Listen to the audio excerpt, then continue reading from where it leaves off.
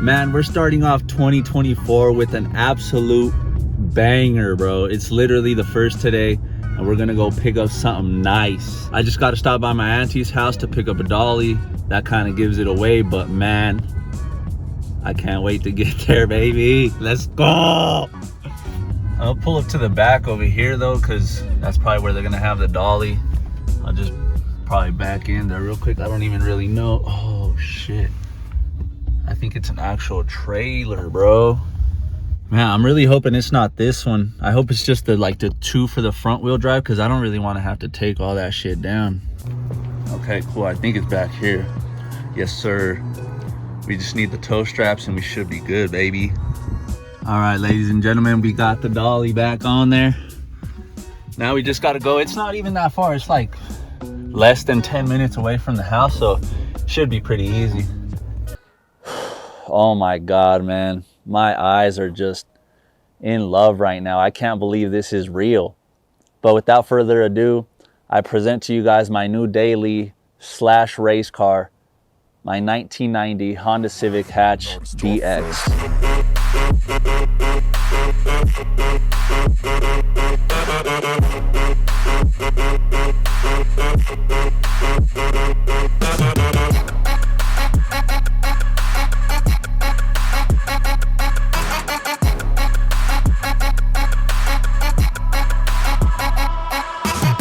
I mean, what better way to start off 2024 than with this fucking gem right here, boy. We're starting off the year strong and getting into some new things this year, man. This is gonna be the daily / race car. Over time, it's gonna turn more into a race car, but for now, I'm just gonna fix it up, drive it around, and then track it when I get the chance, man, and get some seat time. I'm so fucking excited, dude. So, I mean, we got the DX, it's the base model. Very few options on here, but honestly, that's kind of what I wanted. I wanted a DX for so long, and this car here, I didn't find it on Facebook or anything. It actually was sitting at a house in the yard where I passed by to go take the cars to emissions, and I saw it about 1.5 years ago. I went to ask, and they just never got back to me. So now that I'm in a position to kind of start building a race car here slowly, I went back and asked, and they actually said it was for sale. So I hopped on it so fast, man. I'm gonna be taking you guys around, showing you the good, the bad, and the ugly. We'll start here with the outside though.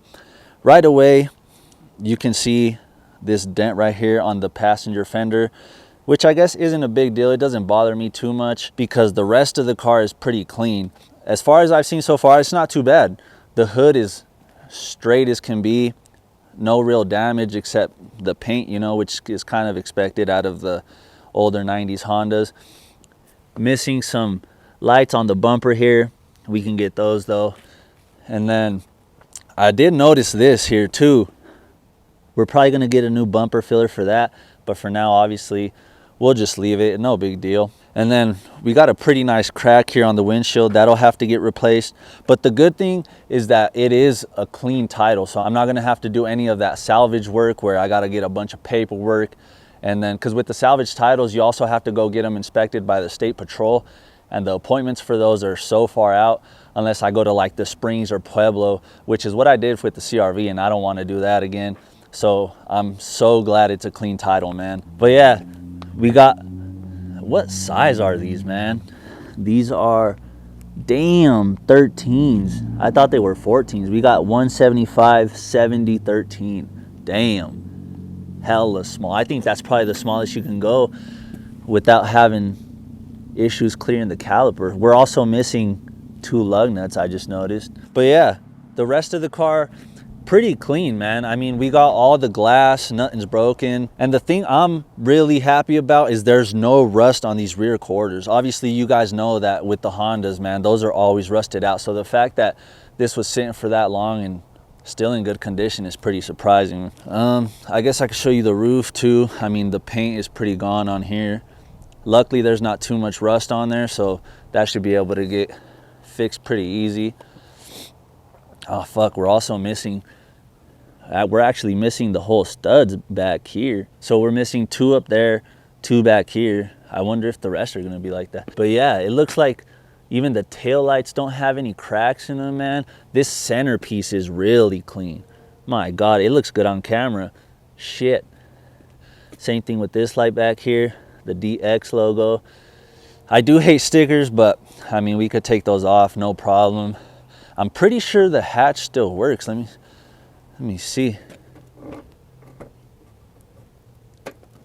Ah, there you go. Yes, sir. And the struts work too, boy. And this piece here, man, I'm so happy about this piece, because usually on hatches, for some reason, people lose them or just take them out, but this is tight, bro. Hell yeah. And then we got a bunch of shit back here. Oh, this is probably part of the subframe. Then it looks like we got a radiator fan and the whole air box up here. But that's tight though, the fucking hatch works. This filler back here, this piece, looks pretty clean all the way across. And then they have the plates from 2020, man. That was honestly a pretty bad year for everybody. That was the year COVID hit, fuck it. But yeah, onto the passenger side, it looks like we also got a lug nut missing here. Oh, damn, bro. We're missing the whole fucking drum. I don't even know if you could see that. I could see the brake shoes back here, though, the wheel cylinder. We're going to have to fix that. We're missing a whole drum back there. I'm surprised, like, the whole thing didn't, like, self-destruct, I guess, because I pulled the e-brake, and usually those expand. I don't know. Maybe it's not even working. But yeah, we'll have to fix that. Oh, look at what I fuck. Damn, it does have a little bit of rust, bro. Look at that. Damn. Oh, okay, well, at least it's not that bad. Cool, we'll be able to fix that, no problem. Hell yeah. But see, look back here, there's no rust at all on this one too. And yeah, man, I mean, the whole body, as you guys are seeing, besides this hit right here, it's pretty fucking straight. Like, it's dirty, it hasn't been washed obviously, but once I clean it up and get all this dirt off of the wheels and shit, it's gonna look nice. Damn, it also looks like we're missing here. Oh, what the hell is that? The hell is that? I did also notice that a lot of the glass isn't original. I don't know if you can see that. It says fucking armor plate, which usually it should say Honda, but I don't know. I guess they replaced those at some point. But yeah, and then where the magic happens under here, drum roll, nothing, boy. So I did buy the car knowing that it didn't have an engine, but I have one sitting in the garage that's gonna go in here, so we're straight on that. I did help the guy because he had one sitting in here. It wasn't like mounted up, but it was just sitting in here like on the floor. So I had to take the cherry picker with me and help him lift that out, because he would sell me the engine, but I didn't really want to take it since I had this one and he was gonna charge me more. So I got the whole car without the engine for $800, which is a fucking steal nowadays with the way the economy is. But with the engine, he would have sold it to me for $1,000. So I didn't really want to spend that extra $200, and plus it was a D16 Y8. So I'm not really a fan of that engine. I have a Z6 ready to go, so I was like, fuck it. But shout out to my guy Kyle though. That was the guy who had this. Gave me a good deal, man. But yeah, there's quite a bit of work to do here. Obviously, there's no engine. That piece of the subframe that was back in the trunk goes here, connected to these radius rods here. And then other than that, I'm pretty much just gonna have to figure out how to, it should be pretty straightforward because the Z6 is still a D series, so it should fit in here really nice. I'll just have to get like a jumper harness and a few other things. Like I gotta figure out what these lines go to here. I think they're brake lines. And then it looks like, did it have power steering? Yeah, power steering. I mean, honestly, I think instead of power steering, I'd like to get a manual rack that way, because I hate power steering. When it leaks or when it starts making noises, it drives me fucking crazy. So I'll probably delete that since we're already, I mean, right here without an engine. And then I am gonna have to convert it to manual because it's an automatic, unfortunately. But I mean, same thing, it's gonna end up being a race car in the future anyway, so that's not a big deal. We'll have to get some hoses here for the heater core and all that kind of shit right here. But I mean, it looks like it's pretty much all there with the fuse box here. All the wiring for the headlights is all right. We got the windshield washer stuff here, and then all these connections. But yeah, here's where the master cylinder would go if it was manual. So I mean, that kind of sucks, but we'll be able to take care of that, man. No big deal. I just can't wait to start working on this, man. I'm so happy I have this shit. Like, I do have my SI here, but I mean, that's a collector item, you know what I'm saying? I'm not gonna go beat on that, because when am I gonna find another one like that? And the thing is, and what's crazy is that even though I love the SI, I wanted a DX hatch so bad. Just something about the limited like luxuries you get in there. Like, I like the roll-up windows where, I mean, there's no wiring to worry about, you know what I'm saying? So it's a lot more straightforward than all the electrical shit. So that's part of why I wanted the DX. But yeah, I mean, everything lines up pretty good. The gaps are all there. Nothing's out of place. Just needs the engine, and I mean, it obviously needs more than the engine, but that's the biggest issue with the car. And that's also why it's sitting so high. Look at that compared to the back. Looks a little weird, but that's all part of the growing pains.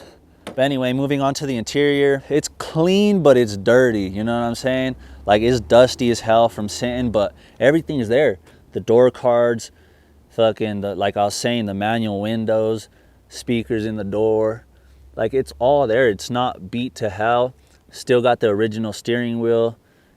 Oh, fuck. We got a full tank. I mean, I don't know if the full tank of gas will really mean anything because it's been sitting for so long. But yeah, like I was saying, it's automatic. Unfortunately, we'll have to go to the junkyard and find the pedals. Either that, I don't know. Yeah, I think I'll just get the pedals just to make it more OE instead of getting like a whole like pedal assembly off of like Summit Racing or some stupid shit.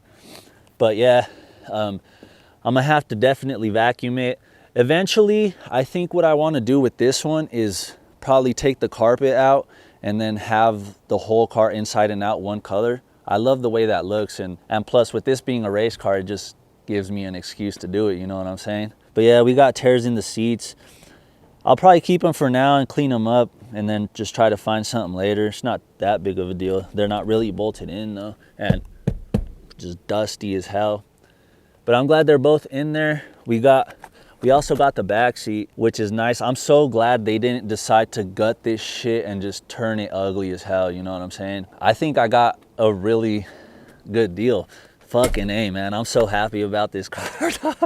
I took out the stereo. It's over there. It's an old Alpine. It's not even Bluetooth, but I took it out just so people wouldn't try to steal it if they try to come look through the window for some reason.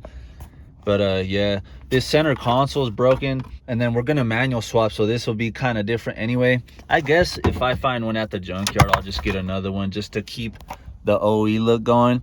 But yeah, it looks like I guess I can't test any of that. But yeah, we got all this intact. No real damage to the dash. Oh, actually right here. Damn. Oh well, I'm gonna just act like I didn't see it. And then this sombrero, dog, that shit's sick. Hell yeah, a little dusty, but ain't nothing wrong with that. Got the rosary here too. We got these, what the, oh, they got some tickets. Damn, $100 or 50.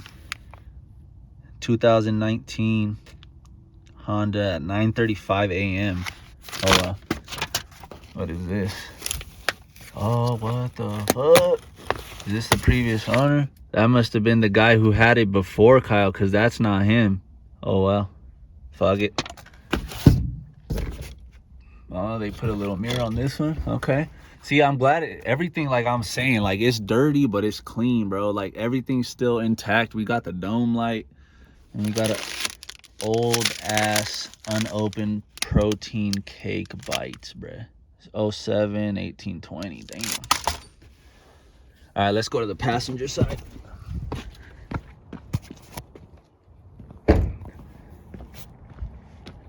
Like I'm saying, man, this is a fucking jam, dude. All right, so we got that.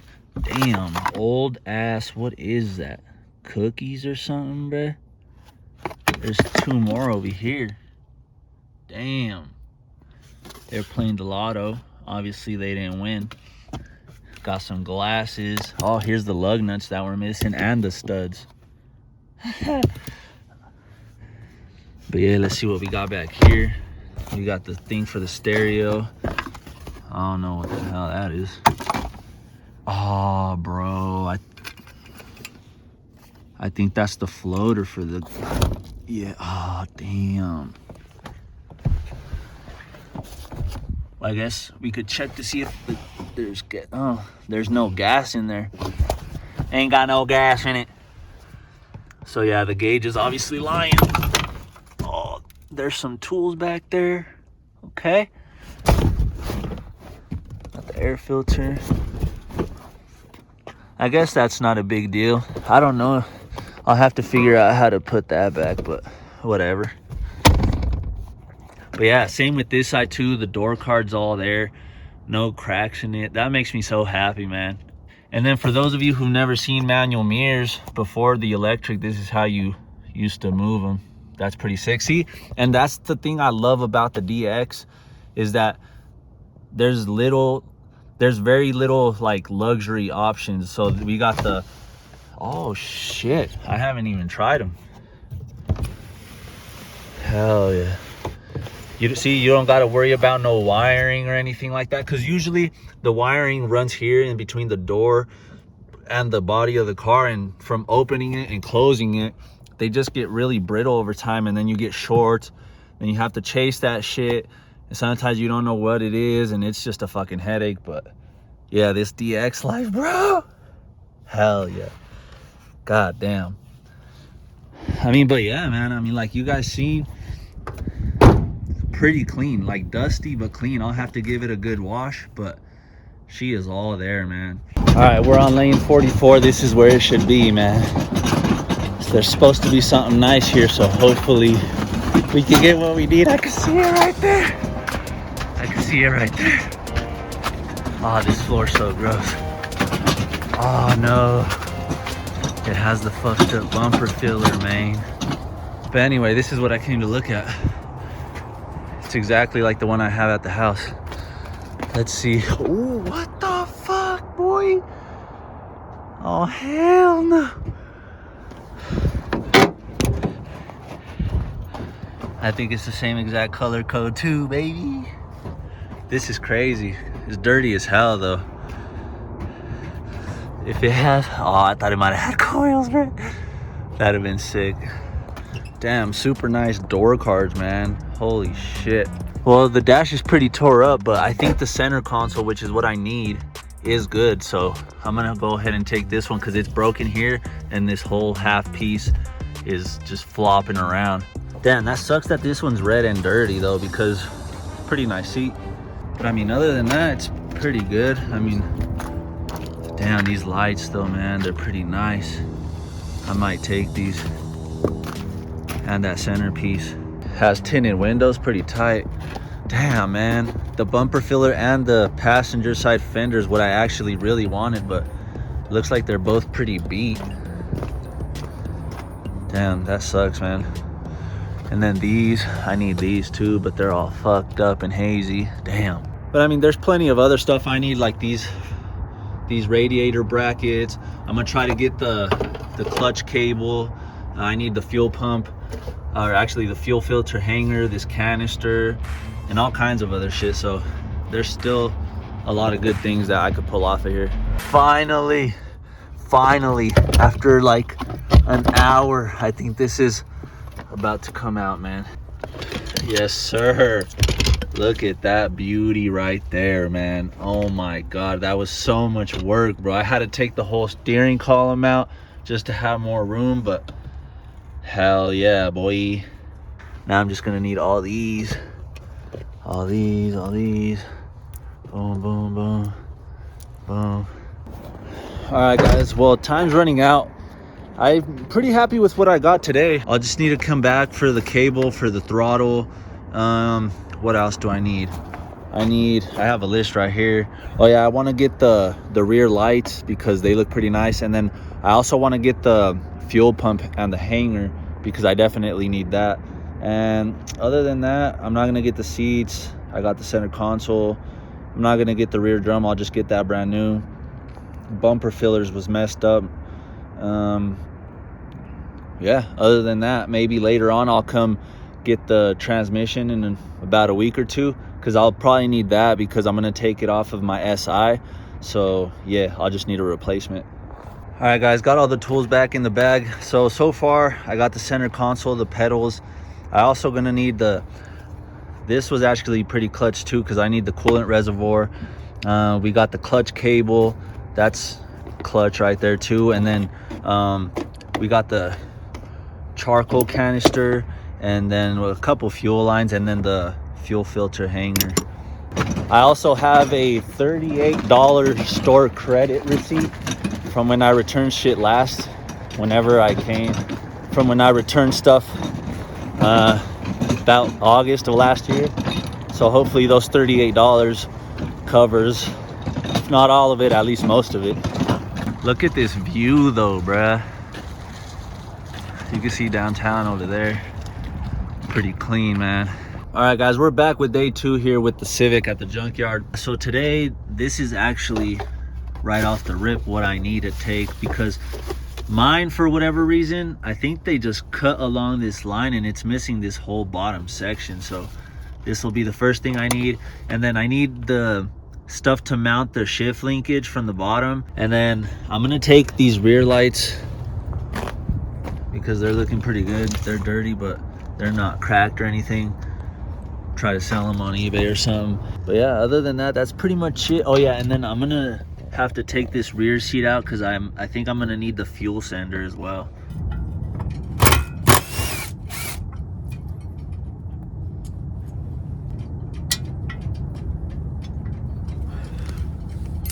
All right guys, small little win here. Got the shift linkage bracket, and then I could just get the rubber piece new on eBay or something, and then I got the hardware in the bag. All right guys, got access to the sender here. I just had to take this thing out because then it has a bolt that runs through, like, or actually right here on the back of the seat, and then just disconnected it. And now I just got to take these things out real quick. So the reason I need this is because on mine they just left it like open for whatever reason. I don't know why. They must have thought it was like the fuel pump or something, and it's all rusty, and I'm sure this one's gonna be a lot better, and it should only be like $13 here. I tried to look on Rock Auto, but I couldn't find it. Maybe I should look on like eBay, but I guess this will be better than any eBay thing too. Some OEM shit, I guess, depending on how clean it looks. Now I just gotta turn this little ring, this outer ring, and then it should pop out.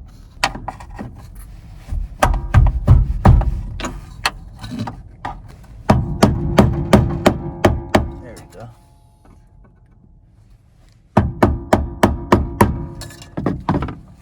Slide that up, comes right out, and now this should, yes sir, just pry off like that, baby. Oof.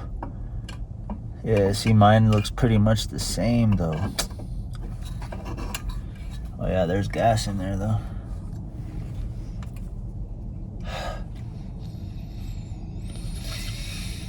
Don't do that, but fuck, it smells so good. God damn, that's so good. Honestly, it doesn't look much better than mine, because mine has this like rusty shit on it, but I mean, it's just it actually might work better than mine. I guess I'll just take it. Fuck it. All right guys, and now the last thing on the list, these beauties right here, man. All right, you know what, I don't think I'm gonna take them, just because I don't know, it's gonna take time, and I just got better shit to do right now, like working on the cars at home. Because honestly, I just wanted those pretty much just to fucking sell them on eBay. So whatever. All right guys, so here's everything that I got from the junkyard. It's a pretty good amount. God damn, I didn't think it was that much. So in total I paid $110, but with the store credit of 40 that I had, it ended up being 70 out of pocket. So I guess it's not that bad for all this. I'm super glad about this. It's gonna look so good in there. That center console, man, that I love that. I don't know why, but that looks fucking tight, like some little fighter jet type of thing going on there. But yeah, and then all we gotta do is clean them up, man. And then I got some radiator brackets there. This bracket here is what holds that right there. The pedals, man, that was some work, but we made it happen. I got this just in case, because I didn't know this is the negative battery cable. I didn't know if I was gonna need it, so I just got that. Here's all the hardware. The only thing, man, I'm so upset about is that I got this fuel line, but I forgot the other one, the one that goes like directly to the firewall. And then I tried to fucking find it today, but it was just gone. So I'm just gonna have to order one off of eBay. Oh well. Got the clutch cable, got the coolant reservoir, the fuel filter hanger. This actually goes here, right there. Charcoal canister, and then I did end up getting the floater too. And then this here is the shift linkage little bracket. I can order the little bushing off of eBay, but I mean, all in all, I don't think I can complain. I found a lot of stuff that was actually, I feel like it was meant to be, because if I didn't get it off of there, I would have had to get it off my SI, and I didn't want to do that, you know what I'm saying? Yeah, I got a lot of stuff that I needed. I'll just have to order that fuel line. I'm gonna actually need those bumper lights still. I'll have to get a new bumper filler. I think Certifit will have that, so I'm not too worried about it. Maybe they'll have the Fender too, actually, because I plan on wrapping the car, so I don't mind if they're different colors. I'll just have to make sure the body works good, and we should just be able to wrap it, man. But yeah, and the cool thing is that pretty much all the chassis are the same. So the clutch cable goes through there, and the automatic, since this is automatic, it just has a little plug right there. So we'll be able to just take that out, slip the cable through there. I'm glad we still got the throttle cable. These are, I found out what those were. So in the back of the hatch, I have the whole power steering like reservoir and the lines and shit. So that's power steering stuff, which was kind of what I didn't want, because I don't want to have to deal with the power steering, because I feel like it never just comes out right, and I just hate dealing with it. So I'm gonna try to go back in like a couple weeks maybe to try to take the rack off of the other one, because that one was manual steering. So yeah, it doesn't look like it's too hard. It's just a couple bolts here, some over here, and then I just got to undo it from the tie rod end. So it should be pretty easy. And plus at the junkyard, it's only $40, whereas if I try to get it off like Rock Auto or something, it's like 150, probably 200 bucks. But yeah, I want to show you guys now the inside of this thing. So we'll be able to, here's the piece that's broken on the center console, which it almost looks like it's the same for both, honestly, because the other one, like I was saying, it just has the extra plug here for the manual stuff. So I'm sure it'll be no problem to install all that other stuff. And then I thought they might have cut that, but it looks like maybe this was part of the whole automatic thing, whereas the manual one has the bottom piece that I got. So hell yeah, that's pretty tight. And honestly, I'm learning along the way, because I've never really worked on an EF hatch before, so I'm learning along with you guys. And what's funny is that I did check on that one, and it had a crack exactly like that in the same exact spot. So I'm starting to think that's probably like a common problem, because someone on Instagram mentioned that shit too. So I guess it's a common problem. Let's compare this floater. I mean, this one looks, the one I got from the junkyard just now, looks a little less beat. And honestly, the floater moves, I feel a lot better, I think. Let me see. Yeah, because this one has like some sort of, you can almost hear it, some sort of resistance. Look, right there. And then, yeah, I don't know. Yeah, I'll switch that out. I'm glad I ended up getting this. Hell yeah. Another thing I just realized I forgot to grab was the speedometer. I'm pretty sure this is the cable that goes to the speedometer. I'm not fucking sure, man. I think that's what it was. Huh. I'm gonna have to look into the book or something. Huh. I'm pretty sure though. But before I start doing anything with the engine bay, I want to start cleaning it up. And then, damn, you know what though? I think I might have to go get that rack sooner than I thought, because I need to delete all this. Well, I guess I could just delete it, take it out, and then put the other one on later. Yeah, fuck it, that's what I'll do. But yeah, I want to start cleaning this before I do anything. That way we could just get it looking really nice and then start moving forward from there. So yeah, like I said though, that junkyard run was pretty successful in my opinion. Let me know what you guys think in the comments. I'm super happy, honestly. I got pretty much all the stuff I needed. I'll just need that fuel line, the speedometer cable. What else will I need? I'm gonna need to clean out, fuck, I didn't want to do it, but I'm gonna have to drop the tank because I'm gonna have to clean it out, because that hole where the sender goes, they left it, I'm pretty sure, since they pulled the engine and stuff, open. So there's all kinds of debris and spiders all dead and shit in there. So I'll have to drop that. That way the fuel system doesn't get clogged up. And then, but yeah, we'll just be moving forward, man. It's time to start digging into my 1990 Honda Civic daily / race car. But before we get into any of the mechanical work, we need to clean this thing up, man, because it's so dusty from where it's been sitting. I believe this is going to be the first detail in over 3 years, I believe. Let's go look at the plate real quick. So yeah, September of 2020, fucking COVID, man. So yeah, it's been well over 3 years since it's been on the road. So we need to clean this thing up, make it look good, because some of the paint actually is, I feel like, in good condition, even though it's really dirty. Like the roof is like, the paint's faded and it has some dents here and there, but overall I feel like it's gonna clean up really good. And then the main thing that we're gonna be focusing on today is gonna be the engine bay, because god damn, it's so dusty in here. And then this corner from where the power steering is just oily as hell. So I want to take care of this, and then the other focal point is going to be the interior, man, because it's equally as bad. All kinds of shit everywhere, dusty from sitting. But I mean, the good thing is that it was pretty well taken care of. Some of the things are broken, like the center console that we're going to replace, but overall everything is here. The rear seat, same thing, gonna have to be put back together. But in this video, man, we're gonna end up transforming this thing and making it look like it should and like it deserves, because I love this fucking car, man. Before I got it, I had my eyes on it for the better part of almost 2 years. So now that I have it, I love this thing. So time to get to work, man. Perfect.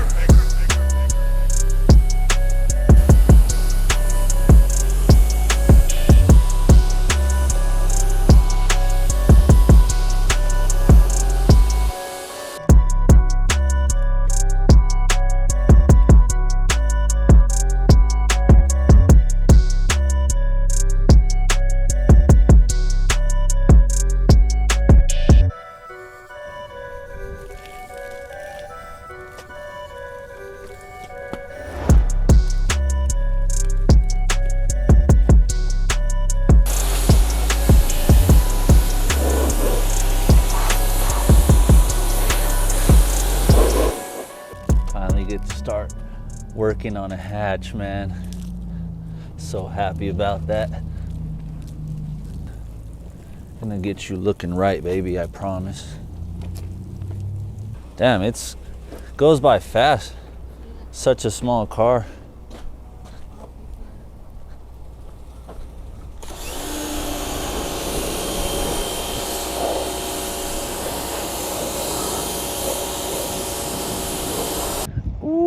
Ooh, look how good that shit looks from this angle, boy. Oh my god.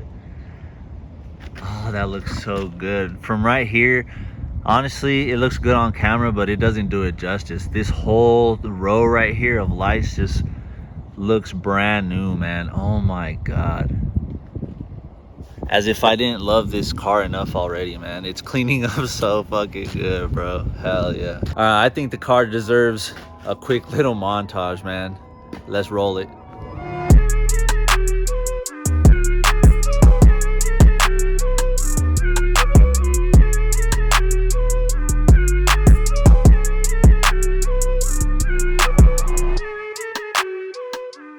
All right, guys, time for the real work to start, man. Time to tackle this dirty ass engine bay.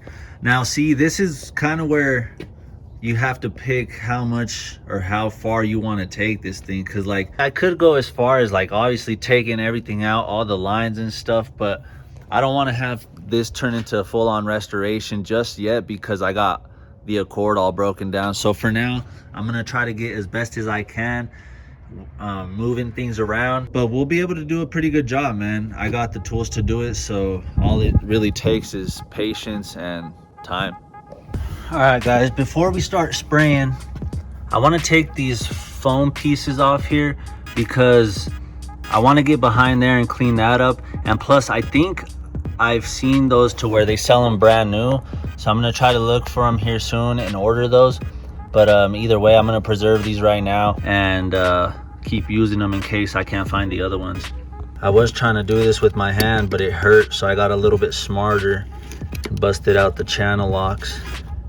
And these work like a charm, baby. Look at this. Just got to turn them. All right, guys, I think this is the last one, and this thing's about to come out. I got all my whole little row right there going. Yes, sir. I'll take it out from over here. It's loose though. That's what he said. Oh, come on, baby. Spit on that shit a little bit.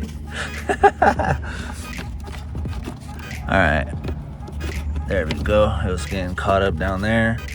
Now, yes, sir. Now, yes, sir. There we go. Now we can see how, it's not bad. It's a lot less dirty than this shit. Hell yeah. Looks like it cleared it up a lot. That's tight. Let's go.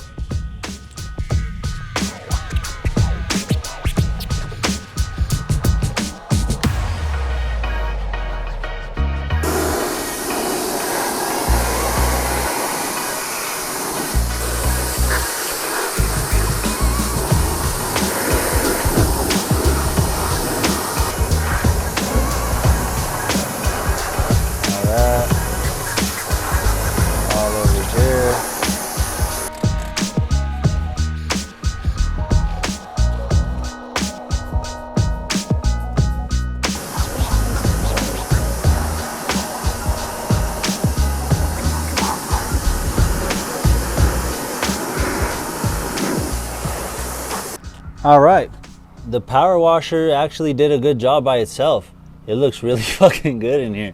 I'm still gonna take the time with some dish soap and the brushes to go around all these like tight areas, all up in here, behind there, all the wire loom, fucking everything. I'm gonna go through it all, take some time, and then see how it looks, man.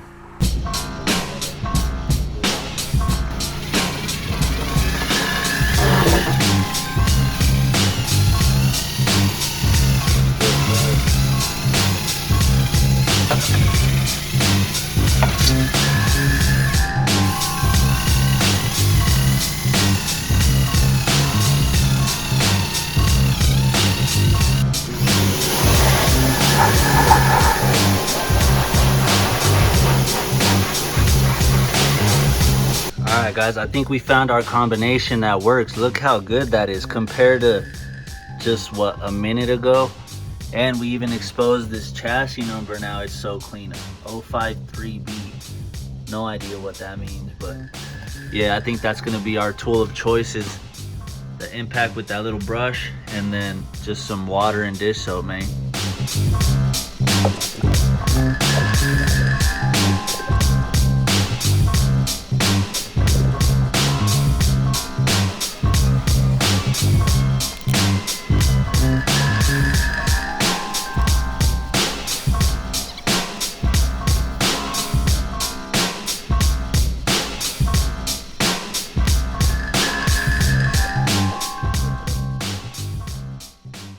All right guys, day 2 of this master detail, and right off the rip, look at how good that piece looks now on there. It almost looks out of place compared to before, just because it looks clean. I don't even know, that shit looks out of place, but it looks so good.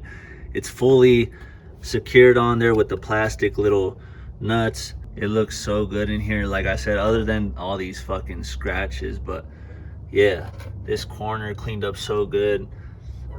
Yeah, overall I'm super happy with the fucking engine bay, but now we got more work to do in here, man.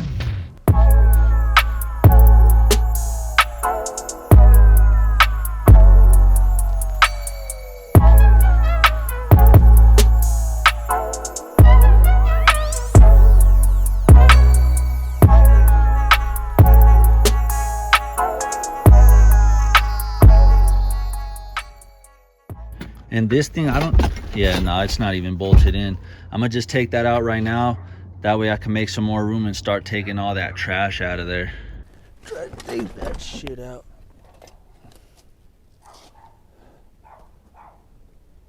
God damn. Oh my God. This is just taking the seat out, bro. Oh my God. We got so much shit going on here. I think I should probably put some gloves on and bring the fucking trash can closer to the car, because there's a lot of shit.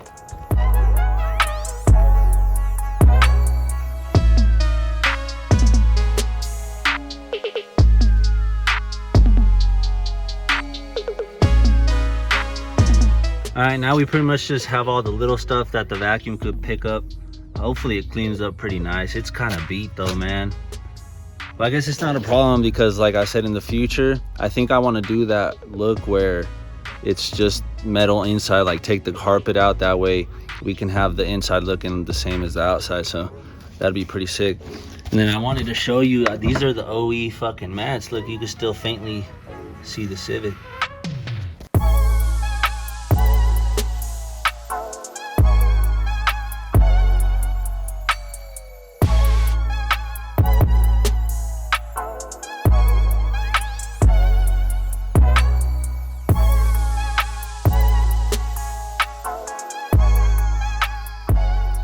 All right, guys, this front section's done. Here's a quick little before and after.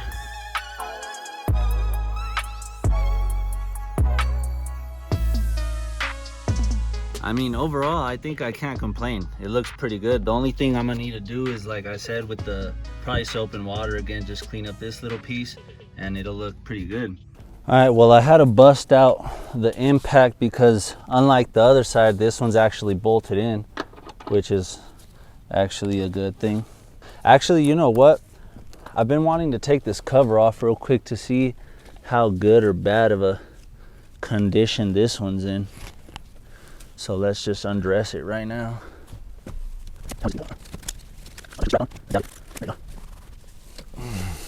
Come on, baby. There you go. Sounds like there's more change in here too. Oh yeah. 75, 85, 95. I've already found well over $1 and change. Hell yeah. I didn't even look at the seat though. Damn, this one's actually pretty clean though, bruh. Old ass Cliff Bar, man. Another quarter. Throw that over there. Damn, this one's actually pretty fucking nice, bro. The person who had this must have just drove by himself all the time. Let me show you guys, because it looks fucking good. All right, take a look at this seat, man. That shit is clean, bro. I mean, it's dirty, but nothing a little cleanup can't fix, bro. This shit is nice. Look at this other side. Absolutely nothing wrong with it. God damn. That makes me just want to keep the interior that much more OEM, you know what I'm saying? That's fucking tight. Well, I guess now I could try to find another OEM driver's seat before I fully commit to replacing both of them. All right, here's the back side of that seat. It looks fucking mint, bro. It's dirty and dusty, but it's clean, man. God.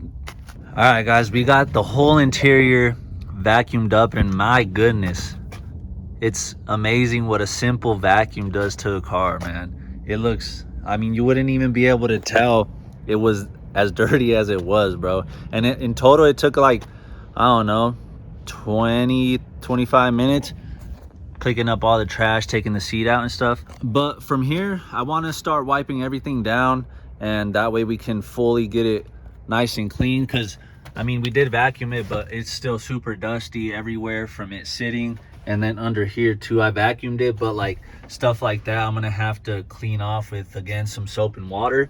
But I mean, this was the biggest thing, man. It looks so much better in here. I can't even believe that shit. It looks so fucking good. But yeah, I think these floor mats are gonna have to go, man, because I think they're pretty far gone. There's no really saving those, so I'm just not even gonna think about it. Tossing the trash. I think the other ones are just as bad too. Plus this one has a hole in it already, so I'm just gonna get some other shit and yeah, move on from these, man. They gotta go. All right guys, I got the pressure washer set up again. Honestly, I think it's gonna end up being the MVP of this video, man. I've been using that shit throughout the whole thing. But yeah, I'm gonna try to use it right here on the door sill and see if I can't make it quicker and a lot better, because there's a lot of built up dirt and all that rusty shit going on. So I want to try to use that. I think I can control it enough to where I won't get the inside all wet. So yeah, I'm gonna try that shit first.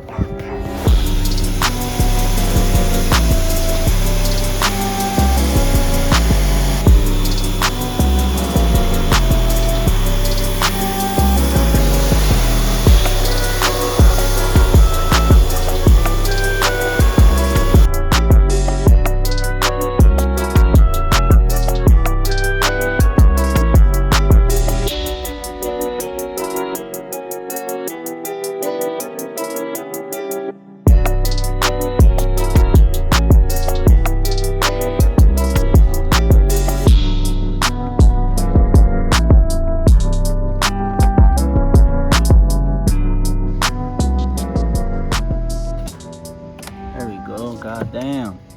Oh, what? We got some kickers in here, bro. What the fuck? Them shits look clean, bro. Damn. Hopefully they work. That's what I'm talking about. They look nice. Hell yeah. All right, hell yeah. I'm glad you could see the difference on camera, because that was gonna bother me if I left it like that. So what I've been doing is taking this little screw, which is the one that holds this little handle in here, and then I've just been wrapping like the tip around this towel, spraying a little bit of the spray away on here, and then just kind of like fucking putting it in there, twisting, putting it in there, twisting, twist, twist, twist, twist, twist. Hell yeah, that makes a huge difference. All right guys, well I think that pretty much wraps it up for the driver door and the door sill. I'm pretty much just gonna break up into sections what I'm cleaning. So it'll be like the driver's side door and sill, and then we'll have the dash, center console, and then the other side. And then this thing, man, the speaker cover turned out so good. I'm glad I took the time. I mean, it did take like a solid 10 straight 15 minutes, but it made all the difference. Look how clean that looks, man. Hell yeah. But yeah, now that we got this side done, time to tackle the main section, the dash, baby.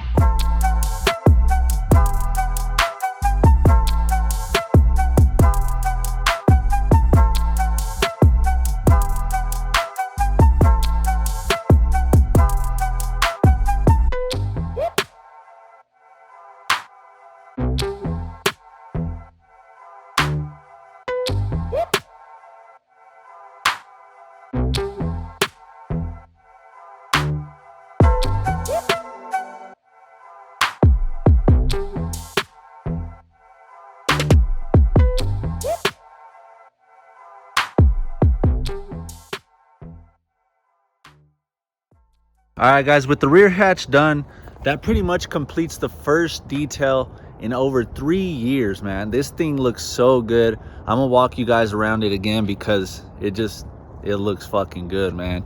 We'll start with the hatch since we're already here. Cleaned up around the lights, so that's not all dusty no more. I vacuumed this lid, that's looking good. The only thing I didn't get was like in here. I kind of did like get this plastic, it's kind of beat, but like vacuuming in here. There's all these parts, so there was no real point in doing that. But pretty much other than that, we got everything, man. Look at these fucking little holders right there, all up in here, all up in these little fucking crevices. The door cards came out so good, man. Cleaned these up in here, vacuumed the carpet. The dash though, bro, this is where the real magic happened. Look how good it looks, man. God damn, I'm so happy with that. I got up in there with the tool and a screwdriver with the rag, so that's all good up deep into the fins right there. This, I cleaned it just so it could look good, even though I'm gonna replace this with the one I got from the junkyard, but just so it could keep looking good all the way through, and then all the way down to the fucking glove box down here. This whole side cleaned up real good. Yes, sir. And then in the end, I also ended up taking this centerpiece off. It was super dirty in here. I'll show you a before and after of that. But yeah, cleaned up the e-brake handle, this little plastic piece all up in there. Yes, sir. A lot of fucking work went into this thing, man. God damn, it looks so good. Like, it cleaned up so good. Like I said, shout out to Kyle. Shout out to Kyle and the guy Steven who had it before him for keeping it nice and allowing me to have it the way it is, because fucking A. Look at the engine bay too. That cleaned up really good. Yes, sir. Today we're gonna be manual swapping the chassis of my 1990 Honda Civic daily / race car. Now, what do I mean by manual swapping real quick? So the car is an automatic. We got 2 pedals down here and we need to fix that. We need to add a 3rd one. So we're gonna be taking these out and adding these here along with these other parts. So we're gonna be installing this manual steering rack as well, because it has power steering and I don't like that. So we're gonna get rid of that.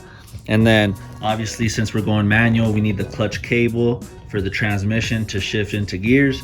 And then I'm also gonna be doing the speedometer cable because it currently doesn't have one. It doesn't, I don't know. I looked up under there and to me, it doesn't look like they fucked with the dash. But I mean, obviously they did, because they took that shit out. So we're gonna get that going. And then once all this is done, we're gonna put in the new center console that we got from the junkyard. So we got it all the way from the back, I mean, pretty much to the front, and then where the radio goes. So it's gonna get a full transformation from auto to manual. And I think I wanna start with the hardest thing first, which is gonna be the pedals, just to get that out the way, because I don't wanna do all this and then still have to look forward to this thing here, because it took me quite a while to get it off at the junkyard and I don't think it's going to be any easier this time. So let's go. Okay, so I'm gonna just start taking some panels off, see if I can't disconnect some of the wiring that goes through here, and then potentially move the steering column out the way. That way I can get this out the way and then have a little bit more space to do the pedals.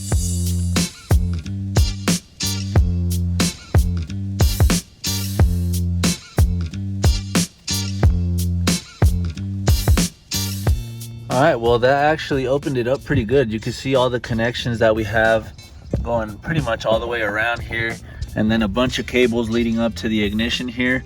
But it looks like I might be able to take the wiring out without messing anything up. You can see this clip right here holds all this in here, and then I probably will be able to take all these out. I just got to kind of take the ignition apart a little bit, but yeah, from here I'll be able to probably unbolt this fuse box, move that out the way, and then start taking this apart over here.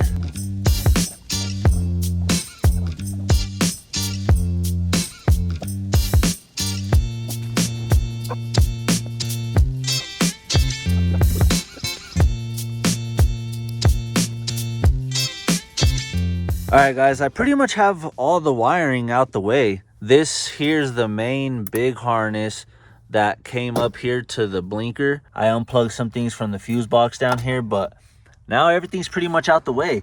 I got also this plastic piece right here that covers the steering column so I can see. And I went ahead, so what I did is I'm full lock going left. Look at it. See what I'm saying? Because when the steering rack comes out, it has to go full left. I marked it down here just so I know. You see the marks down there?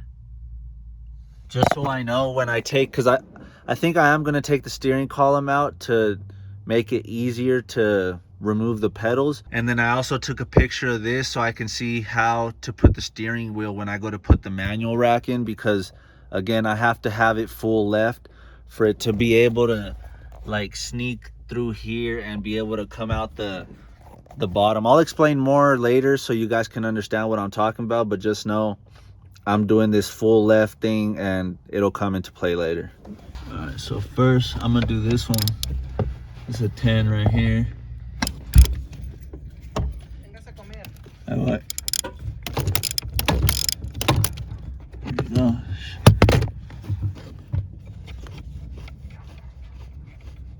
I'm doing this one first because I don't want to do these ones first over here and then have the steering column all flopping around and shit, and then still having to get this one back down here, you know what I'm saying?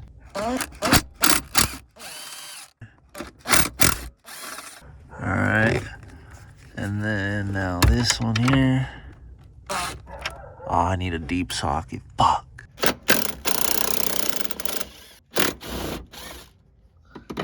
Oh shit. All right, I think she's about to come out, boys.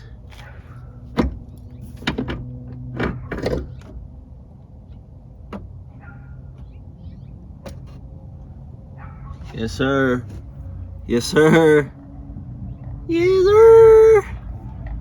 I'm driving, boy. Yes, sir.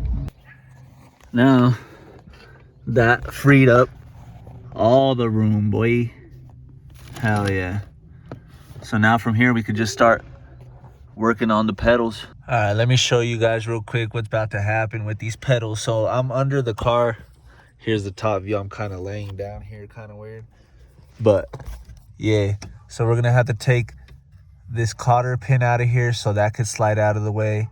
And then this little spring here. And as far as I can tell, that's gonna be it. I'm probably gonna have to do something here to take it off the wire, the throttle cable, which is different actually, because take a look at that setup, how it's square, and the setup on the manual pedals is different for the gas pedal. So we're gonna have to probably put the other fucking throttle cable through here too, which I'm gonna have to get from the junkyard, because fuck, I knew we were probably gonna need it, but I just wasn't sure. And then again, see that stud right there?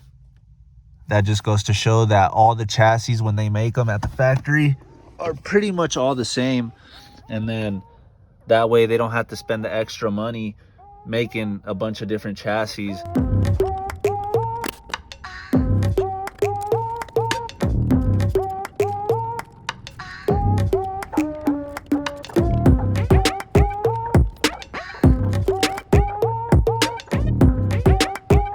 What else is holding it up? I don't see any other bolts or nuts. The fuck? Alright guys, so I figured out the problem. I took all these nuts off here, but there's one hidden up in here, so on the top of the bracket up here. So I'm gonna have to take this fuse box out of the way. That way I can move this ducting out of the way. This is what goes to like the vents and stuff. That way I can get to it because it's right behind here. We got the 10 on here. Taking off this little screw right here. So I'm trying to separate this thing. So I don't really want to take like all this stuff off over here. Just from here, and then it disconnects right here. All right guys, quick little update. I finally separated this shit from right here. Just pretty much brute force, man, pulling it this way and wiggling that shit out of there. But now I'm gonna take this off. I think that's a 14. That way I could just drop this back one and not worry about this one, because this one still connects all kinds of shit over here. But I should be able to get to that nut right there if I just take this one off. All right, well, this one should come out pretty easy. I think I got it. Yes, sir. I'll pretty much just leave the nut where it is and twist this shit off. This is the brake light switch right here, in case you were wondering. Oh, it's right there. I can see it. I can see it. Oh, there, yes. I got it. I got it. Yes. Made in USA, baby. Look at that. All right, well, hell yeah. Got that out the way. So this goes like this. I was trying to pull it out this way and kind of go down like this, but I had to just kind of twist it out like that, and it came out. But then that freed up. Look at, this is what I was getting towards right there. That one right there. I'm actually using a 1/2 inch right now because I can't find my 12. I don't know what the hell happened to it.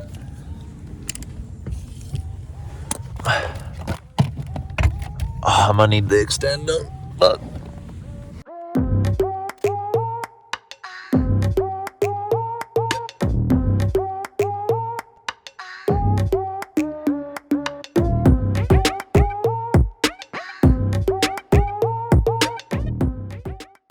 All right, ladies and gentlemen, the automatic pedals are finally out.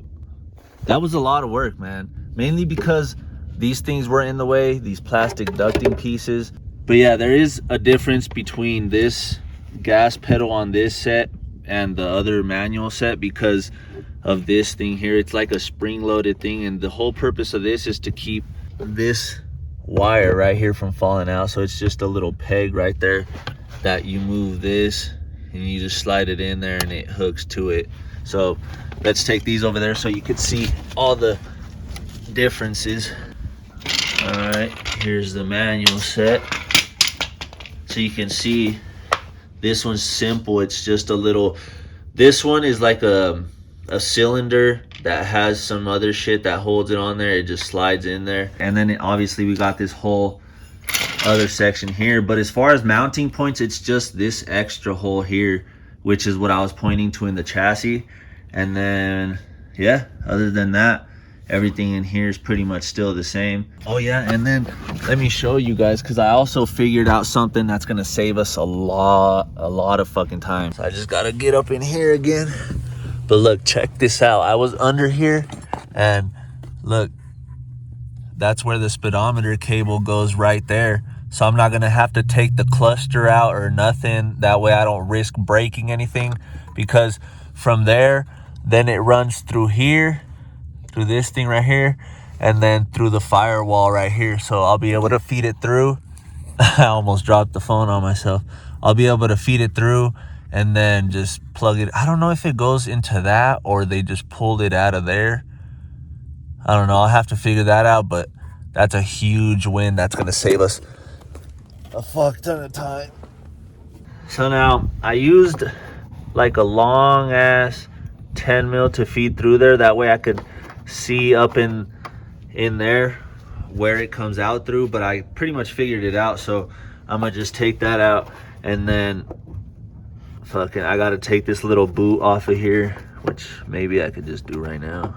Before we install it though, I'm gonna spray some white lithium grease inside of here, because I've heard stories of people on forums saying that they hear this thing squeak sometimes. So we don't want that happening, because this thing is like, so in here this thing spins internally. So it goes into the transmission here, it spins internally, and then it just goes back to the back of the speedometer, and that's how it tells you your speed. All right guys, I'm up under here again. See if I could show you me taking this off. Sorry, throughout this video, man, it's just gonna be crammed a little bit because we're doing all this interior shit, but I'm gonna try to get these best angles for you guys. So it has a little clip on this other side. See if I could spin it. Yeah, I'm gonna have to just pull on this little tab over here, kind of pinch it to get it out of there. Oh yes sir, that was pretty easy. Hell yeah. So you can see right where it goes right there. Cool. So they just yanked this shit out. Look, it has nothing in it. Okay, now that I got that thing out of there, I'm and you can see the little foam and shit. It should let a little bit of light in there, so that way it makes it easier for me to just start feeding this Speedo cable through. It's just snaking itself through, baby. Okay.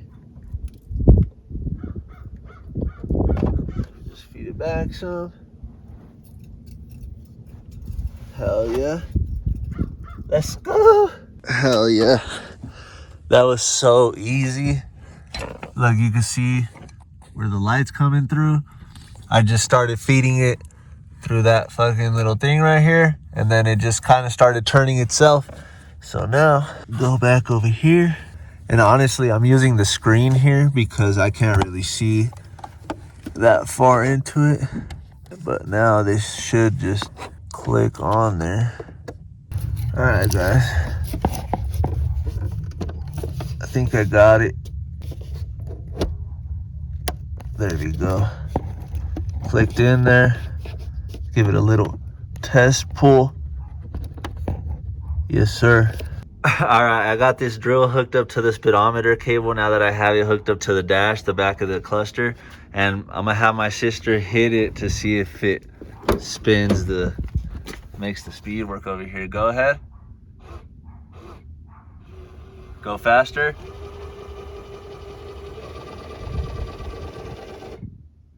Might work. Go the other way. There we go. Let's go. Go. Hit it, hit it, hit it. That's it. Let's go.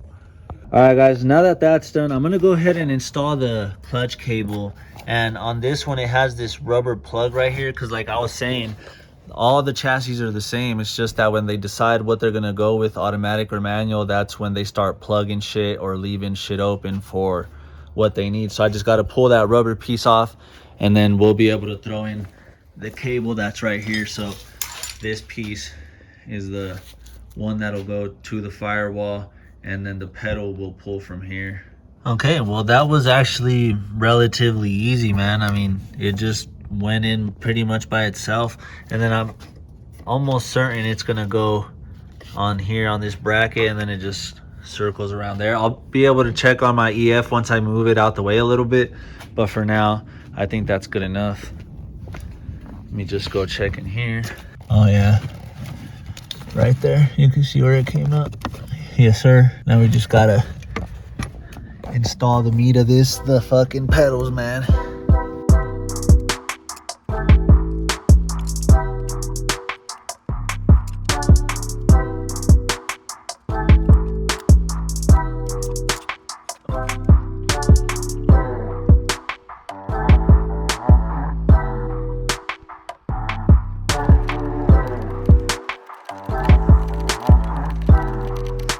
All right, ladies and gentlemen, take a look at the footwell, man. We got the trifecta done and dusted, bolted down. It looks so good in there, man. So much work went into that, but we made it happen, baby. That looks so good in there. Hell yeah. This EF chassis is officially, I mean, essentially ready for the manual swap, because we got the manual pedals, we got the clutch cable in there, and I mean, the speedometer cable was a plus. But yeah, like I was saying, we're gonna take the manual setup a little bit further. So next is the steering rack.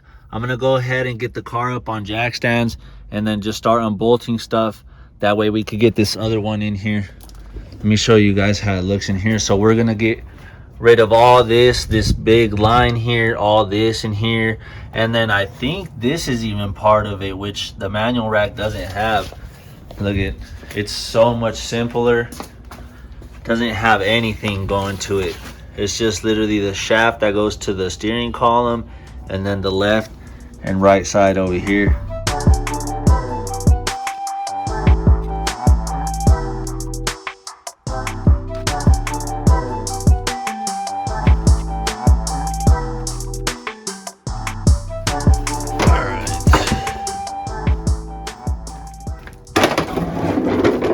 Take a peek under here together for the first time, because honestly I don't know what to expect. All right. So, I mean, it looks pretty clean under here. It's not all rusted out or anything. Eventually, I'm gonna take this out too, though. It's the AC condenser. We don't need that. I don't be running AC anyway. Oh, and good thing that we're changing this out. Look at that. It's all fucked up. All right, well, overall, doesn't seem like we're looking too bad under here. But before I start taking this rack off, I have to bust loose this nut on the outer tie rod, and then we can start working under here.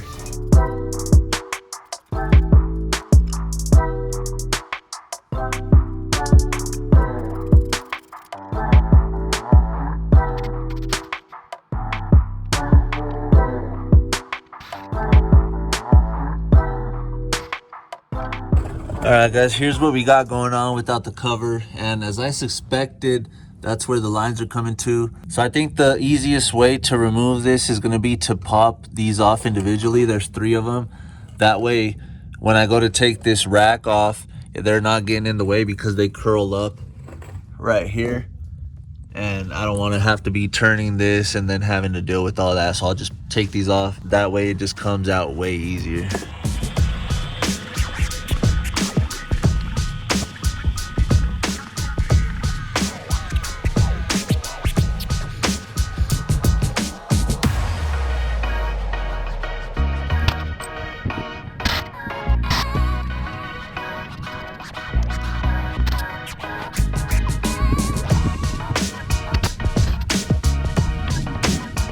All right, check it out, guys. We got the whole power steering set up right here. We got the rack, we got the reservoir with all the lines. It makes my mind hurt just thinking of all the possible places it could leak, man. I hate power steering so much, bro. And then we go from this to this beauty right here. Look at how much simpler that is. No lines at all. Just how it should be, you know what I'm saying? Look at that shit. From that to that, that's crazy. All right, guys, well, out of all of this that we've been doing, we finally ran into our first issue. So if you take a look, I got the manual rack bolted up on this side, but over here it looks like the subframe is different from the power steering to the manual steering, because I got this bracket from the junkyard with this manual steering rack and the holes don't line up. Look at that. We're short on both sides. Whereas with this bigger one, it fits, but now it doesn't have the cushion in between, like, you know what I'm saying? It fits in there all loose. Even though I do have this that's from the power steering rack, but it still fits loose in there. I mean, it fills in the hole up here really nice, but it doesn't really sit secure around the rack, you know what I'm saying? It's still loose in there. So my plan is going to be to mark this shit right here on mark it on both sides of where it's going to have this rubber piece around it, because I'm still going to use this, but then I think around this area where I just marked, I'm going to wrap a rag, like a microfiber towel, one of these green ones, and then wrap it with electrical tape. That way it takes up the space of that, and then we can still just mount it up with this bracket that it came with. But yeah, other than that, so you seen it was pretty easy to take it in and out. That's why I told you I was going to come back to it. That's why we turned this hard left, so that way it gives us enough room to drop the steering shaft piece out of there and then take the steering rack out.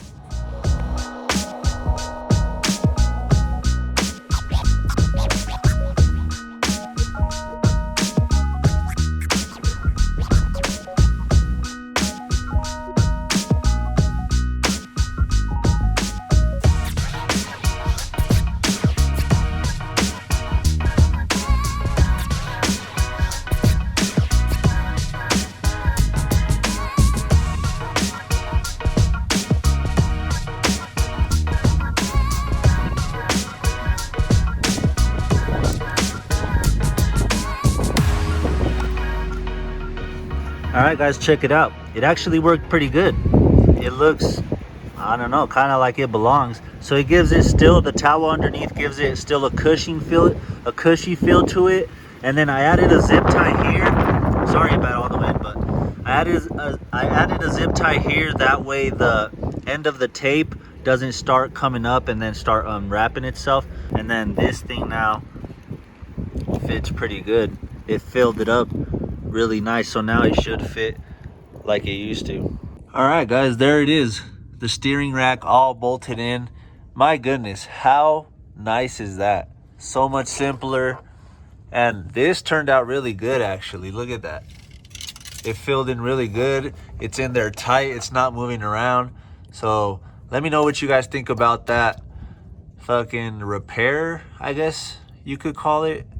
Anyway, let me know what you guys think about that in the comments. And then from here, I just got to put the outer tie rods back on it to connect it to the wheels. And then from here, we can move on to that beautiful center console, man. All right, guys, hell yeah. Check that out, man. We got that nice new piece on there.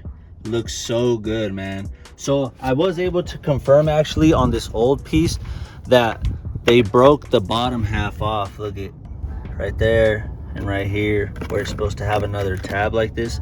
So good thing we put that on there, and it looks so good, man. Hell yeah. And I also got that thing right there. Hell yeah. Yes sir. Now I just need a little nice single din fucking stereo and we should be good. I'm gonna leave this till the very end. I just wanted to put that on first because there's a screw here and down there that would have been in my way if I had the steering column in first. But yeah, now that that's in, I got to do the steering column, and then this will be the last final piece here. That way I don't go lean on it and break it or something.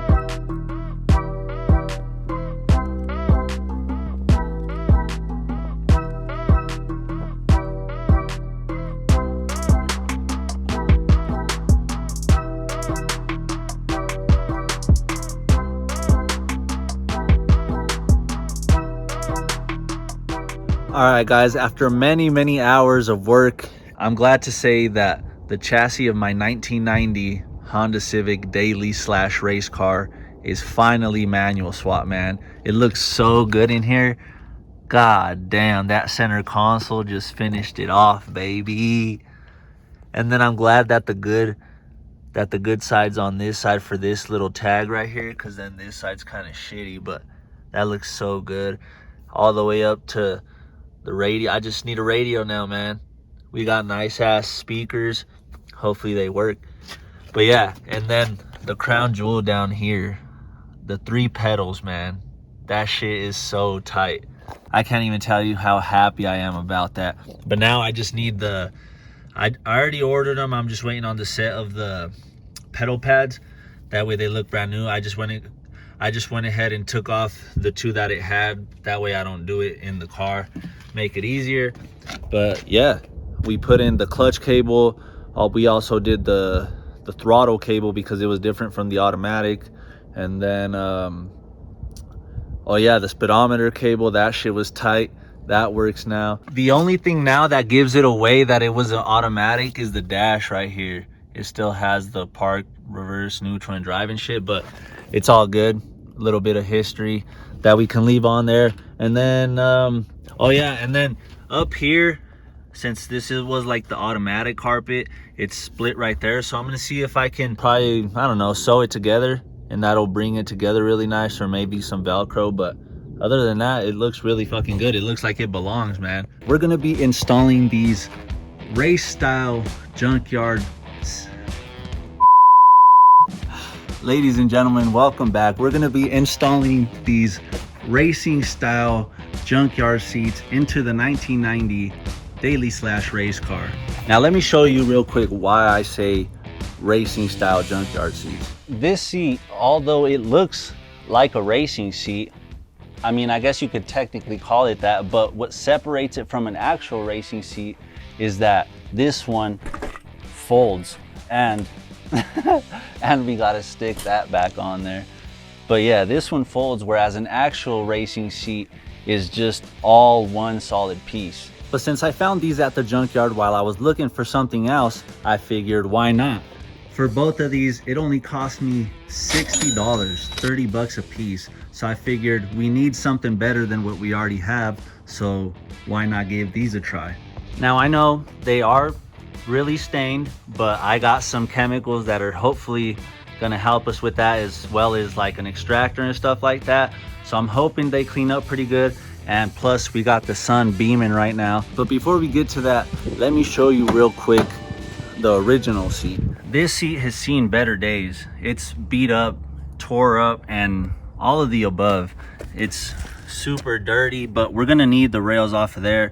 And just overall, doesn't really give us the like stability we need, because this one's flatter and just more of a comfort seat because it's OEM and just made for the daily driver, and pretty much that's it. Whereas this one should hold the body a lot better when we're going through corners and trying to overtake a Lamborghini on the track. Now it does pain me to take this passenger side seat out because of how clean it is. I mean, compared to this one, I mean, even not comparing it, it is so clean. It's mint, man. I almost think like the previous owner used to drive by himself, because this one's just in immaculate condition, front and back. Look at the back leather, no cracks, tears, or anything like that. But I figured since I've had the opportunity to get both of the racing seats from the junkyard, I might as well just clean them both up, and hopefully they turn out good, and just throw them both in there, you know what I'm saying? That way we have them both matching,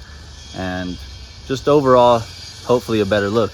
Before we keep going, make sure you smack that subscribe button, and if you're already subscribed, then smack that like button, because it'll help out the channel massively, because building a race car isn't cheap, and yeah, pretty soon I might not be able to feed my child. Ladies and gentlemen, we've ran into our first problem. This one is 13 and a half inches, and this one, I need to pull it out a little bit more. This one is 17 and a half, so a full 4 inches longer. That's what he said. But yeah, so we're gonna have to figure out a different way to mount these things. So give me a second, let me just look at these things and try to come up with something in my head real quick. All right, I think I figured something out, and I think it'll just be easier to show you if I just take this bracket out and show you without the bracket on the seat.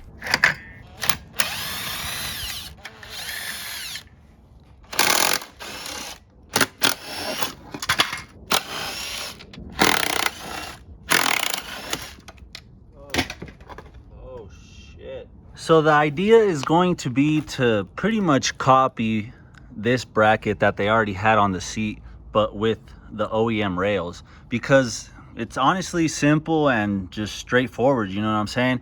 They got the cross piece here just to be able to mount the rails, and the rails to the seat. So that's pretty much what I'm gonna do. I have this piece here of flat bar. It's a 3/16, so it's probably honestly thicker than even the OE stuff. I'll just bolt this to the seat like that, and then I'll just measure however far we need, and then drill some holes and mount the OE bracket or rail onto there.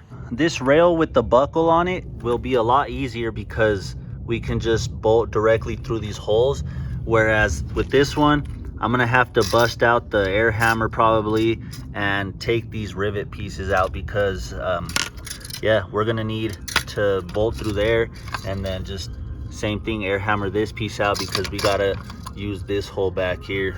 But before we could start tearing these rails down, we need to power wash them, because these things are just filthy, man. Probably still dirt from 1990 on there. But while we're waiting for them to dry, we could start marking out these holes on the flat bar, making sure that we measure twice and only cut once, because we're trying to get these things as close as possible. That way they have minimal play and therefore maximum safety. But once we like where they're at, pull out the speed square, start marking these things down, and start going to town with the drill and some drill bits. I don't want to let go. Look at this crazy spiral I got going, baby. That's pretty much what you want to see when you're drilling, is big strands like that. And you want to go slow with pressure, that way you don't burn up your drill bit, because if you try to go too fast, you're just going to burn it out and you're going to go through drill bits like no tomorrow. All right guys, it's time for the moment of truth. Time to see if this thing bolts up, man. See how good of a fabrication job I did. Oh no, it's just a little short, man. Look how close we are. Damn. So what I think I'm gonna do is open up this hole sideways a little bit, as well as this one, and then see if I can get a little more length out of it, and that should be good.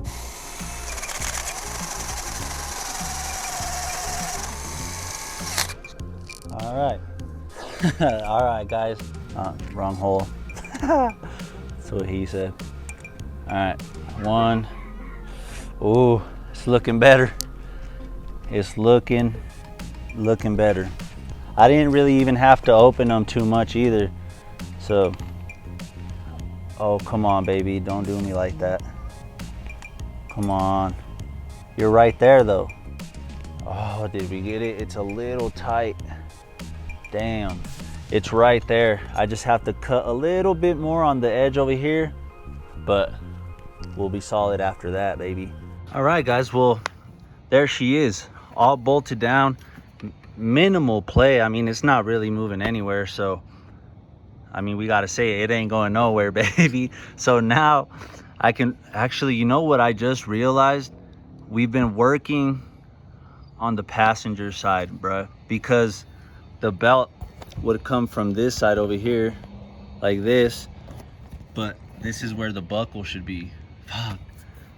I'm gonna have to go measure the other side, and hopefully the holes are 17.5, the same as the driver's side. And another thing that while I was drilling that I forgot to mention, which is crucial because it's another important reason why I got these seats. So take a look at them. They're gray with like darker gray / blue trim on the outside, which actually fits the interior of the car really good, because we got black / charcoal, dark gray down here and light gray. But then take a look at the seat belts back here. They have like a gray blue tint to them, pretty much like the seat. So if we can get them to clean up and look nice, they should look really good in here. All right, let's measure up this other side real quick. So middle right there, and yes sir, 17. And all right, that's good, because that means that we won't have to make anything different. We just got to keep going and keep doing what we're doing. So I was wondering where I was gonna have to cut, because obviously this is way too wide. It wouldn't fit in the well where the seat goes. So I've been waiting to see where I'm gonna have to cut, and I think I finally found out. So this is the one with the buckle over here. You can pretty much get an idea of where we're gonna have to cut right there, where this plastic piece is. I'm thinking just maybe a 1/4 inch inside of that. That way we still have plenty of material there. And yeah, I guess we'll start big, and if we need to cut more, we'll cut more off. So exactly as I said, we're starting off leaving a little more material than we need, because we can always take off material, but with the flat bar we can't add material back. So being careful, getting out the grinder, cutting where we need, and this one's a simple and straightforward cut. Let's go. Now with this first bar out the way, the second one should go a lot quicker, because we know what we need to do and all the tools that we need to make it happen. So again, just taking our time with the drill bit, because we got a lot of holes that we need to drill out, and we want to make sure that we do not burn them out. All right guys, there's the second piece. Pretty much an exact copy of that one, same exact measurements. But the thing that sucks is that out of this whole piece that was like this, I'm only able to get one, because this one measures a total of 19 inches from here to here, and then you can see that the piece that we're left with is way shorter. Okay, Ooh, I think this one might be right on. If not, we might need to go just a hair over, but oh yeah, it's not gonna go. Oh wait, did it?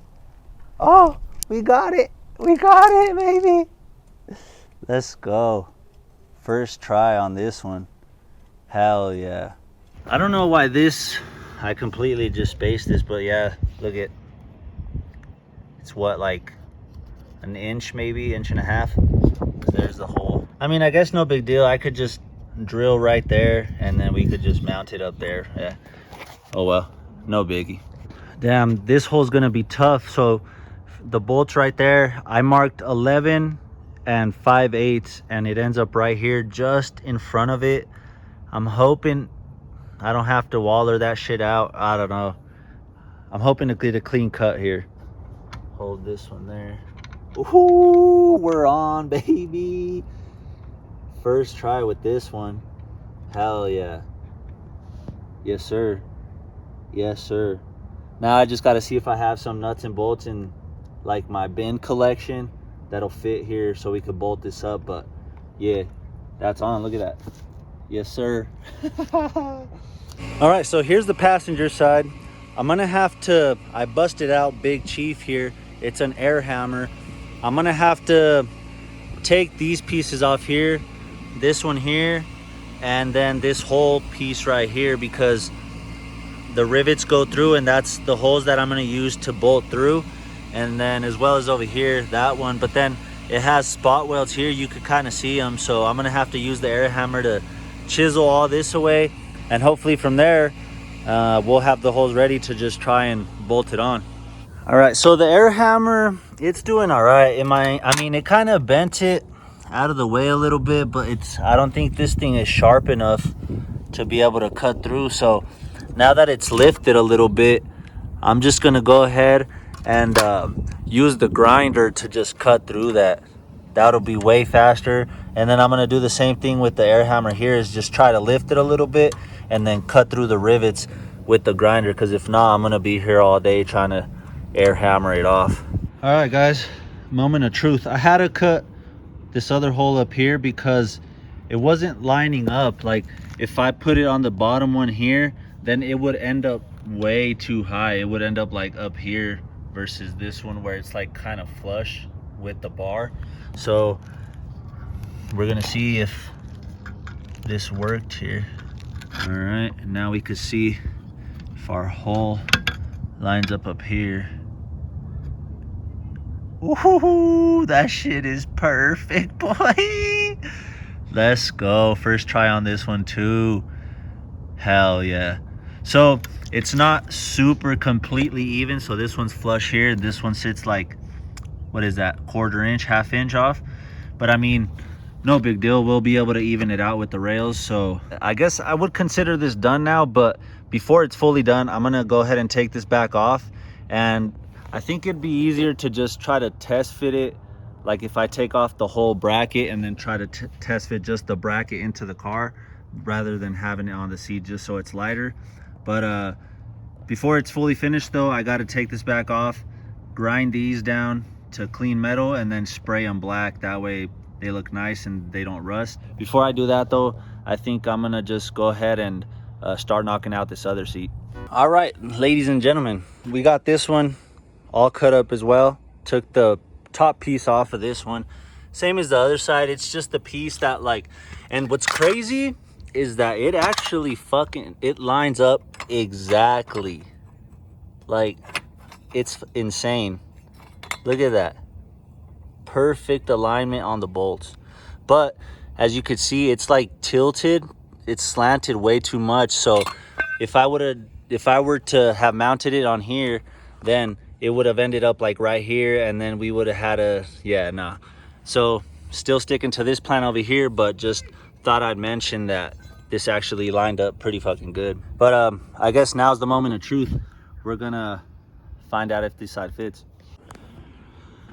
All right, I had to use this like step drill bit because it wasn't fitting quite right. I needed more length out of it, but I didn't want to like drill a hole next to it and make it even bigger, so I just kind of opened these ones up, and then same thing with these on this side. I did both of them, and I didn't do anything over here because this side fit, but I want to see if I can't get it to fit like this. It is just a touch more open, not too much, but hopefully that gives us what we need. All right, ladies and gentlemen, check it out. I got it all bolted up on here. It's looking really good. It looks fucking almost OEM, bruh. I mean, it should. We got the OEM rails, but now after all this, I'm gonna take it back off and bolt it together, and then start test fitting it in the car. That way I'm not test fitting it with the weight of the seat. And then once we confirm that it's good, we can bolt it back onto the seat, and then the seats, well, I guess once we confirm it's good, we can start actually doing what we're all been waiting for, man, and cleaning these seats and seeing if we can't transform them. Bruh, I was trying so hard to make sure that these are like perfect, and then look at this shit. I was trying to see if the nut from these would fit onto these bolts, but it doesn't. So I'm gonna have to wait till tomorrow to go to the hardware store and get some nuts that fit these bolts, and probably a couple more bolts, because yeah, we're gonna need some more to fully mount these up. But yeah, we're making good progress. All right, have a little bit of a problem, easy fix, but I didn't cut enough from the end of the bar, so it's not lining up fully. I just got to chop it off a little bit more, that way the holes can line up.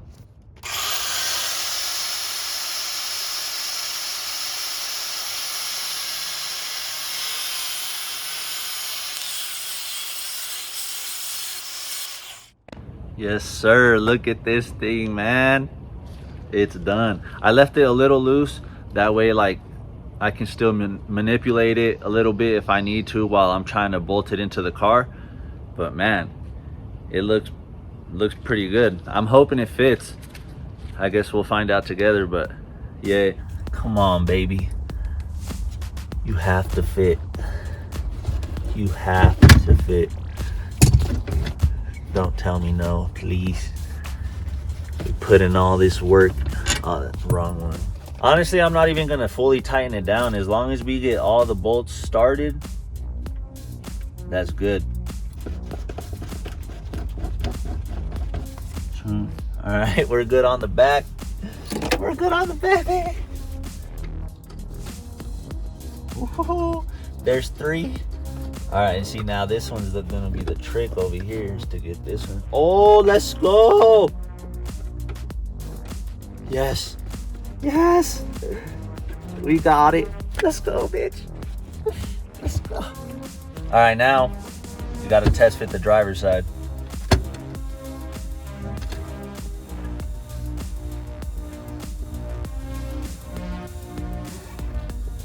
So it's always like the first 3 ain't really too stressful, but once you get to that last one, just hoping that it lines up, you know what I'm saying?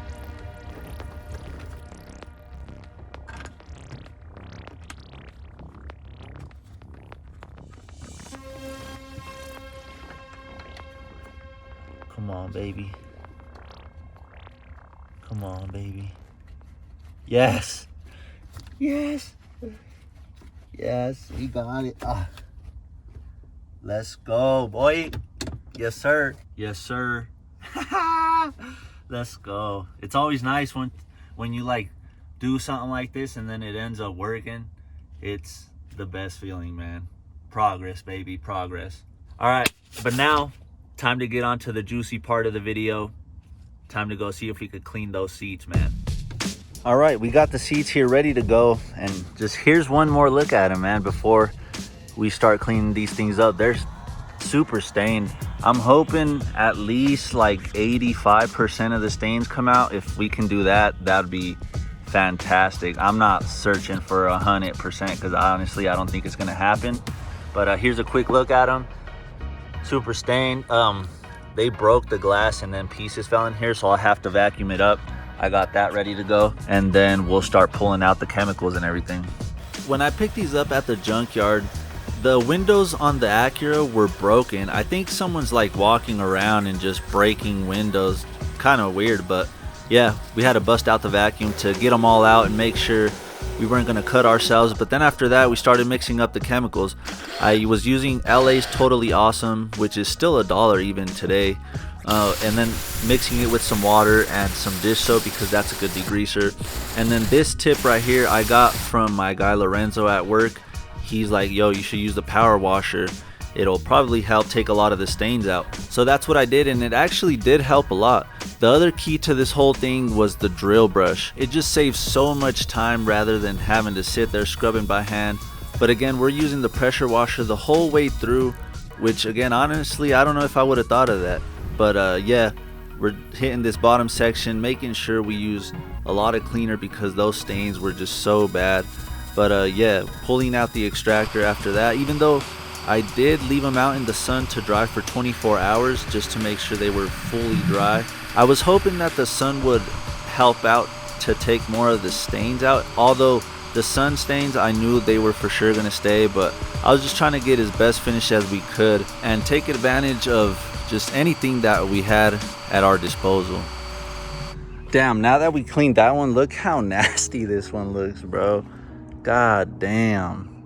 All right, dun, dun, dun, dun, drum roll. Time to see the final product. Yeah, they still look bad, man.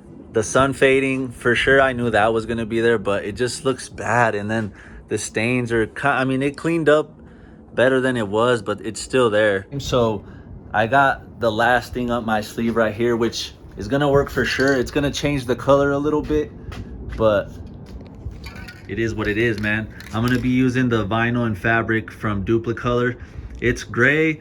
It might turn out a little darker than the actual gray that's on the seat now, but it's gonna be better than what we have now because yay. So I'm just gonna go ahead and tape off the darker gray / blue area and then just spray the middle part. We are gonna lose the fucking, what is that called? We are gonna lose the white stitching, but I mean, it's whatever. It's gonna have to be a sacrifice. All right, ladies and gentlemen, we got the seat all taped up. We're on the final stretch. We're on third base, baby.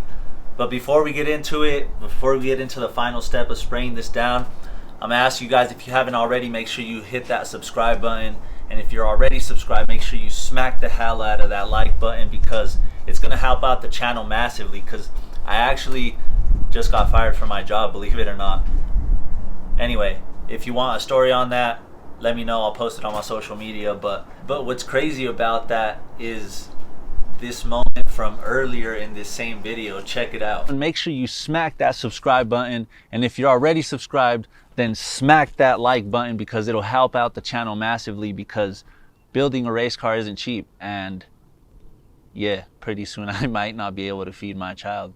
So that's why I'm always careful with what I say, and it felt weird saying it at the time, but hey, it just came out like that. But I don't know, I don't really think like that too much. I always think that things happen for a reason, you know, and I had been there already almost 4 years. But anyway, if you want a story on that, yeah, like I said, I'll post that on my social media. But yeah, we're on to bigger and better things, baby. So we're on the final stretch here with the seat. We're using the Duplicolor vinyl and fabric, and I'm planning on using about 3 coats. I think should cover per seat, but with these sun faded spots, man, they're just so bad. And the gray is a much lighter color than like a black, which would cover a lot better. But yeah, I'm hoping we still get a good finish here. All right, ladies and gentlemen, after honestly more hours than I thought it was gonna take me, but I present to you the final product of these seats and the rails. They turned out so good, bro. Like if it wasn't for all like the little damage, the holes that it has and stuff, they would look brand new, man. We got rid of all the stains that it had, all that sun fading, and they just look so much better, bro. Oh my God. And also check out the rails, man. I went back, sanded those down, painted them. I also painted this part where I cut off the little bracket that this had, so it doesn't even really look like I did anything to them. So they're looking really good. I want to probably answer some questions that you guys have, because yeah, I would have them too if I was watching the video. So the first thing is, does the paint change the feel of the fabric? And yes, it does. I've used the paint 2 or 3 other times, and I've done the application different times where I take like a brush and rub the paint into the fibers, which is kind of what it recommends on the can. But yeah, every time it feels different. Like over here it feels soft, and I mean, you could just tell that there's paint. It's not terrible, but you can tell. And another thing is will it come off? We can do the rub test real quick, and no, it doesn't. So that's the cool thing about it, is that it actually stays on there and it doesn't stain you, which is, I don't know if it's a problem with other dyes, but I've never used them. I've always stuck to this one. And the other question you guys might have is, how much paint did I use? And since it was the gray, it obviously lighter color, it's gonna take longer to cover, but I used 2 cans worth of paint on these things, which is honestly kind of a lot. If I would have used black, I might have just gotten away with 1 can, but like I said, since it was gray, yeah, it took a lot to cover especially the sun fading spots. But yeah, they're gone, and it looks so good, bro. Look at that shit. Hell yeah. Let's get these rails on the seats and the seats in the car and show the final product. All right, ladies and gentlemen, here they are, fully bolted down and secured. Man, they look so good. They match the interior so well. They don't even really like stand out that much, which is good. So we got this trim on the outside matching pretty much like the bottom panel, and then the middle matching up to the top part of it. And then, like I was saying, this here matches up with the seat belts back here, which makes it look really good, man. They cleaned up so well. If it wasn't for these like tears in the seat on the driver's side, they would look fucking good, because look at the passenger side, bro. That shit looks sick. Oh my God. They turned out so good, man. Hell yeah, look at that right there. That's the money shot right there. Yes, sir. Oh yeah, and on this driver's side too, I was able to put that like baby blue wire right there. So I'm actually able to still use the slider on this seat, which is fucking tight. You guys have been messaging me on Instagram and TikTok and stuff. You're like, hey Richie, what engine are you gonna put into the hatch? So today's the day that you guys are gonna find out, man. And without further ado, I present to you guys the new power plant for the 1990 Honda Civic Daily / race car.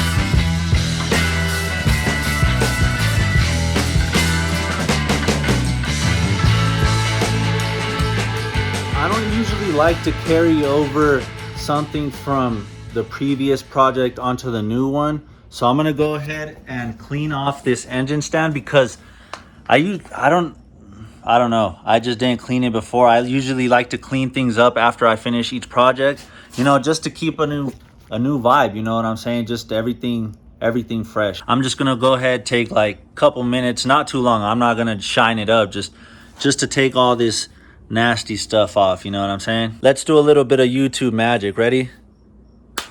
All right, there we go.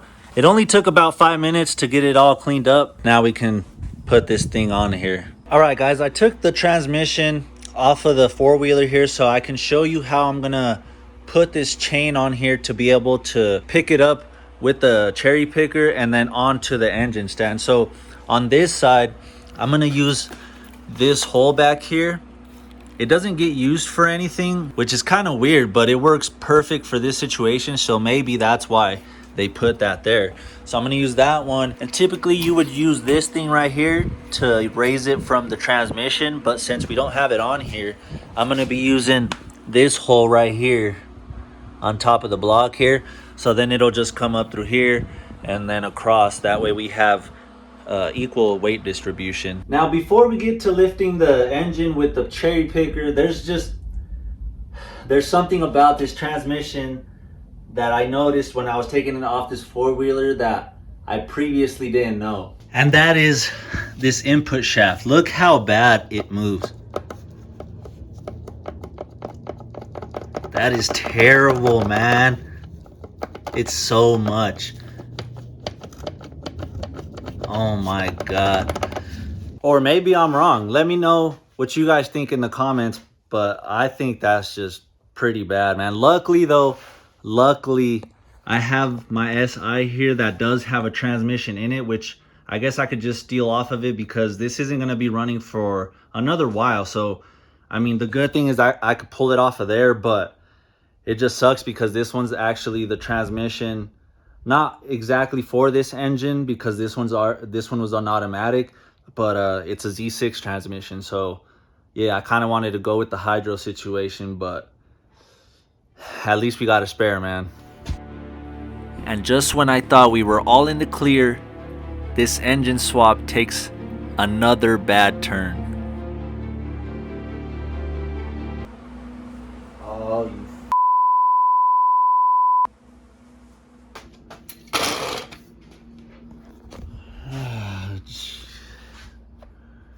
all right, well, we're off to a terrible start with this video, man. First, we find out that the input shaft on the transmission is just gone, right?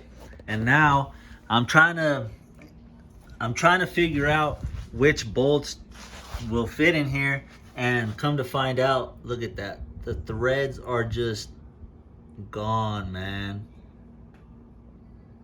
They look so bad. I haven't even looked at the other ones, honestly. They're just so dirty. So, yeah, that just puts us back so much time, man. I guess luckily I do have a tap and die set, so I could try to fix the threads, but it just puts us back so much more time, man. Fuck. What can we do? We got to just keep moving forward. So I'm gonna go ahead and hook up the compressor and then just get some more of that brake clean and just clean out all the fucking bolt holes because it's just a mess and we need them clean to be able to get this onto the engine stand. So this is oh my God, I don't even know. I mean, I don't even know what to say. This has turned out to be, I mean, I guess a nightmare situation. Look at this second hole, man. It's even worse, bro. Oh my God. So these three here, 1, 2, and 3. See, and this sucks because I actually bought this engine from the same guy that I had bought another Z6 from, and it actually worked really nice. Fuck, man. Hopefully this doesn't like set the tone for the rest of the engine, but I mean, we've already had the input shaft on the transmission and now almost every mounting hole for the block, man. Fuck, not ideal. So I guess what I could do is because if I tap that, I'm pretty sure I'm gonna need slightly bigger bolts. So I mean, there's some wiggle room for a slightly bigger bolt, but yeah. I mean, I guess before I do anything else, I'm just gonna have to start trying to tap these holes and fucking get them to clean up, because yeah, I don't even I can't even talk right. I don't even know what to say, man. I'm fucking speechless, dude.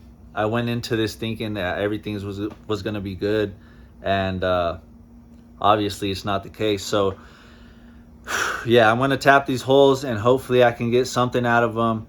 That way we can have something good, man, to mount up the transmission, bro. Fuck. Oh my God, let's go. All right, guys, check it out. So this is the setup that we're gonna go with. So starting off, we got the M14 1.5 tap. That should get the job done. I got the 1.5 just because the hardware store only had 1.5 bolts, but these are actually galvanized steel. So if you guys know, the Honda block is aluminum, and aluminum and steel that don't like to mix and it'll rust out. So eventually I'll probably have to order some brass ones online, but for now it'll work. Just if we're able to tap these nice, just to be able to get it onto the stand, you know what I'm saying? But yeah, so with the M14 tap, we're gonna have to use the, it's pretty specific, the 33/64 drill bit, which is literally 1/64 off of a 1/2 inch. I was gonna get the 1/2 inch just because it was more readily available. I had to like track this one down from an Ace further from the house, but if the box says 33/64, then it's probably for a reason. So that's what we're gonna go with. But yeah, we're gonna start off, and as if this couldn't have got any worse, we're gonna start off with this hole here just to practice a little bit, because you can see, look at that, right there is a crack, and I think it goes along the inside. Let me turn the flash on real quick. Yeah, so you can see the crack clear as day, and then it looks like it kind of leads into there, but I mean, I guess regardless, if we can use that too, we can use it. But for sure, we got 1, 2, 3, and 4 at least. So we'll start off here and just work our way around. We need to make sure that I go in as straight as possible.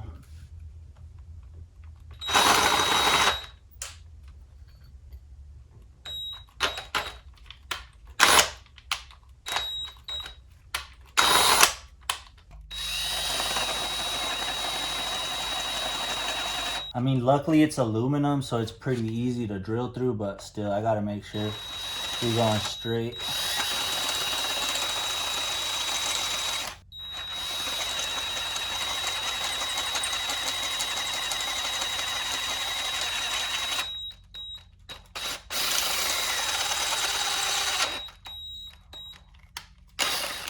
All right, guys, we got the first hole drilled out all the way through. That's actually pretty easy because like aluminum soft, so this drill bit's putting in work, man. So I'm just gonna go ahead and go through all of them. I mean, they're all strips. So, and this one here, it's just a hole all the way through. The thread's actually on the transmission on this one.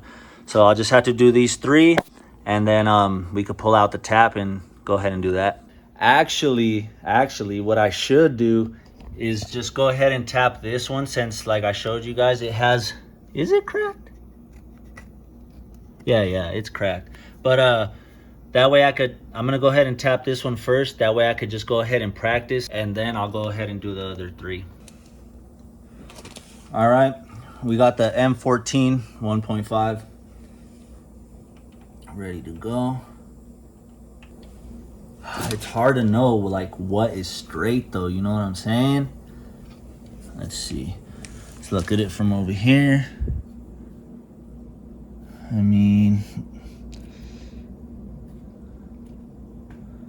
looks pretty good there, but then it's, I guess that looks pretty good there.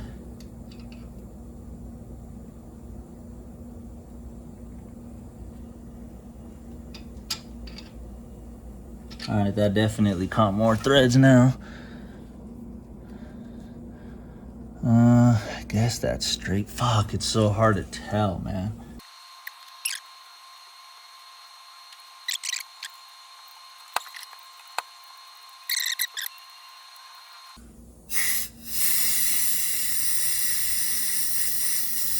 No, I mean, it looks good, but it doesn't look like it gives it much of a depth to the thread, you know what I'm saying? See, good thing I practice on this fucked up one. So I guess what I have to do is, instead of using the 33/64 that I bought, I need to use a 1/2 inch. That way it has more of a thread to it. I guess I could try the bolt though. I mean, where's it at? It won't hurt to try it, but oh damn, what the hell? That's actually nice. Yes sir. Yes sir. Ladies and gentlemen, we got all new threads on this side, and luckily this one still threaded down. So I don't mind having two different kinds, as long as, like, you know, the less we have to drill out, the better. So, and this one just goes straight through. Like I said, this one goes straight through this way to the transmission. So we just had to fix these three, and they're looking pretty good. I mean, the threads look okay, pretty decent. I mean, I would like I said, more thread depth, but I guess if that's what we got, that's what we got. You know what I'm saying? So I have to be careful when tightening them, but man, has it's been work just to get to this point, man. So if this doesn't deserve a subscribe, then I don't know what does, man. Let's finally get this thing on the stand, though. Let's go, boys. Let's go. Whoo! That was a project, man. Just to even get to this point. This is like the starting point of where we actually should be, man. But hey, we're here. We're finally here, and I can finally start tearing this engine apart, man. I'm hoping this is the only thing that, you know, backtracks us a little bit. Hopefully from here everything else goes smooth, which I think it should. Like, I've been looking around and it doesn't seem like too many of the bolts have been removed. Like, it looks like it's been inside the engine bay. It's pretty much its whole life. Maybe the guy just fucked it up when he was taking it out of the car, trying to be in a rush or something, you know. But yeah, from here I'm just gonna start tearing it down. I'm gonna start probably over here, that way I could take a bunch of weight off of it. I will also have to compare the intake manifolds, because this came with an automatic setup, and I'm not exactly 100% sure if there's any differences in that. But I have the other one right there that I took off the bad block, just in case this one doesn't work how it should. But other than that, we should be good to start stripping her down, man. What a journey it was just to get to this point, man. But let's go. We're here.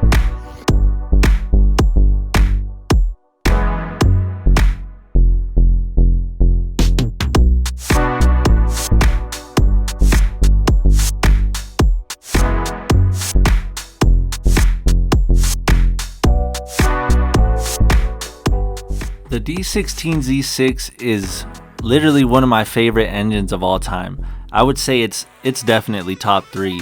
First being the B18C, that's just, it speaks for itself. Second being the K24A2, and then third the Z6.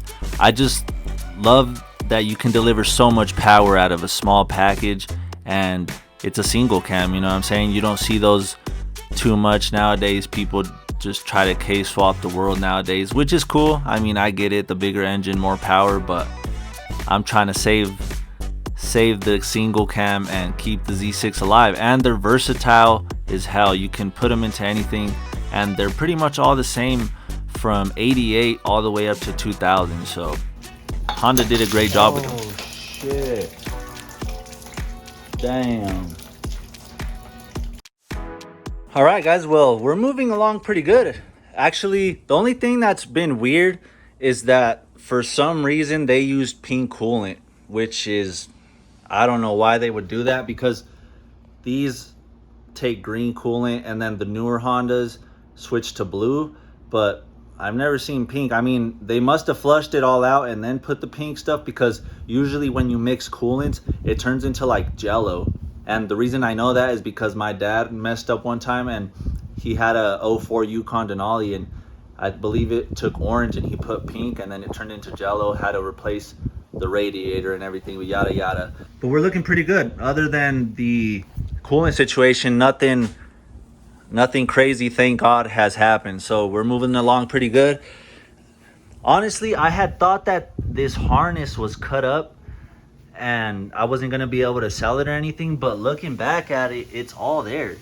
I don't know why I remember seeing a cut up harness, and I do, and it's tripping me out because I don't know where I saw it. But I mean, hey, this one's good. It does suck that it's an automatic harness, but I'll be able to post it on eBay and get some money back for that, so that's a good thing right there.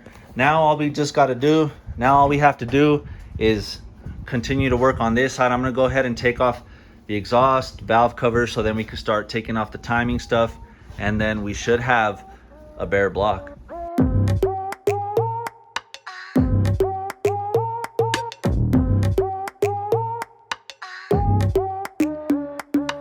So now we're getting closer to having a bare block here. Now we're just removing the exhaust. We're definitely gonna upgrade that because that's just original and it does not look good. But yeah, from here we'll take the AC bracket off, and then we can move on to the big bolt to drain the rest of the coolant out of the block.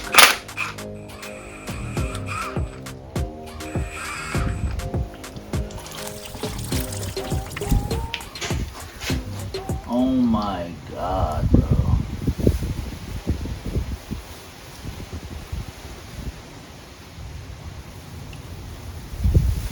What the fuck? Look at that shit. God damn, that hole's even worse. Oh my god. This engine just it keeps having surprises, man. Like, look at this, dude. That is so bad. Let me turn the flash on real quick. Look at that shit, man. What the hell is that? What is this?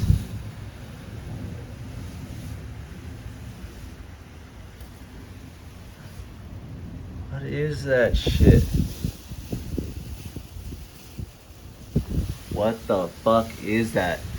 They must have, is that, I don't know. That don't look like stop leak though. That looks terrible, man.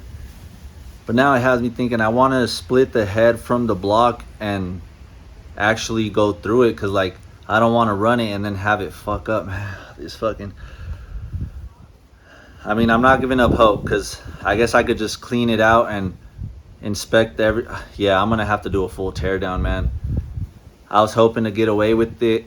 I was hoping to get away with like not having to get a head gasket and all that shit, but I don't know if I'm gonna be able to leave it like that, man. All right, but anyway, I mean, we gotta keep going. What am I gonna do? Just gotta find out. Oh yeah, that's definitely like stop leak. Look at that shit. I don't know why it has this other like rust shit in there, but they definitely try to use stop leak at some point. Look at that shit. God damn it. I think it might almost be worth it to take it to the machine shop and have them like dip it in the heat tank and clean it that way, because I don't think I'll be able to get it as clean as that. So damn, this is, and then at that point I'm thinking I might as well just do a full fucking rebuild. I mean, if I'm already gonna tear it down, get piston rings, bearings, and little upgrades here and there. I mean, it's not even expensive parts, it's just labor. So that's that's probably the route this shit's going, man.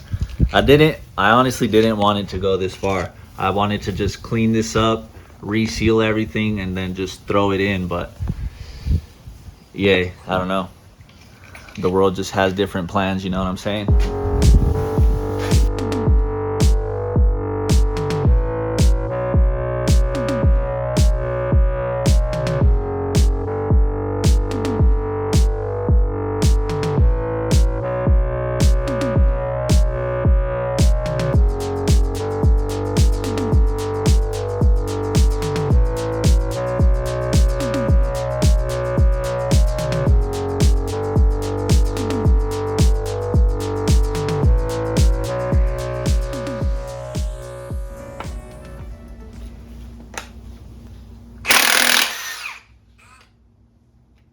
Like butter. Like butter. What the fuck? This fucking engine, bro. Oh my gosh. So I took the crank pulley off, and it doesn't have the key that goes right there, man. It almost looks like it's that, but I think that's just like the backstop of it, you know what I'm saying? So thank God I had the other Z6 here, man. And I have the parts in here. I should have it. Let me look real quick. Yeah, right there with this pulley. See, it doesn't, fuck, man. I hope this engine's okay. At this point, I don't care that I don't care that I have to do the rebuild, but I just want it to be good, man, and rebuildable. That's all I want. Fuck, I can't believe they were running it like that. That's scary. All right, gotta keep going. Oh, you fucker. That's like the point of no return right there. It just is what it is, man.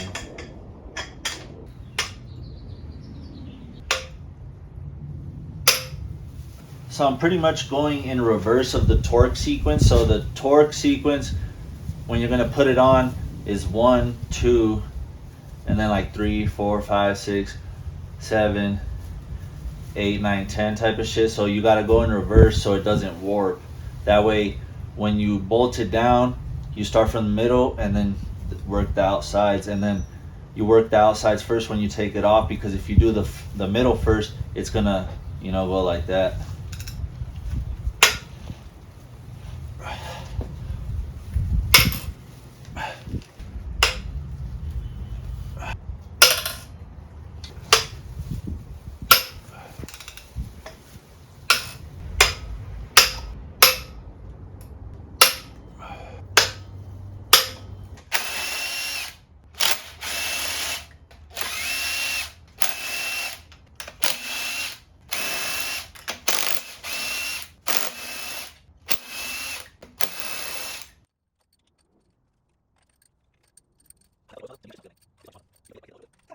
There's been so many surprises, man, that I honestly don't even know what to expect.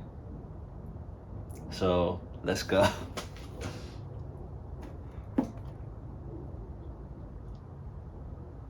Oh shit. Oh shit. Yo, this thing looks clean, man. Look at the pistons. Like, you can see the numbers on them. There's hardly any carbon buildup on them. That is insane. I was like I said, I didn't even know what to expect, man. That shit is wild. It actually looks really good. And you know what might have helped is that I used this shit over here. I just remembered about it. The fogging oil. Because it was sitting here for a while, so I didn't want the like piston rings to seize to the walls. So this is actually what people use to store engines, and I mean, it did a pretty good job.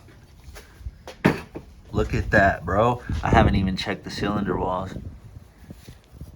Okay, that's not too bad up here, honestly. Damn, the cylinder walls look good, man. Hell yeah. We gotta keep looking though, we gotta keep looking. Damn, you could still kind of see the hone to it. That's good. And I guess we could look in the water jackets here.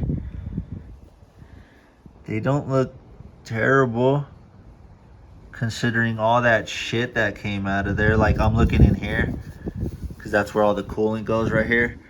And I don't know, it looks pretty good.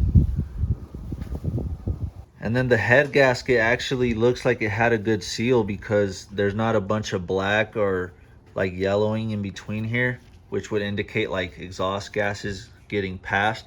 So it actually looks really good, which is a good thing. That's what we want, which makes me hopeful about the bottom end. So now that actually we got to check the bottom of the head real quick.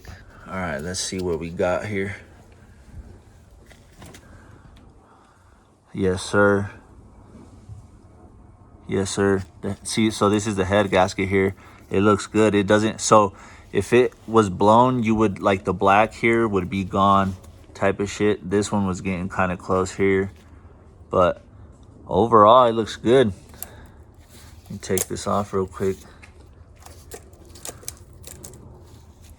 Yeah, see, on this side too.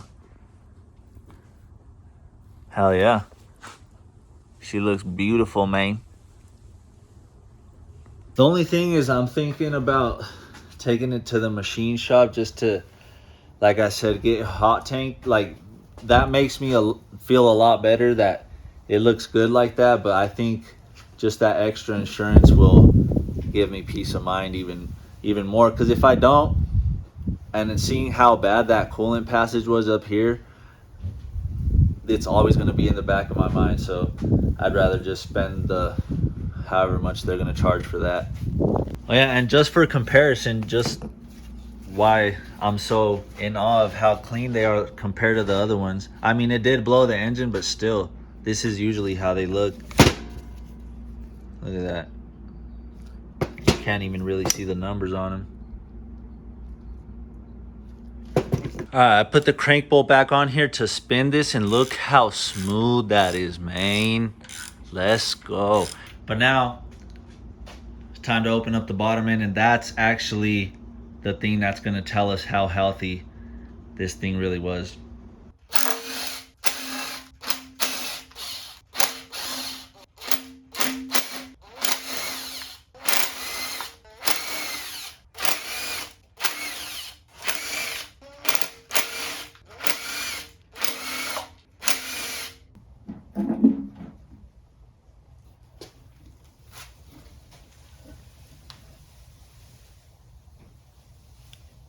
All right, well, at first glance, she's looking, she's looking good, baby. Let's go. Oh my God, that's such a relief, man. I mean, I still want to crack the rods and, whoa, let me rephrase that. I still want to take the rod caps off and check the bearings just to, make sure I check everything. But other than that, I think she's going to be good, man. All right, guys, I think I finally got it. Yes. Yes, yes, yes, yes, yes. I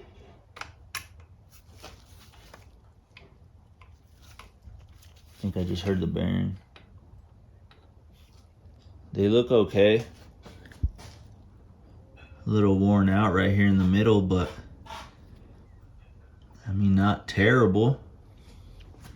Crankshaft looks beautiful. Yes, sir.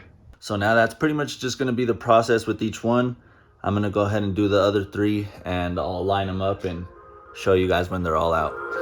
So I decided to show you guys here one by one so I could explain what's going on. So that dark spot in the middle, that's where the bearing is starting to wear. And then right here, I'm pointing at the yellow because it's just to show you guys the color code that Honda goes by to give you bearings. And then this is cap number 3. Same thing, it looks the same worn out, and it's another yellow one. I didn't show the first one, which is towards the timing belt side, and that one was green, but it looked the same. And then this is number 4, which is the one that looks the most worn out. It looks worn out on the sides as well right there. And then same thing, this one turned out to be a yellow as well, but that won't matter because all right, we'll ladies be and gentlemen, upgrading. well, we finally went through this engine. I've had it easy over a year, probably 2 years now, and we just found out the health situation of the whole thing. Kind of sucks that we had to go this far, but just the extra insurance of the, just extra mental insurance that I know that it's good and we shouldn't have a problem. Now, I've been thinking about it this whole time that I've been checking the bearings, and I think I am just going to send it to the machine shop. I'm going to call them up, see how much they charge, and honestly, a clean shouldn't be that much. So just to help speed up the process of cleaning as well, we'll make sure to tidy it up and leave it perfect here in the garage, but just hot tanking it will speed things up and leave things nice and clean. And then probably just get some new bearings just because we're already going to have it all apart. And then I'm going to try to track down some piston rings as well, because I mean, we're this far already, might as well just do a full rebuild and have pretty much a new engine, you know what I'm saying? Ladies and gentlemen, I got the block and the head, but we're just gonna start off with this. We're gonna be transforming it from this to this. It's gonna take quite a bit of work, but we're gonna make it happen. I took this block to the machine shop to get it like hot tank to clean it along with the cylinder head, and I also actually sent the oil pan that came out really good. Let me show you guys the inside of it real quick. They hot tanked that, so that's like perfectly clean. And then they also cleaned the valve cover for me, and they resurfaced the head just to make sure it wasn't like warped or anything. I don't think it was, but you know, just that extra insurance, we're already there. But I got it hot tanked and I'm happy with how clean it is. But like, if you look close, there's like a bunch of, I don't know if it's dirt that just got stuck on. It's not dirt though. It's like just buildup from whatever the hell it has. I already went ahead and like tested a wire wheel on here, and it actually is looking like it's doing a really good job. I don't need to have it perfect, but I definitely at least want it looking better than that, because although I'm not trying to go for a short car, I still want it to look really good. So we're gonna go ahead and hit it with the wire wheel all the way around. Let me show you this side. So this is the front side right here, and look at how bad it looks right there. It's weird because it's clean, but it's not. So the wire wheel is gonna transform this thing. It's gonna take, like I said, a little bit of work, but we're actually just gonna do the front side here and the back side, because obviously we don't need to do anything in here. This is the timing belt side, and then we got the side over here where the transmission mates up, and that came out really good. I'm starting with high hopes of this engine looking clean with that original aluminum finish, but as I'm going through and starting to clean off the scaling, I quickly realized that it just wasn't going to be an option. A ver, ustedes qué opinan? What's your guys' opinion? Because I am taking like the dust looking shit off, but like you can see that it looks pitted. I don't know, it's showing its age, man. I think it has about between 150 200,000 miles, just from the condition that it was in before I took it to the machine shop, and like leaks that it had, and like the condition of the bearings. That's my guess, is probably on the closer end to 200,000. So I don't think it's gonna be a good idea to keep going with the wire wheel, just because although it is cleaning it up, I don't think I'm gonna be able to do a good enough job like taking all the ugly shit off before like starting to dig into the like cast aluminum and causing damage to the block, you know what I'm saying? So I think I'm gonna go ahead and just paint this thing, because I think it'll make it look a lot better rather than having it shiny like that but with pits in it. I can already see it's gonna look bad, you know what I'm saying?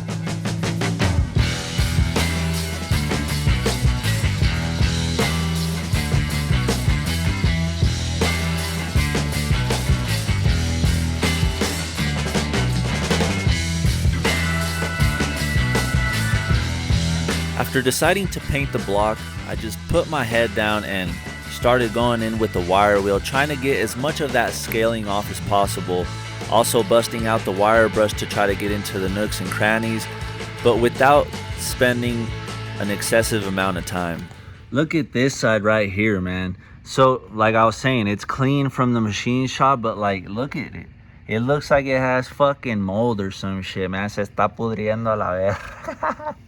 And then look, see, so I also tried another spot up here. I forgot about that. And it's just looks pitted, man. I don't know what it is with that finish, man. So we're just gonna try to take as much as that off without spending too much time, and she gonna get painted, man. We just gonna spray and pray. You can actually start to see how much dust is coming off of this thing, which wouldn't be a good thing if I just sprayed over it, because eventually the paint would start to fall off. So at least with this, even though we're not getting it exactly perfect, it gives us a way better chance of the paint holding on and the end product looking a lot better.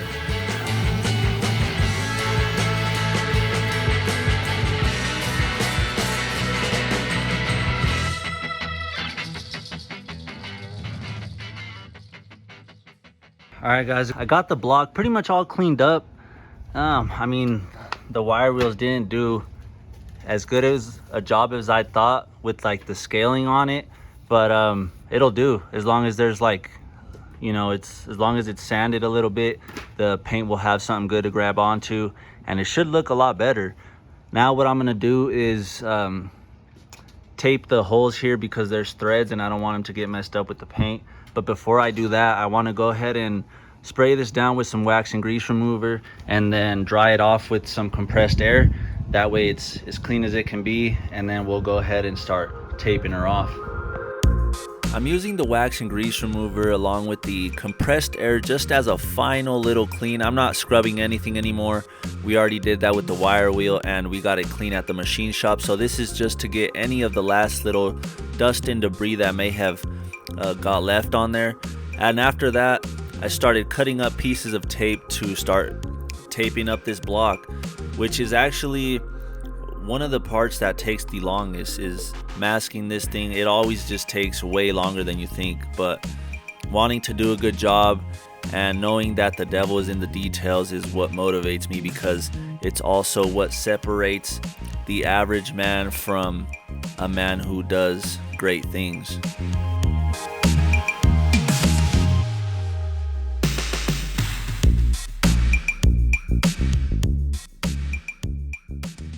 All right guys, this thing is finally ready to go. Look at all the work. Like, it doesn't seem like a lot, but once you start taping everything off, like we got back here too so it wouldn't go in here. We got all up here looking really good, the timing side, and then the back side of the engine. But once you start doing it, man, it takes a minute. Look at the bottom too. So I did one whole piece running from up here all the way down. That way we wouldn't have any breaks in the tape. That way it doesn't get up into the bearing area. We should probably put another piece right here. I'm gonna put another piece here so it sticks and no like overspray gets in there. But yeah, after about an hour and a half of taping, she's finally ready to go, man. This is the last time, hopefully, that it's gonna look like that. I'm praying that the paint like gets in between the pitting and stuff and like actually levels it out and has this thing looking almost brand new. We'll see what happens. All right, real quick, I just realized I haven't shown what I'm gonna use. It's the VHT flame proof. So this is the primer I got. You could use whatever color there is, it doesn't really matter, but just to get the max adhesion on here, that way it doesn't come off. And then this is the one we're gonna go with here, so you can see the difference. This one like gives off that like aluminum look, so that's what we're gonna go with. Same thing, flame proof, should hold up. I'm starting off with the primer because that's what the VHT recommends. That way you get better adhesion to the metal, and it just provides a solid foundation for the color to lay onto. So if I didn't use the primer, you would kind of still see the pitting underneath because the color is just color, and the primer has a little bit of build to it that helps level off the surface and have that better smooth finish at the end.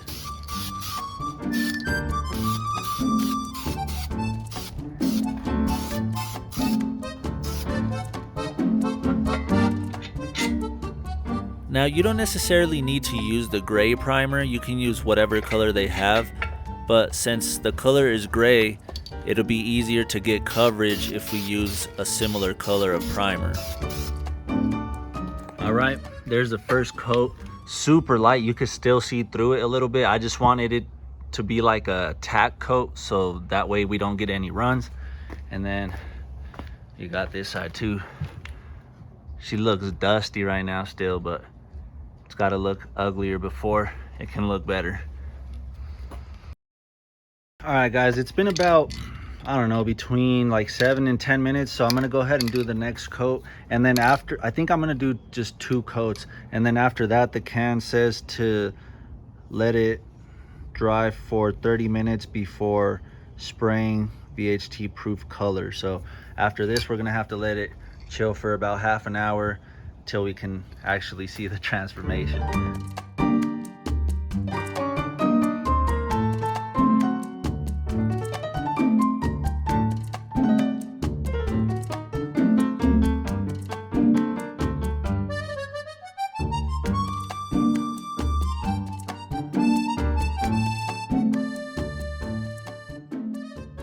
All right, bitches and gentlemen, That's after the second coat of primer. It's looking a lot more uniform. Looks pretty good.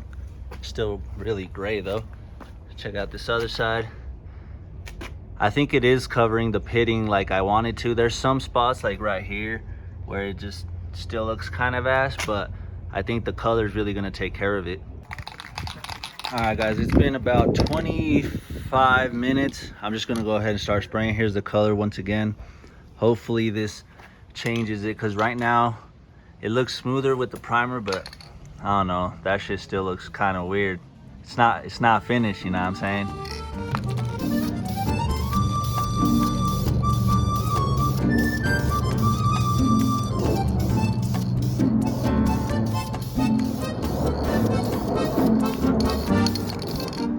Ooh, let's go, boy. That shit's looking good. Yes, yes. Instant transformation, my boy. Hell yeah. I'm happy. That was a lot of work. That was a lot of work, man. I've been taking it to work, working on like taking all that scaling off during my lunch at work and shit. So that makes me happy. Let's go.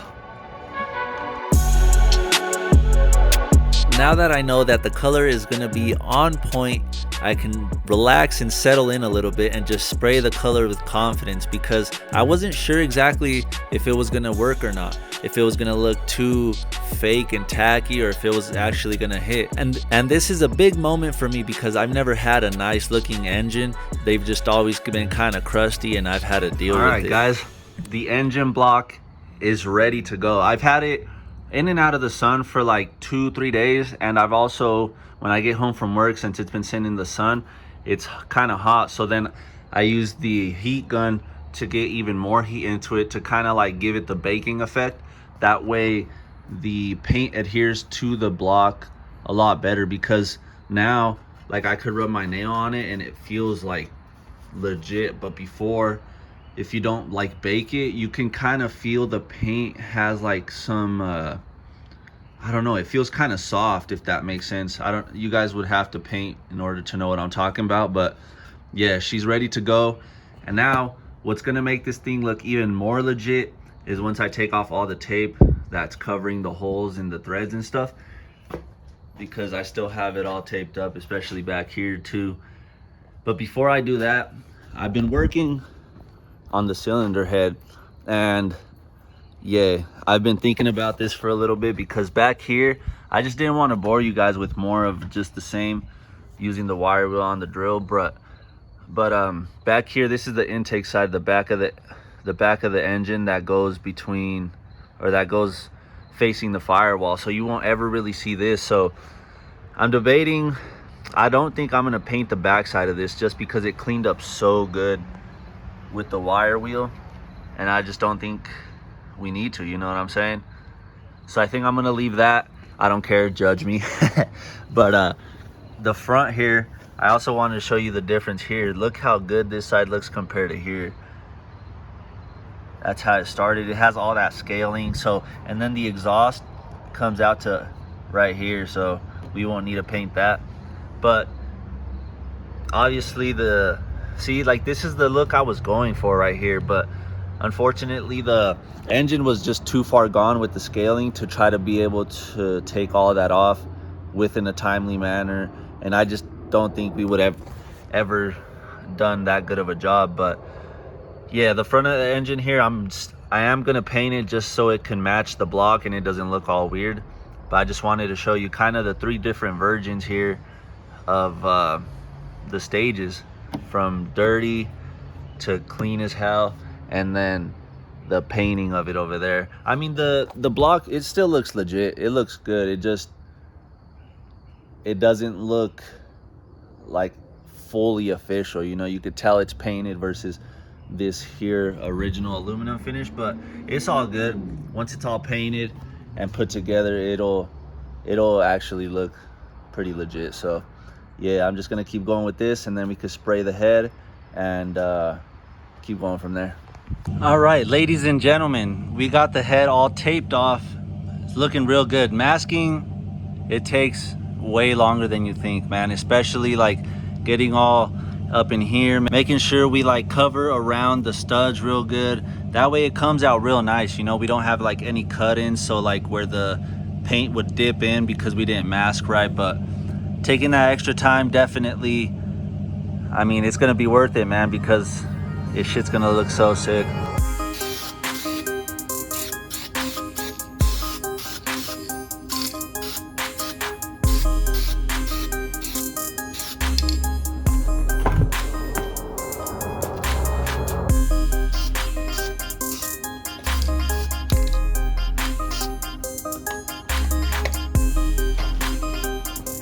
That's funny.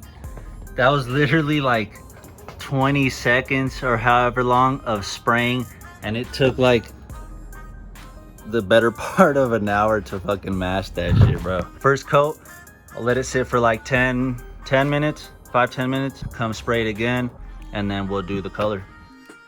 I did 2 coats on everything, 2 on the block, so I'm gonna do 2 on the cylinder head, 2 of primer, 2 of color, and that should give us the look we're going for. I actually really do like the way the color's coming out. Obviously it's not the original shiny aluminum finish I was going for, but it's close second, man. It looks really good. Perfect.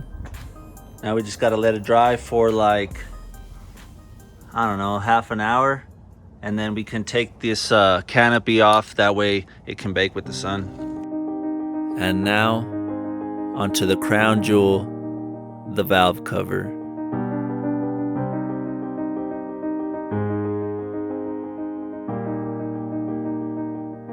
It was a lot easier to sand compared to the block or the head because there wasn't as many edges, and I used a nickel here to cut out the pieces of tape for the bolt holes because it was a perfect fit. Alright guys, we got the valve cover all taped off, front and back, sides.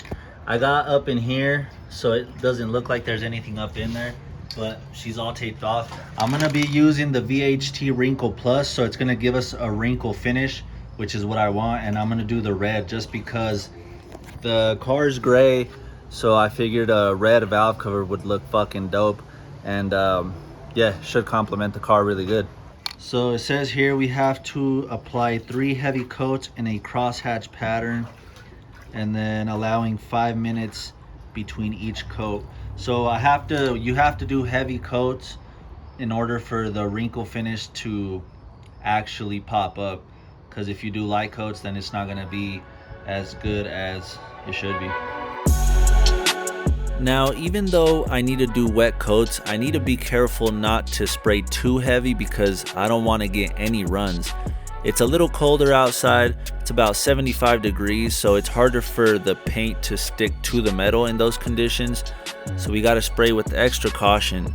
But man, does red look good when it's fresh.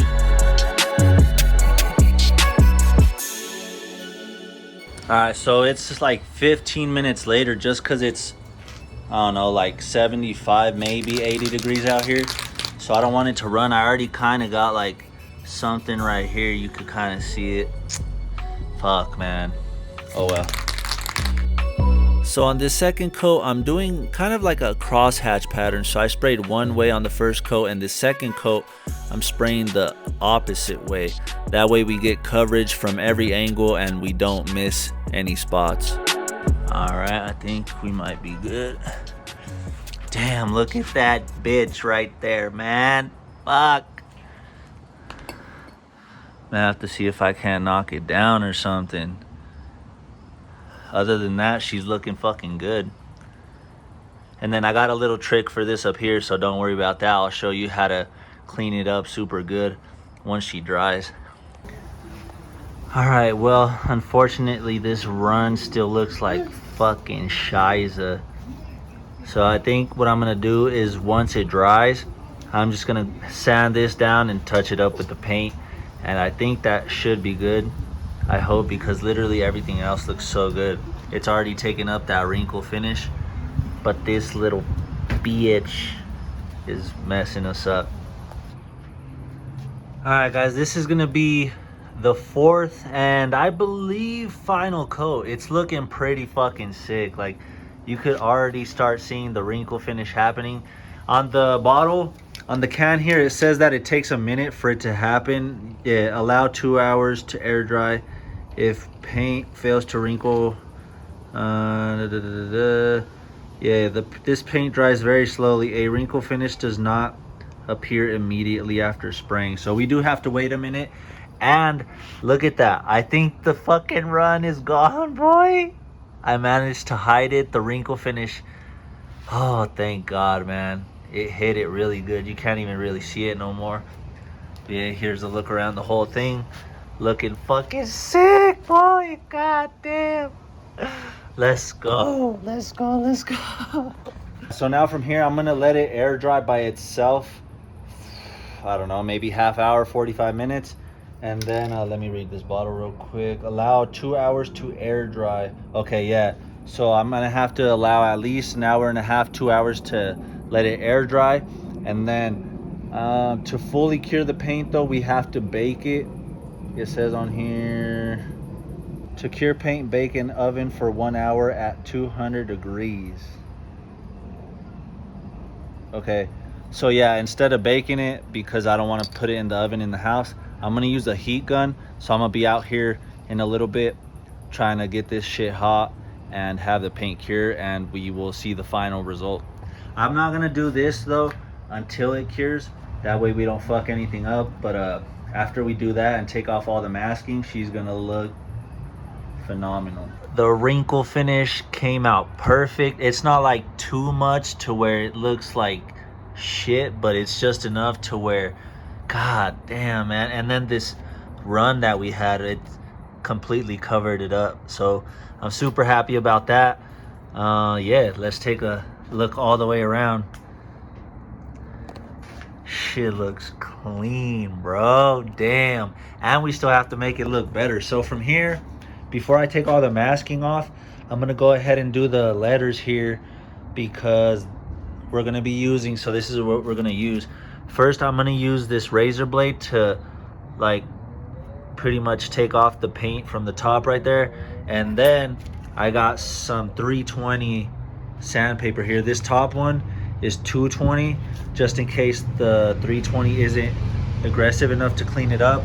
We can go down to the 220, but it should turn out perfect, man. That sandpaper is gonna give it that nice shiny aluminum look. And then if you could see the sand scratches of the 320 too much on the letters, then I'll go ahead and just use the maroon scuff pad to clean it up. But yeah, she's gonna look even better than this still.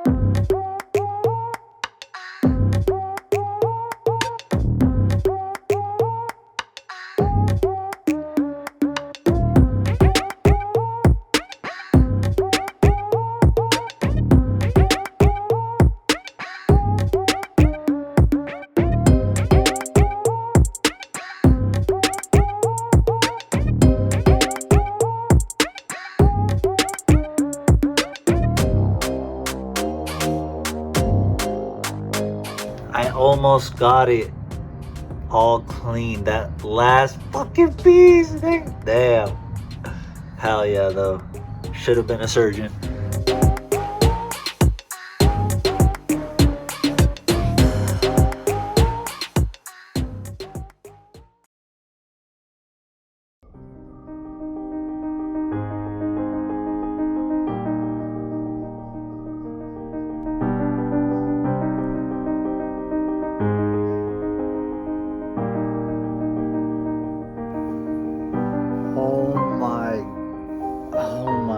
God, look at this thing, guys. Holy shit. Oh my god, that looks so fucking sick, boy. Oh my god, it looks literally brand new, man. Holy shit. And then even closer up, you can start to see the wrinkle finish. And then this is where we had the run, but it fixed itself, man. I mean, I did a little bit with the rag, like kind of try to spread it out to flatten it out a little bit, and it seemed to work, man. Oh my god. taped off right in here.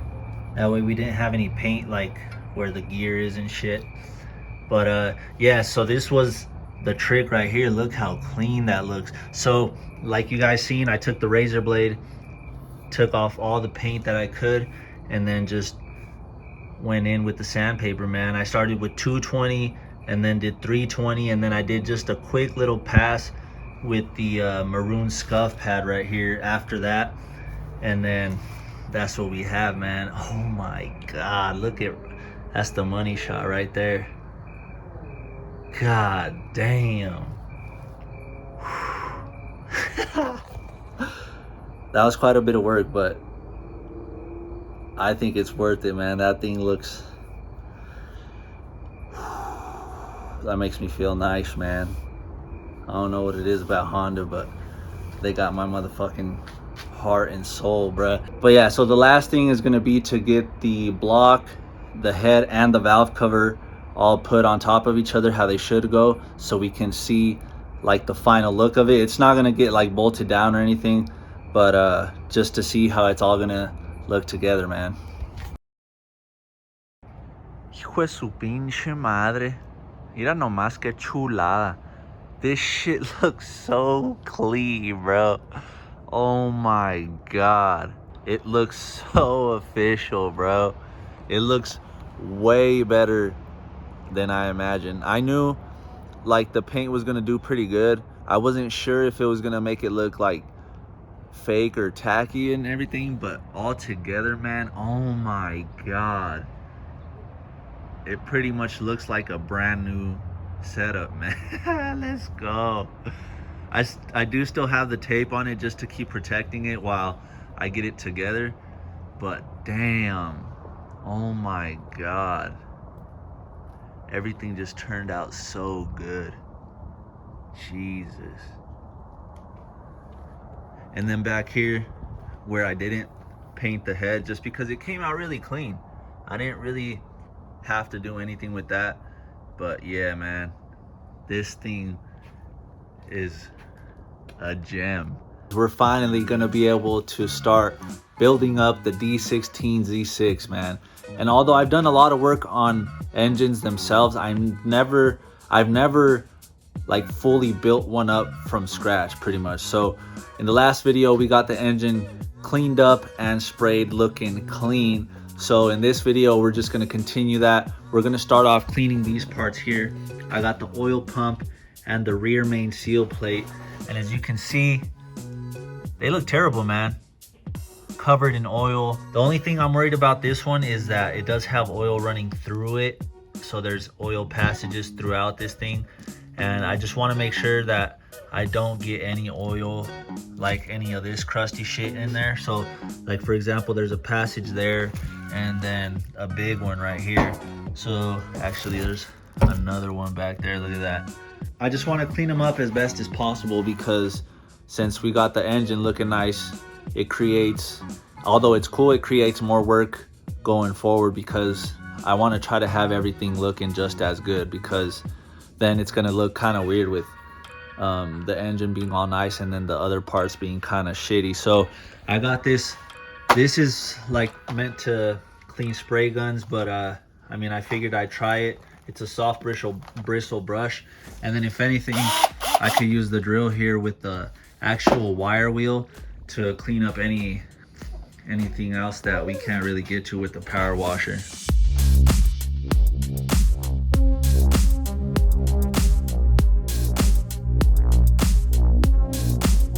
In the last video, I painted the engine and it turned out amazing.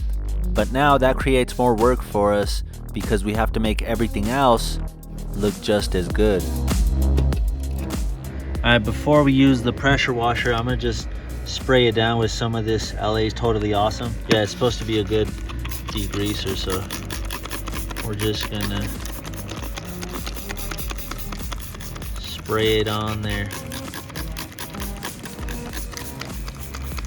Yes, sir. The rear main seal plate is exactly what it sounds like. It houses the rear main seal, which then bolts on to the back of the engine on the crankshaft, creating a seal for the oil. Now the oil pump also sits on the crankshaft, but on the front side where the timing belt is, and it does just that. It pumps oil throughout the engine, providing lubrication. That way we don't have any catastrophic failures.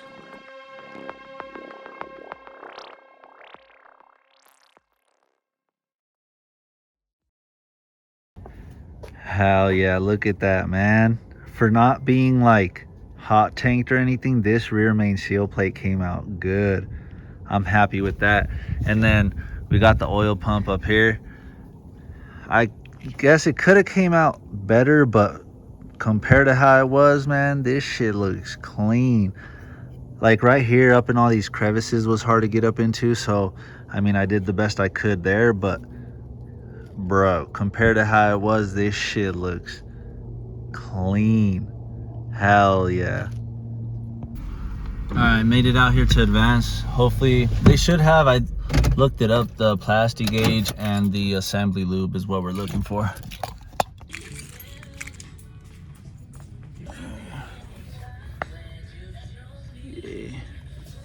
All right guys, so I was able to find, I mean, almost everything I need. So I got another one of those because I had one a year or two ago and I think I messed it up or something happened to it. So just got another one, some assembly lube, and then some feeler gauges. I have some, but yeah, they're at work and I don't know, I just need them this weekend.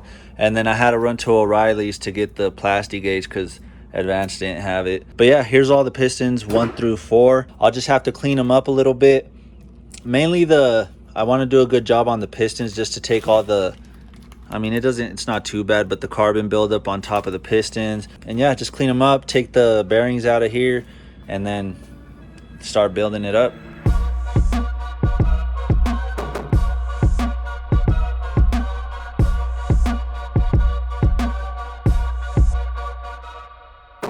Alright, I'm gonna start off with the brass one just because I feel like it's hard enough to take all that off, but not as hard as the steel one, to where I think it'll scratch up the metal. And then if it's not enough, then we'll just go straight to that one. And then just to keep it in order, everything in order, we'll start off with 1 and work our way 2, 3, 4. I started off using the degreaser with some water, but I quickly realized that I was gonna need a little bit more to clean these pistons. I switched to the steel brush after starting with the brass one, and I also added in some brake cleaner just to break up that carbon a little bit better. And man, I gotta say, they turned out beautiful. Oh my god, look at how clean these things came out, God. They look brand new, man. Like obviously right here isn't the best, but way better than it was, man. So happy with that. Look at, I was able to get up into the grooves real nice. So for that, I ended up using, I'll go over the stuff I use real quick. I use this little pin and then the steel brush right here. Got it in a pack. This I didn't really, I guess I did kind of use this a little bit, this chisel, to get up into the right here where the valve clearance is on the piston. And then just some water. And then I used LA's Totally Awesome degreaser, but I'm sure you could use like whatever, super clean. I forgot I had that there. And then also some brake clean, but man, all of them just came out fucking sick.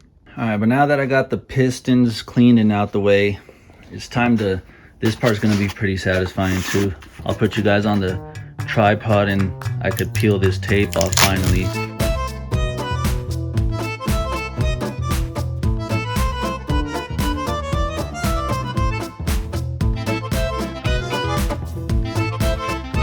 I used the yellow 3M tape to cover up the block before painting, that way I wouldn't get any spray into the cylinders, and it actually worked really good. But as you're gonna see, once I started taking it off, it turned out to be a mistake that I wasn't really ready for.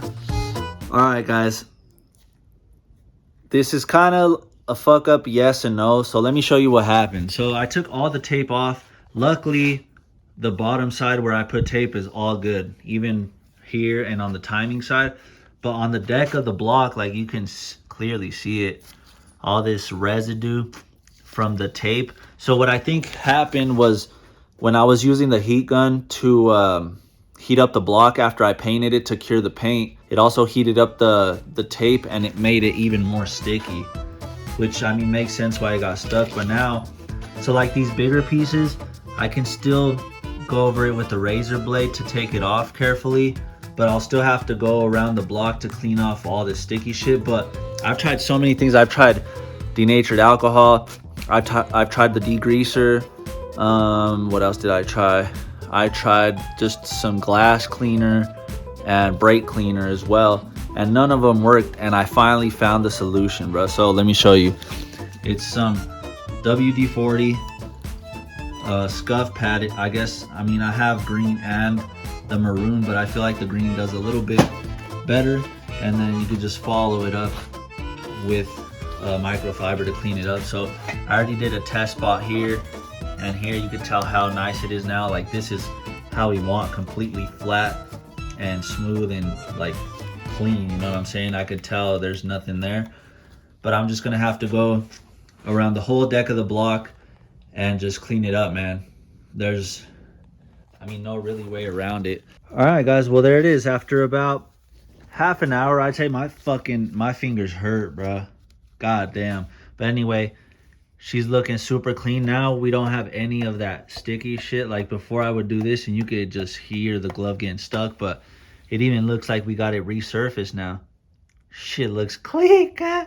All right, here's a look at the bottom and how nice it looks. So what I'm planning to do real quick before I put the bearings in, I want to spray some WD-40 on here, and just lightly, I'm gonna get the this one here, the maroon scuff pad, because it's a lighter scratch than the green one, and I'm just gonna clean that off because, yeah, I just want the new bearings to have some a little better to sit on. Not that you can really feel that, but just to clean it up a little bit better. I'm not looking to take any material off, just lightly on the top, that way we can clean them up. All right, there's a look at the cleaning. See, just super simple, but looks way better. And then I just took the bearings out of the main cap here. Those look pretty good. And then here's the bearings. They actually look like they were in really good shape, man. Obviously the rod ones looked a little more beat, but that's per usual. So yeah, other than some hiccups here and there, this engine looks pretty good. Oh my goodness, man. It's always the little stupid stuff that holds builds back. So you got the ACL race series fucking bearings here, and this is the main one for the mains, 5M 1957 HX standard. And the ones I need are just the ones with the H without the X, because the X signifies that there's a little bit of an extra oil clearance, and that's not what I want, man. But in my defense, like in the pictures on eBay, it says it's the fucking, I'll put it up on screen, it says it's the H, but they sent me the HX. I mean, the part number for the rods is fine, and then the thrust washers, but I'm gonna have to send it back as a full set. I already got the other one on order right now, but since it's Sunday, I can't take these to the post office right now, so I'll just wait till tomorrow. But man, it's always the small stuff, bro. Fuck, I'm trying to get you right, baby. I fucking love you. All right, guys, we finally have the parts that we need, so check it out.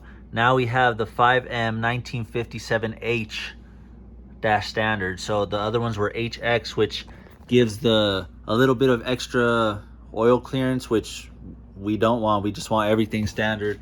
And then we got the standard rod bearings, thrust washers, and then we got the plastic gauge for the clearances on the bearings.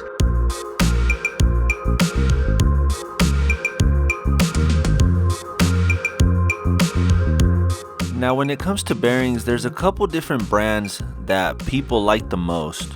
One is King Bearings, and the other one, which is the one I went with, ACL Race Bearings. And within those two brands, there's a race series or a standard, which would be a tri-metal for the race series or a bi-metal for the regulars, which just means that the tri-metal is a little bit harder for race applications, and that's the one we went with since I'm going to be revving this engine. Man, look how pretty that looks. The crank journals are still super clean. That bag really helped out. But then Let me turn on my flashlight here. You could see, oh, my bad, right there. You could see where the thrust bearings ride right here because it's different. So it's different than here. See, so you can see the difference how right here it's just looks regular. It's not machined or anything, but on this one, there's that little extra care that they put into it right there. See how it's different? Also, by looking at this, I just realized I don't think I have any flywheel bolts, bruh. I don't know, maybe I do. I'm not sure though, because the engine that I'm using now came off an automatic, but the manual ones are a little bit longer because of the flywheel and shit. It's thicker than the flex plate on the auto. Anyway, I guess we'll cross that bridge when we get there. So now it's time to put the bearings onto the block. I'm not using any assembly lube on the backside here because it just doesn't require it, and plus we're only doing the clearances right now. So I'm breaking down the little strip of plastic gauge to put onto the bearings. That way we can measure it. All right, guys, we got the crank. half of the bearing in there, and then we got the little plastic gauge pieces in there, so you can see how that goes. So then now have to put the rest of the bearings onto here, and then we can lay another piece of plastic gauge onto the crank journal, set this on top, and then we need to torque it down to spec, take it back off, and then measure to see what our clearance is. All right, now that's how it looks with the plastic gauge on the crank journal on the main. Now we just got to throw that on here, torque her down, and hopefully they're all within spec. I believe 1 and 5 have a different spec than 2, 3, and 4, so I'm gonna look that up real quick. So I use the impact just to snug these down, not like torque them, but just run them down real quick. And I honestly forgot when I took this apart that these 2 bolts in the middle are longer than the rest of them. So I had this long one sitting here, and then I'm like, what the hell? And then I was like, damn. And that's when I realized, I was like, holy shit, I didn't know where they went, but luckily I already had one of the long ones in here, so then it made sense. But so the first step is to torque them down to 18 foot-pounds, and then after that I believe it's 38. And then I'm gonna have to check the sequence, but usually when you torque shit down, you start from the middle and work your way out, and when you unbolt stuff, you work from outside in.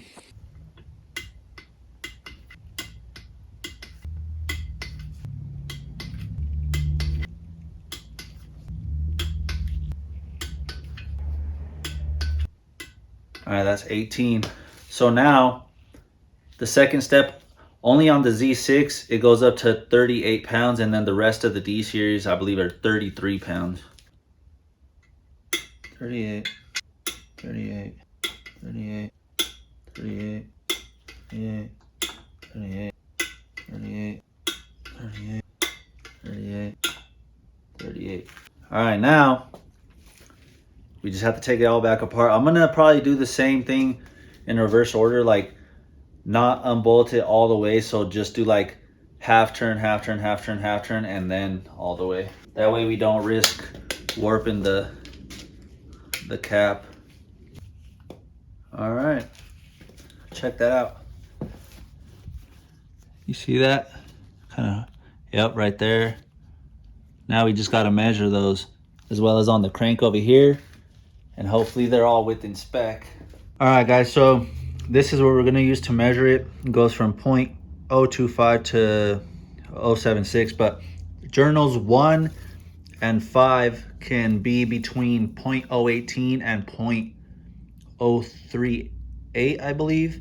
And then 2, 3, and 4 can be anywhere between 0.024 or 0.042. So yeah, let's fucking hope for the best, man. We'll just go 1 and 5 right now. So it looks like we got 0.038. Yes, sir. And then this side we got, let's just go this way. And this side we got, yeah, it looks like 0.038, right on the money. All right, so then for the 2, 3, and 4, it's pretty much, I'm gonna use the same ones, except we're gonna be at the limit of 0.024 and 0.042. So if it's a little smaller than 0.38, we'll still be good. So it's less than 25. but more than 38, 30, low 30s. That one's looking solid. It's sitting like right in between where we want to be. So we need it smaller than the top one, but bigger than the small one. Or I guess it could be even 0.038. Next one, bigger than that. Well, that's good. Next one, smaller than 0.25. Ooh, that one's closer. But we're still in the limit. We could go down to 0.42. That's good. Yay. Ooh, let's go. All right, we're within spec for all of those, man. We're looking good, man. We are looking good. So now I'm gonna have to take the crank out, try to get all this off of here, off of those bearings, and then throw some assembly lube on there, and then tighten that down for good, and then we can move on to the rods. This shit is so fun though. I can't wait till this is my full-time job and I could just focus on this all the time. But man, the time working on my cars just flies by, man. I don't even feel like I'm working. This shit's so sick. All right, so real quick, people have confusion as to how these thrust washers go. So the easiest way to remember is the flat side of the thrust washer sits flat on the block here. And there's only one place you could put them, so you can see it kind of has the cutout right there. And then the other ones just look normal. So yeah, flat side on the block, because the wording on the manual, I believe it says groove side faces out, which I mean, it makes sense, but some people I guess have problem with the wording, meaning that the grooves point out towards the outside of the block. But yeah, it's easier just to remember flat on flat. So now that we measured the clearances, we can put in the crankshaft for good. So now I'm putting assembly lube onto the bearings, making sure they have something good to lubricate them. And you can see how they get lubricated when you start spinning the crank. But with that goes on the main cap, followed by the bolts. And now we can torque them down to spec and see if this crankshaft rotates freely. All right, so now this time, since I'm torquing it down for good, I just wanted to set these where they went, but now I'm gonna take each one out one by one and then put a little oil on the threads, as well as like on the bottom and between the washer over here, just so we have like a better, that's just pretty much how it goes when you do these kind of bolts. Same with like the studs on the head and shit. Okay, we have her all torqued down. Now the real test is to see if it's gonna spin freely. So I should be able to just turn it by hand, man. Oh, look at that. Look at that. Fuck yeah, baby. Let's go. All right, now that that's good, so we're gonna have to pretty much do shit individually here. But before we do the rod bearings, actually, where the fuck did that end up? I have to go find, I just bought a ring gap or two. I'm gonna have to go find that real quick. All right, guys, so here's our setup for the piston rings. I got these off of eBay, some MPRs, standard size 75 mil. That's what we're gonna run with. I just got this in the mail from Amazon. It's the ring filer. And then luckily with these, they already have them numbered on the wrapper. So first, second, and then these are the oil rings here. This is the box for the ring filer, just numbered it 1, 2, and then I got 3 in here. There's that. That way we can keep all the rings separate for each individual piston. I'll do number 4 on just a towel or something, because I don't really want to spend time looking for another little box. But we have to keep them separate because, you know, obviously not every cylinder is exactly the same size. So once we file the rings to each cylinder, it just way better just to keep them separate. That way we don't have differences in the gap once we go to put it together. So there's really nothing to it. I'll show you guys the first one so you can see, and then we'll just crank on. So now it's time for the piston rings, and these are what creates the seal in the cylinder, because the pistons aren't exactly the same size as the cylinder wall, so these rings are what creates the seal. And you can see I'm separating them for each individual cylinder. That way we have them each going into their own one, because we need to measure them and The cylinders aren't exactly all the same, so we need to keep them separated. I'm just marking them with 1, and this is the number 2 ring, so I'm putting 2 dashes on them. That way I don't even have to think about it when I go put it together.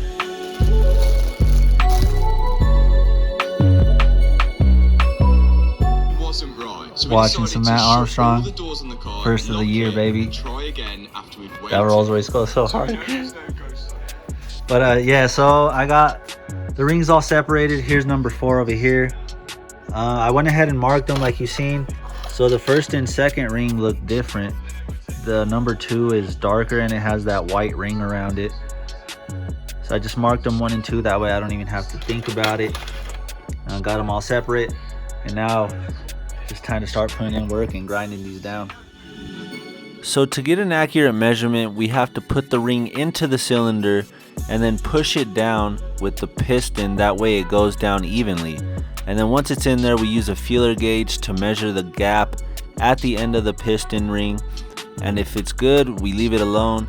Or most of the time what happens is they're a little tight, so you have to grind them down. And the gap just depends on your application. So for a turbo application, you would want a slightly bigger gap because it creates more heat, which means that the piston ring would expand more and you don't want them to touch or it could cause failure. All right, cool. Well, that went way easier than I could have imagined because I literally didn't have to do anything to the rings. They literally all are within spec. That's fucking sick. So the top ring and the second ring, they were pretty much, I mean, even the other oil rings, they were all like the same size. That's a pretty good job by NPR, I guess. I mean, I don't know. I thought I was gonna have to grind them down. The only thing though, so check it out. The top ring on all of them measured at 0.25, which is within the limit when they're new. And then so there's a service limit too, so they can be up to 0.6. So it doesn't necessarily have to be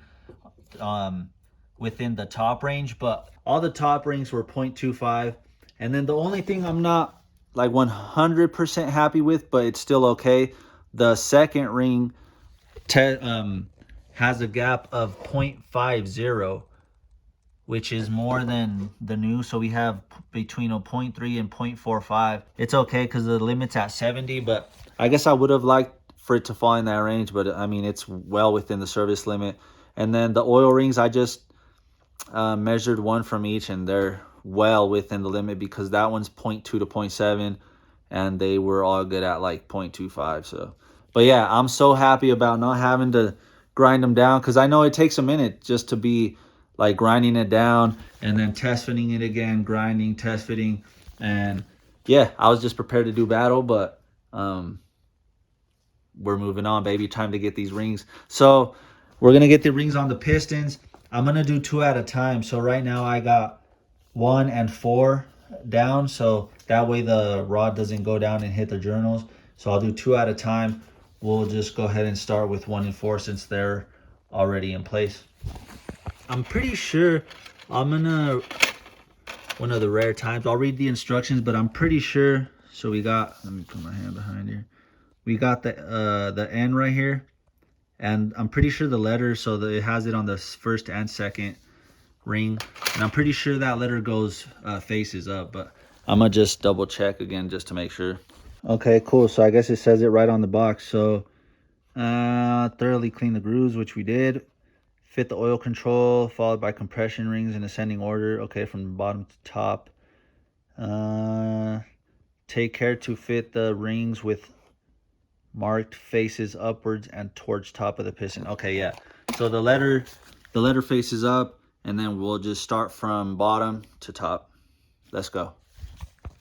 All right, guys, I got piston number 1 ready to go. So I got each of these rings. You can see number 1 is pointed to this angle right here. You don't want to put a gap directly facing the thrust surface here or the pinhole. So we got the top ring here. Number 2, you can see the gap right there facing the other side, the other end. And then we got the oil ring. So you got that one, and then this one that looks different right here in the middle is where the oil ring separates, or the spacer separates, and then we got the other one here. So they're like 15 degrees separated from each other. And I also got the new bearings in here. Check that out. and then we got the other one on the bottom half here. But now we could just use the ring compressor to start throwing them in here. I'm gonna do 1 and 4 since we got the journals facing down, and then we'll check the clearances on those, and then we'll come back and do 2, 3. So now this is the part where it starts to get interesting. So we're finally pushing in the pistons to the cylinder, but we have to put some oil in there just so it can have some lubricant and it doesn't score up the cylinder walls. But yeah, we're doing 1 and 4 to start, and then we turn it around and start measuring the clearances. All right, so now this is the part where it gets kind of tedious, because taking the rod caps off isn't exactly the easiest, and you just have to be super careful not to like mess anything up with the journals, you know what I'm saying? So I have to turn this so that it's about right there. That way we can get some access to that. And then what I have to do now is clean this off because it has some of that assembly lube, and then push the piston up from the bottom. That way it can see onto the journal. Throw the cap, well actually before I throw the cap on there, throw a piece of the plastic gauge on here, and then we could torque it down to spec, which is like 30, I think it's like 34 pounds or something like that. Then take it back off, measure it, and then torque it down again, which it should be good. So we just gotta get to it, man. All right guys, so as you can see, we got all 4 pistons in there with the rods, and I gotta be honest with you guys, I did just go ahead and throw the rod bearings in there without even measuring the clearances, just because it takes time, and I just wanted to get this video out. But I've just been thinking about it the whole time, and I'm not gonna be able to be comfortable or live with myself if I just send it like that, because I'm gonna be thinking about it on the first startup. If anything happens, I'm gonna be like, well, is it the bearings, yada da. So I'd just rather tear it back down a little bit and do it right, you know what I'm saying? I know there's people, and I guess I was part of that for a little bit, but I am gonna break it down and check it. So I know there's people that build Hondas and they're like, oh, I just throw the bearings in there, don't even check them, and it's still running. But nothing's more beautiful than peace of mind to me, you know what I'm saying? So we're just gonna go ahead. So I don't know why I didn't think about it, and looking at it, I can totally see. So you can see, look at the spacing on here. So this one sticks out further this way, and I was trying to torque it. I was trying to torque the cap from this side, and I couldn't get the torque wrench in there, and I couldn't set this shit up right to torque it until I put it all together, and then I realized I had more room on this side. So that was my bad. You know, I'm learning too. I've never fucking built an engine like this, but you know, I'm learning too. So yeah, long story short, I'm gonna break this down, but it shouldn't take too long because I could do 2 at a time. I just gotta turn this shit so that 1 and 4 are facing here, take the cap off, clean it because it has the assembly lube, put some fucking plastic gauge on there, check it, and we should be good. It shouldn't only take me like a total of an hour tops. So let's get it, man. All right guys, so the phone died while I was doing the clearances for 1 and 4, but they were within spec, not exactly where I wanted. The service, or the where they're supposed to be new, is 0.020 and 0.38, and the service limit is 0.05, and they were between 0.51 here and 0.38, which is kind of where 2 and 3 are. So I already did these. Actually, this one's the best one. What is it? Number 2. Check it out. So I think it's like a 0.38. God damn. Yeah, so that one's a 0.038, and then this one is super tight. It's close to the service limit, which, I mean, I'll still run it, but check that out. If I can get it on there.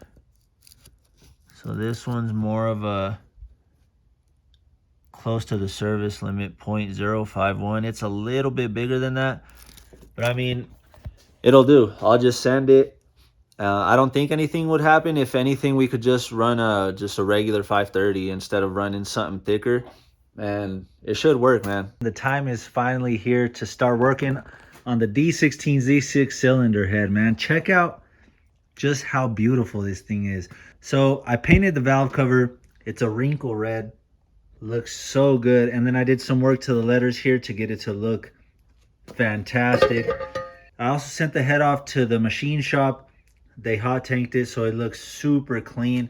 I ended up painting the front side here, which is the exhaust side, to match the block, because I also painted that for it to look like new. But now we're finally gonna get this thing together so we can put it onto the block, put the head gasket, torque it down and all that good stuff, and finally have this thing be a full engine again. You know what I'm saying? It's been a long process and I'm finally ready to get this thing together and start throwing it in the car and firing it up, man. We got things to do with the car, you know what I'm saying?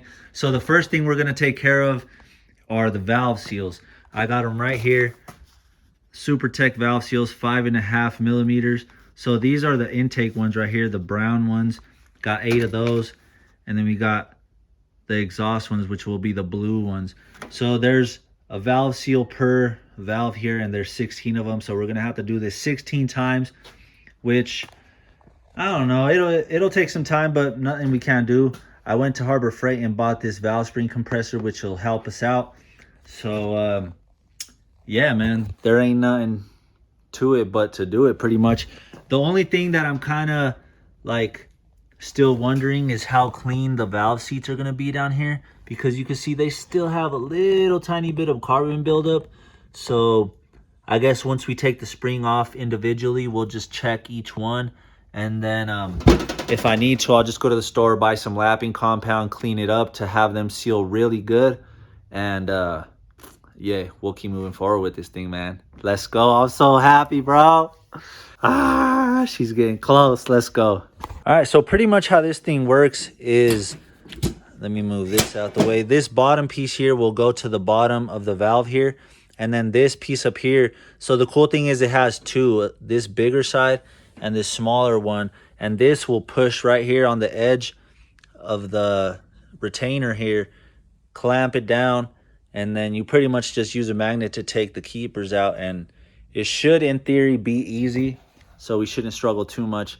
It just, I think the hardest part about this is going to be to take the old valve seals off, depending on how bad they're stuck in there. Usually I've seen them be kind of stuck and you got to use fire to take them out, and I've seen people just use some channel locks and pull them out. So hopefully that can be us. So I've been trying to adjust this thing, and watch how easy this is now. Look at that. You ain't even got to put no effort and it's already squeezing it. So with that, then I'll come with this magnet, grab the keepers. So there. Get that one. And then we slowly, look at that. That took no effort, man. Beautiful. That's so sick. So now you can see the OEM ones. Those are all green. Hopefully we don't have no trouble taking them out. Ah, no. It's hard. Fuck. I guess we could just take out the valve and see if we could just take it out some other type of way. And I guess that'll, oh, they don't look too bad actually. So these are the valve seats right here. We could probably just clean up all that carbon, and then let's see the bottom of the head. That does look kind of dirty. I'll try to clean it up first before I try to do any kind of lapping, but to me, it looks like I'm gonna have to go get some, it's called lapping compound. We just put that onto the valve seat right there, and then I can use a drill to spin that in there, and it'll create a new fresh seal. So it looks like that's the route we're gonna have to go. All right, guys, well, that actually went really smooth. I'm so happy about this tool. Harbor Freight, man, 60 bucks. That shit is a lifesaver. I literally did this in like 20-25 minutes, if that, and look how good they look just chilling here. But now it's time to try to take these valve seals out again. I'm gonna be using these channel locks, same thing that I used earlier. I did look up some videos to see how other people did it, and they just literally grabbed some fucking pliers and just went back and forth. So seems like that's what's seems like that's what's gonna work. So yeah, we're about to give that a try again. All right, guys, I think it's about to come out. I just kept spinning it around. There we go. Hell yeah.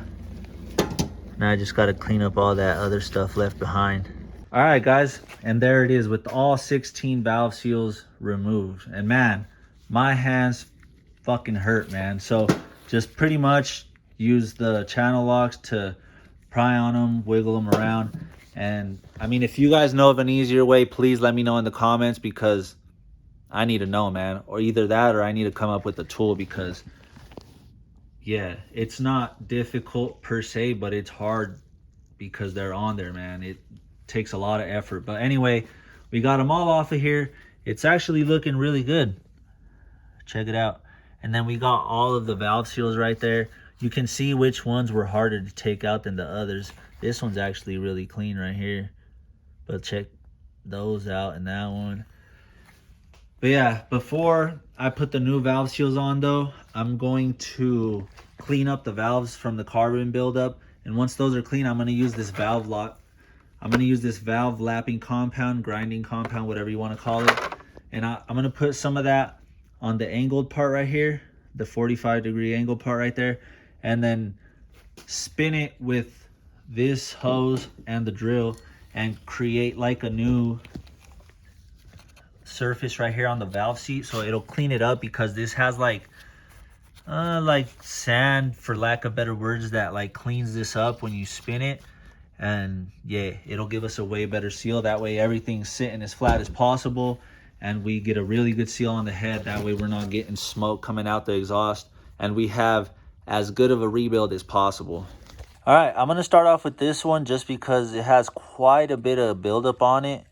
I'm just gonna start off with something light, the degreaser and the steel brush, and hopefully we can get all of that off. I'm not gonna worry about this bottom side just because I've heard it's way harder to take the bottom side like carbon buildup off.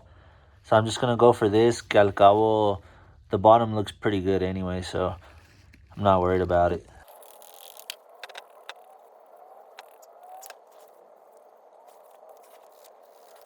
Well, so far, I don't know, it almost really didn't even do anything. So I think what I'm going to do is use the wire wheel on the drill, and I think that'll get us to where we want to be, because that's not it.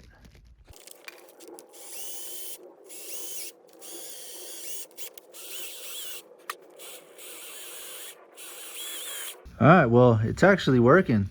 Look at that.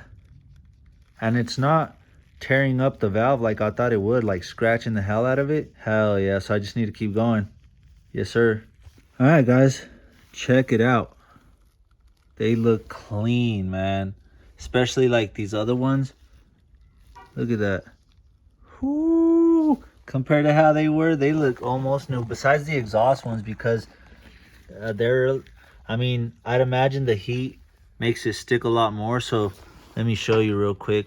And I noticed the exhaust one's even bigger, but you can see how much better it cleaned off than the exhaust ones. I did the best I could. I don't want to take too much time. I just wanted to clean them so they're not going in the same way as they came out. All right, guys, here's my little mechanism that I made. That's the length of the hose that I need. And then I just use a zip tie down here. And now that holds the valve in really good so it doesn't slip out as I pull with the drill. And then this other end will just, boom, slip into there, and then I could tighten that. But honestly, there's just no quick way around this. We just got to put in the work and be patient, because we don't want to cut too much off of the seat. We just want to do enough to where it cleans it up, and it more or less kind of looks like this one. A little cleaner, but yeah, you can see like these ones, how bad those are. So we just want to get that clean, but without taking off too much material.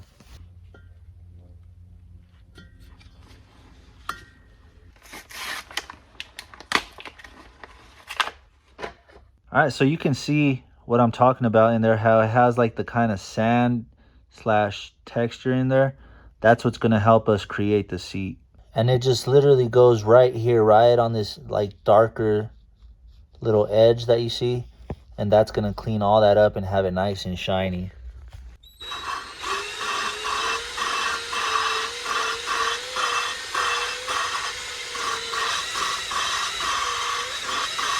All right, let's check that.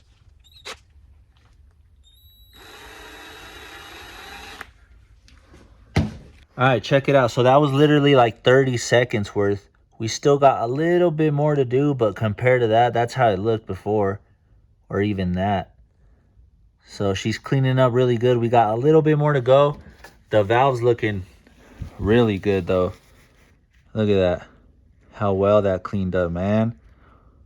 Whoo! All right, ladies and gentlemen, look at the seats now. I got them all done, all 16 of them. Look how clean they're looking, bruh. Compared to how they were, shit, they look almost brand new. Look at the, hell yeah. These are the exhaust ones. And then the intake ones look so good just because they cleaned up so much better. Look at that. But yeah, just for some reason on these, the carbon buildup on the exhaust ones was just way harder to take off. Probably because it just sees more heat. But yeah, we're all fully done with this. Kind of tedious, but now we can flip this thing back over and officially start putting in our new valve seals. All right, so I got the new valve seals now. These blue ones are the exhaust. The brown ones will be for the intake. And to put these on, I will just lube the top part of the valve guides here with a little bit of oil, just some regular, that's 5W20, but you can use whatever. And then I'll use a 10 mil socket here that fits perfectly over the valve seal to just hammer it on lightly. And that's pretty much how that goes. It should be pretty simple. I hope you don't run into any problems and it goes smooth, because from here, progress will start to ramp up quick, because this is pretty much the end of all the tedious work, like cleaning the valves, reseating them, taking the valve seals off is kind of tough. So from here, we should be able to expedite this shit quite a bit. All right, so first some oil for some lubrication. Well, just over the tip of that. Grab our new seal right here, one of the blue ones. Put that on there.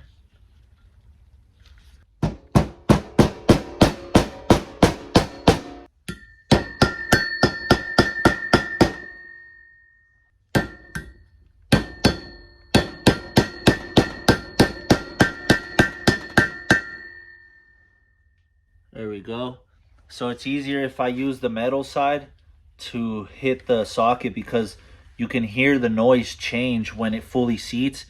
It'll sound more solid.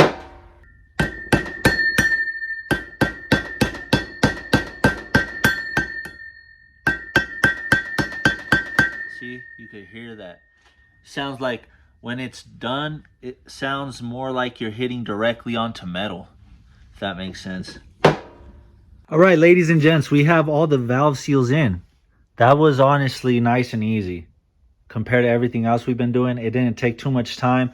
Just a few hits on each one. And once you hear the metal change from, like the pitch, once you hear it change from hitting it, that's when you know it's fully seated.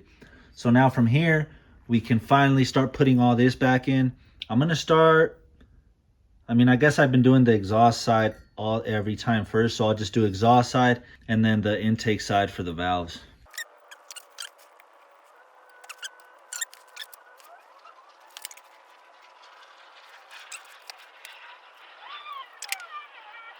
There we go. Now just slowly back it off. All right, well, we're finally all done putting the valves and the springs back into the head. She's looking good, man. I gotta say, this clamp, although it's from Harbor Freight, man, those 60 bucks that I spent on it, it performed perfectly, man. But now this is the part where it's gonna start coming together fast. So we're gonna need this seal before we can do anything. So this goes on the end of the cam here, on the gear side here. So we need to put that in first before we could put the rocker assembly on. See, and this is the seal right here that I'm talking about that needs to get replaced.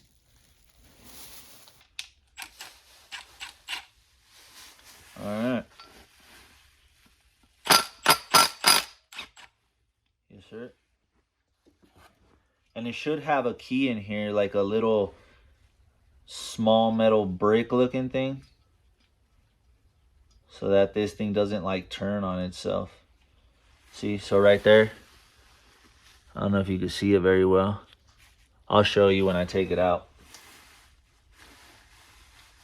Damn, hopefully this isn't like seized on here. Oh, there we go. Damn, it'd be cool if I could, I mean, this will do, but having that nice aftermarket cam gear would be pretty sick. Looks like the cam gear has it built in, but you can see it right there. That little notch right there.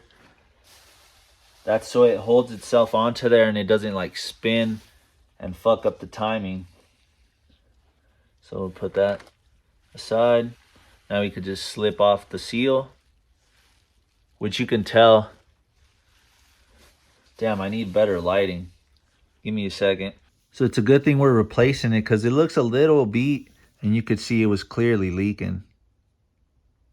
So good thing I ordered that. This one right here, the Falpro, that's the part number for the Z6.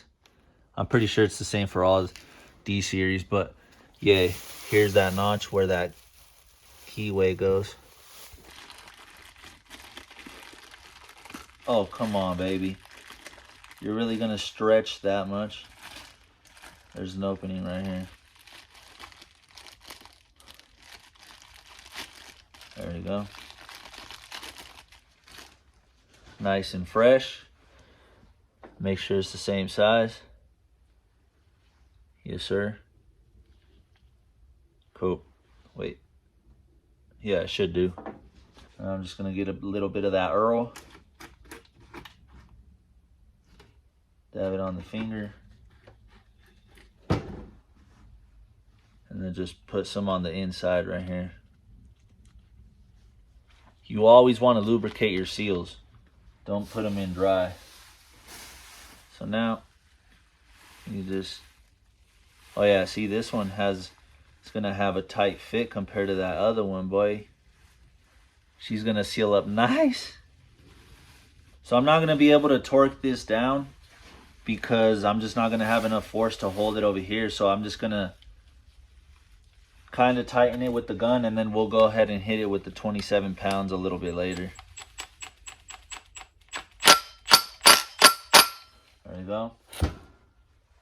So I'm gonna be using the same thing I've been using for like the bearings and stuff, this assembly lube. But before we do that, I'm just gonna go ahead and give her a quick once over, wipe her down. So there's no bearings on the cam, it just rides directly on the cylinder head. You can see the marks on it. Just gonna do a little bit. I'll just do that little bit to start. That way it's not falling everywhere, and then I'll spread it after I finish cleaning the cam.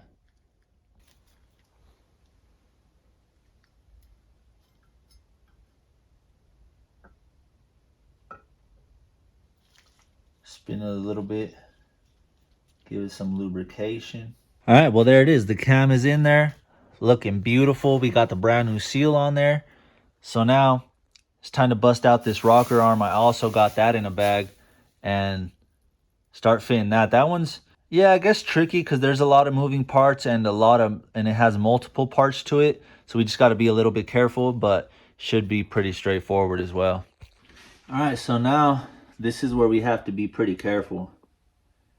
There's a lot of moving parts around here. Just gonna go ahead and put some lube on all of this right here.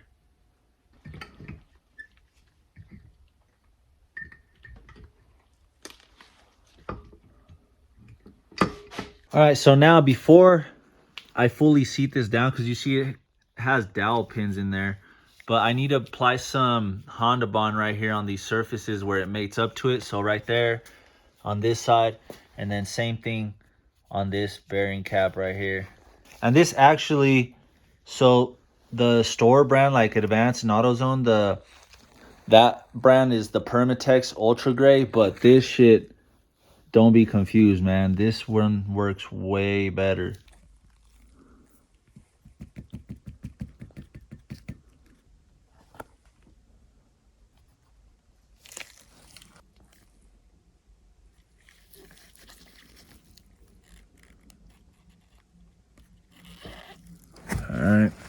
right, so from here, I just gotta tap it this way a little bit to have these dowel pins sit over. There we go. And then I can start tapping her down. I think everything's good. All right, so now that we got the dowel pins lined up on the rocker assembly, the only way it's fully gonna seat is if we put this top cover on and then we start running the bolts down, because now since the rocker assembly is in and we also have the cam in here, as we start to push down, it's gonna start pushing on the valves. So there's gonna be pressure on this thing. So there's no way we're gonna fully seat it just like this. We have to run it down with the bolts. So this arrow here, that arrow, I don't know if you can see it real good, but that points towards the cam gear. There we go. So now we got these smaller bolts over here.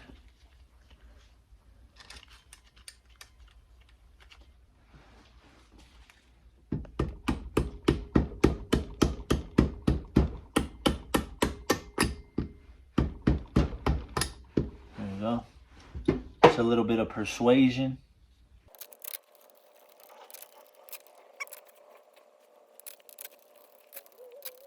All right, now don't freak out.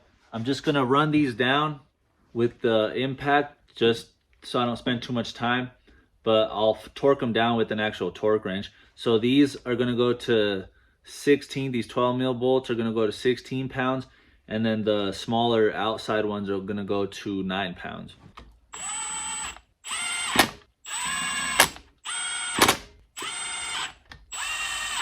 And this does have a torque sequence, so you want to start from inside out. So 1, 2, 3, 4, 5, 6, 7, 8, 9, 10, and so on. Because since it has pressure, you don't want to just do one side and then the other, or else you'll risk like warping this thing. All right, so we're going to start again from inside out. These 12 mils are 16 pounds.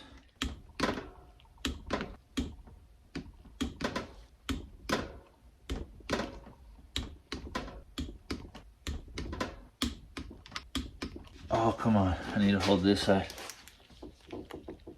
There we go. Now, if I turn this thing over, we should be able to see some valves open now. All right, so check it out. We got 1 and 2 open, and then these 2 over here. Yes, sir. Making progress, man. Ooh, we're getting closer, bruh. So now, I believe we're ready to throw this thing onto the block. Put the head gasket on there and torque her down, man. And then after that, we just got to do timing and then some sensors here and there, and she'll be ready. I've run into a little bit of a problem. So I'm getting ready to install this front main seal on the oil pump here. It actually looks like the cam seal that we installed earlier. I wonder how much different it is, but so that's easy. That just goes right there. But then the thing is, back here, right here, there's an O-ring, which I already took out. And there's no way we can reuse this. Like, look how flat it is. And it just feels, it almost doesn't feel like rubber anymore. It feels like it's just going to crack. But I don't know where I'm going to get that O-ring, man. I had my little kit here, but the biggest one's too small. So I'm going to have to do some digging, because I mean, I could still go ahead and torque the head down and stuff, but to do the head and stuff, but to do the timing, I'm going to need that O-ring, because I need to put that oil pump on before I do the timing and stuff. So, oh, damn, man. I guess I could go home and spend the night trying to go to like AutoZone and O'Reilly's and see if they have that by chance. But yeah, hopefully that doesn't hold us up. All right, so this is what's going to make the magic happen between sealing the head to the block. We got the Cometic head gasket. It is equal or better to than the OEM. It's a MLS multi-layered steel, so that should hold up no problem. And then I was going to get ARP head studs, but they were 150 bucks. And although I can reuse them, I didn't really see the point in spending that when I got these Molly ones for $50. And when I thought about it more, I was like, I'm not going to spend $100 more when I'm just staying NA power. So If I was boosting it, of course, I'd have got the AR piece. But since, like I said, we're staying NA, I'm just going to try to make this as affordable as possible.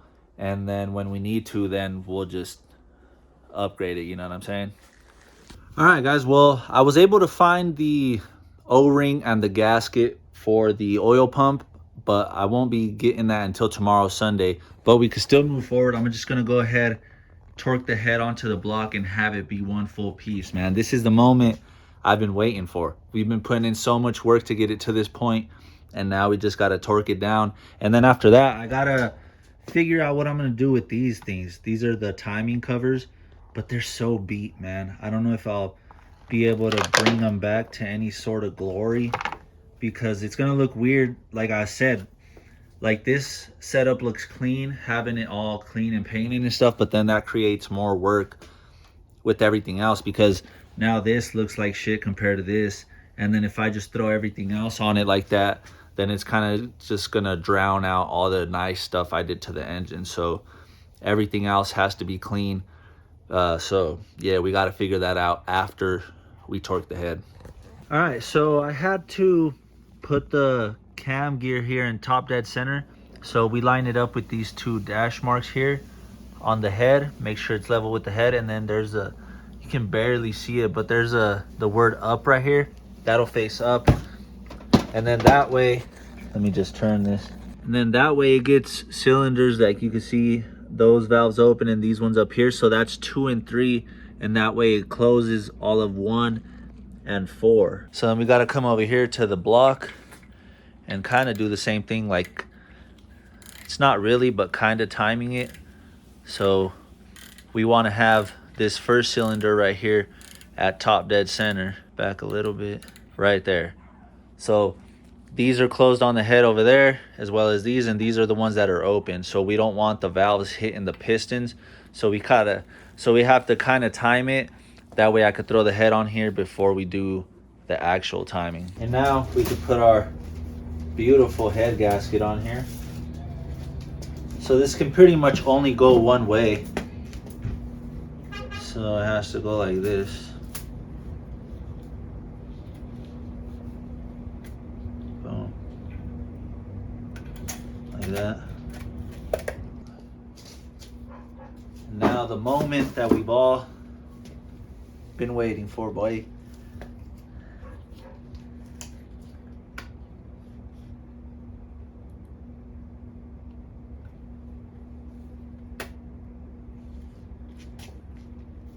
Can't see.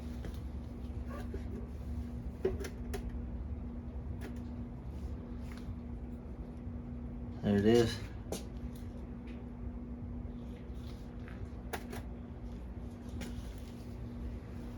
I just need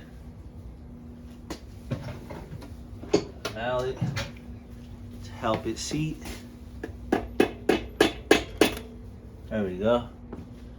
Just fell into place. Ooh, let's go, bitch. Fuck with me, let's go.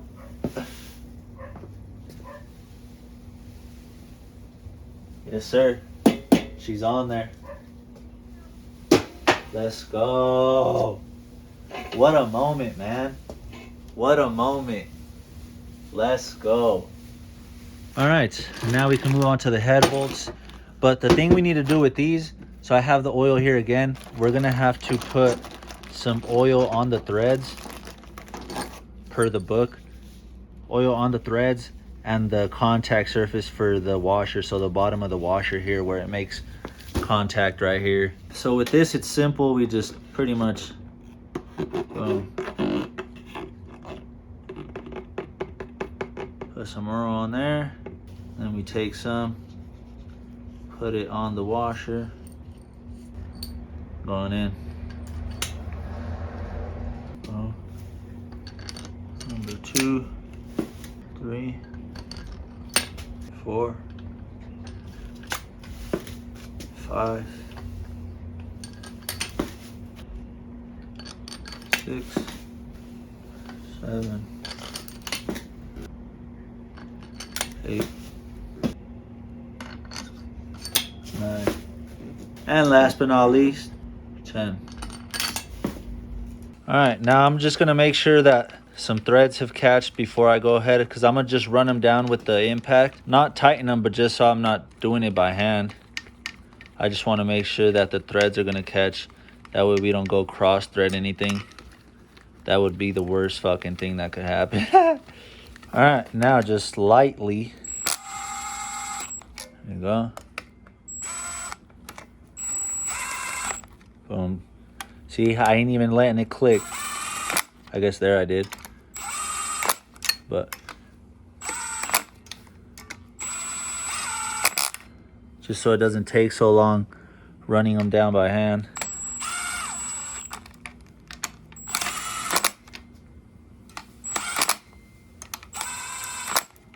All right, so now that that's on, we got to torque them down. I wrote them down right here. So the first step is 22 pounds, and then we'll go with the second step at 53 pounds.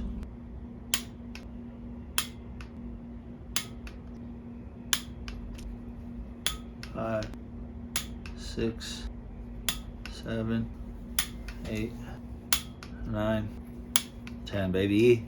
Let's go. If you haven't already, make sure you hit that subscribe button and you hit that like button as well, because this is my first time ever doing it, man. We've been building this from literally from the bottom to the top, man. So now from here, I could focus on these plastic pieces and see what I'm gonna do about that. I'm gonna do some research. I'm gonna see, because my sister just pulled up in her hatch and she has a 96, so it's the D16Y7. So I'm gonna see if the timing cover's the same. That way I can order one, because they don't sell one specifically for the Z6 for some reason. I've been trying to look and nothing comes up. It's all from the 96 to 2000. So I spent some time looking, and unfortunately it seems like we're just gonna have to run these. This top one, I can probably get a new one, because that is for sure the same. But the bottom cover over here, that one's for sure different. I don't know why they don't sell one specifically for the Z6. It's only the Y7 and Y8. It's weird, but it's not the same. So I'm gonna have to figure something out with that. I'll probably have to power wash them and try to see how good I could get them to look. Maybe if I get them clean enough, I could spray them. But yeah, I don't know. So instead of focusing on that and wasting time, I'm gonna just keep putting stuff on, like the oil filter. I got it right here. It's Sunday today, so I'm gonna get that O-ring for the back of the water or the oil pump right here. And then I already do have more sensors, so like the one that goes here for the coolant temp, the sender, and all kinds of other stuff. So actually, and I got that VTEC. I'll need to clean it too. So here's the VTEC solenoid. I have the gasket, and then just a bunch of other parts in that box. All right. Oh shit, I almost dropped it. We got the oil filter ready to go on.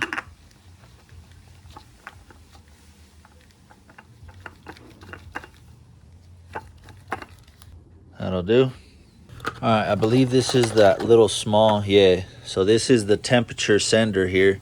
It has that one wire cable that looks like a pin. So that, I don't believe, should I? Oh, I guess it has. Someone previously put silicone. I'm gonna clean that real quick.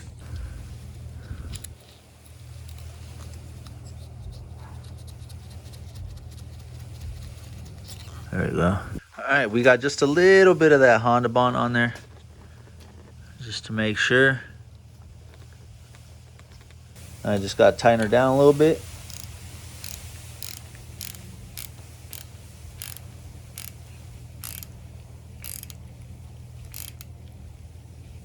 Right about there. Happy with that. All right, next we got this beautiful sensor. This is the temperature sensor. This other one's the sender. And this one for sure doesn't have to have any of that Honda bond, because it has this O-ring right here. So this one we do have to run it all the way down though. This one I kind of just did until it felt tight. Not too tight though, because I didn't want to strip it. But this is probably gonna be like a 17 or something. Let's see. No, that's definitely bigger than that. All right, third time is the charm. Yay, 19. All right, cool. That should be good. All All right, guys, next part going on is this VTEC solenoid. I spent so much time cleaning this thing, man. I cleaned the bolts on it. The only way I could have gotten it cleaner is if I ice blasted it. I got all up in there, cleaned the bracket, painted the little body of the solenoid up here. New gasket in there, new gasket in here. So yeah, let's bolt this thing on, man. She looks so good. I'll put a before on the screen real quick so you can see the transformation.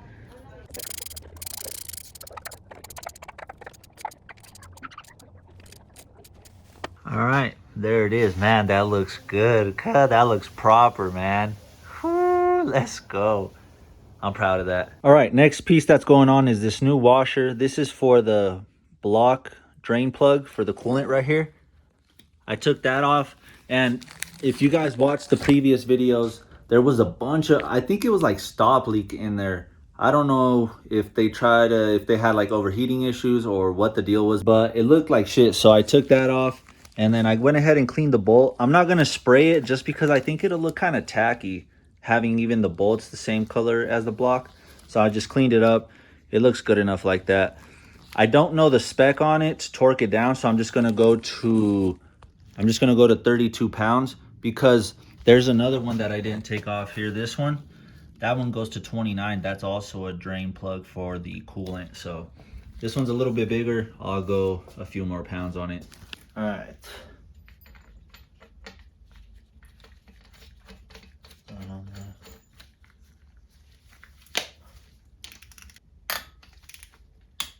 All right, next item. Look how clean this thing is, man. I cleaned it. It looked worse than that one, honestly. And look, I mean, besides buying a new one, shit, that looks so good. It does have this little bit of just yellow staining because I'd imagine from like the cam seal leaking, it just built up right there and it just kind of stained the plastic. But fuck, let's go. That looks so sick. I do have to take the cam gear back off, but I haven't torqued it down anyway. So yeah, we got to get that on because this thing goes behind that and it doesn't slip in behind it.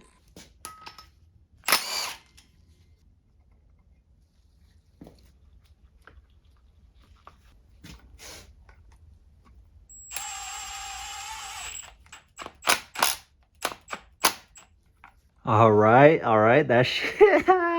This thing's slowly coming together, man. Looks so good. All right, so now we can finally, that's the O-ring I was waiting for. Goes right here.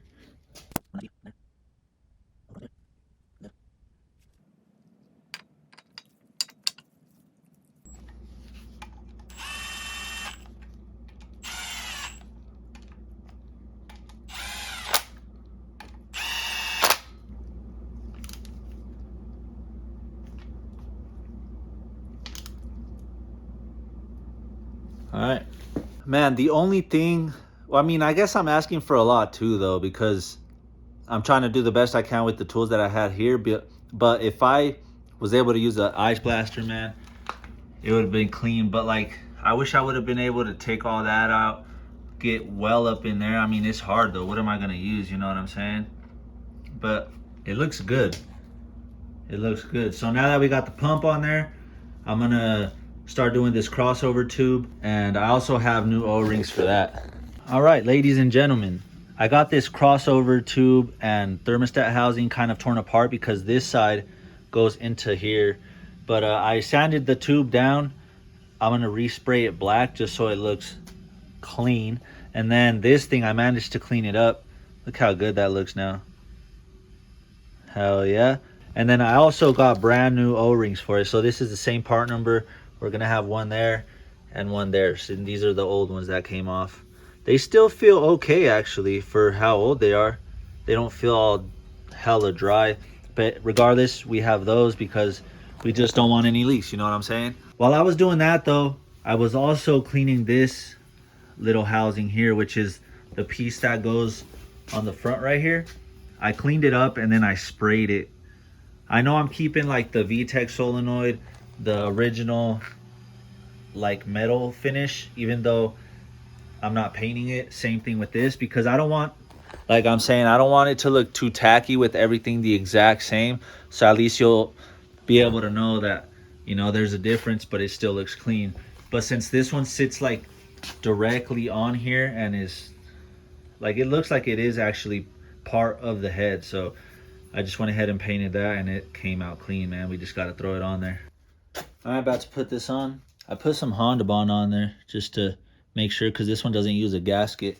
And then I put some on the bolts too.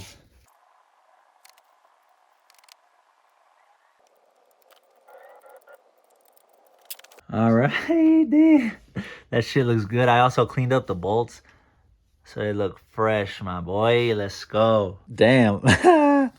This thing turned out sick, man. It almost looks like a brand new piece. That black just made the coolant pipe that much better. Hell yeah, she looks official. And then we got new O-rings on each of the sides. I just lubed it up with some oil before putting it in on this side, which is what I'll do over here too. But yeah, that just helps slide it in. And plus, you never want to just install your O-rings without lubricating them. So we have to have oil on there anyway. But yeah, we got a solid seal, man. It's time to put this thing in.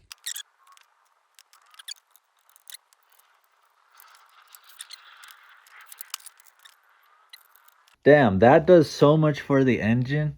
Holy shit, it makes it look so much more complete, even though it's just that piece. Hell yeah, it looks so good. Oh, let's go. All right, this is the next piece that's going on. It's what's called a breather box. It's pretty much like a catch can for the engine, like factory. It just has this piece back here that goes into the block down here. Put a new O-ring on there, cleaned it up. It looks so good. It almost looks new.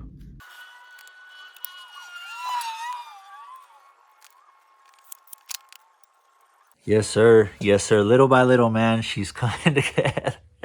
That's so sick. Let's go. All right, ladies and gentlemen, now we're getting to the serious part. So this is the timing belt kit that I got. It has the water pump and all that. It's a Gates. There's the part number for you. So I prefer Gates over anything else that they sell, unless there's like this company called Aisin, AISIN. That's like original manufacturer, but you rarely find that. And I don't know, I've always had good luck with the Gates, so that's what I'm doing, man. It's just as good as OEM, and I've never had an issue with it. Timing belt looking real nice. The water pump, brand new tensioner, looking clean compared to that. And then the new spring. Damn, look how much more compressed this one is than this one. That's crazy. That's what happens over time.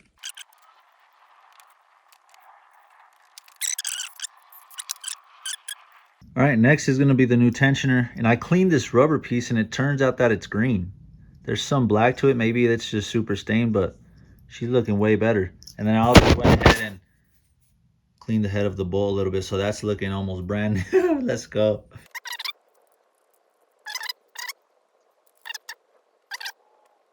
All right, and now for the final piece of the puzzle, we got to do the timing belt. So first we got to put this little washer on, and there's like a side, I don't know if you can see it, that like sticks out this way. That points towards the block on the back side here. And then we got this to go on there. The gear, it only goes one way because it has this key on it, which goes on this notch on the crank. Boom. And then we want to align, you can see this notch here with the arrow on the oil pump. So they're pretty much bang on right there. And then up here on the cam, so on the Z6, you want to line up this mark on the cam with this pointer here on the back cover. There's other D series where you line up these two marks here level with the cylinder head, but on the Z6 it's like this right here. And then there's this second washer, and the second washer, so you find that lip again, but this time it has to point away from it, because if it's pointing towards the belt, it's just going to ruin it. So it'll sit sandwiched like that. All right, so now the timing belt. Now per the book, it says to go around the crank here, up above the tensioner, around the pump, and up around the cam gear. But this backside here is the intake side. Here's the exhaust, and the engine rotates like this. So if it rotates like this, this is the tension side because it's pulling down on the belt. So I like to go this way, just straight up around the cam, and then around that way. That way we can have the tension here and the slack here.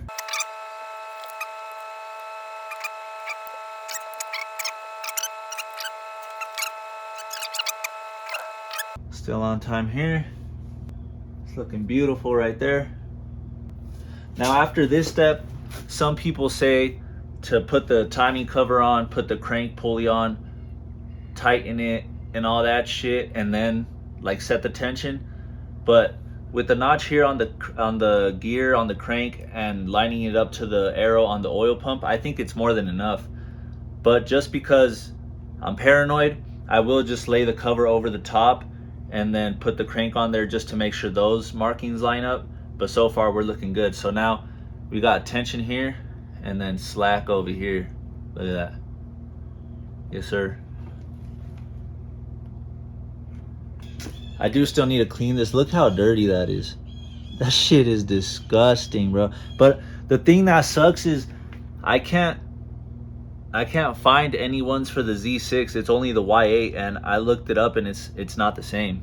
I tried to look at pictures just to see if the mounting holes and everything was the same, but it's not, man. So this is one of the things. Like this one, I cleaned it up and it actually turned out really good, so I didn't have to buy another one. But this one, even though there's a good chance that we could clean it up just as good, I would have rather still got a new one, because you know the new just looks absolutely fresh. And plus this one's covered anyway by the other top cover, so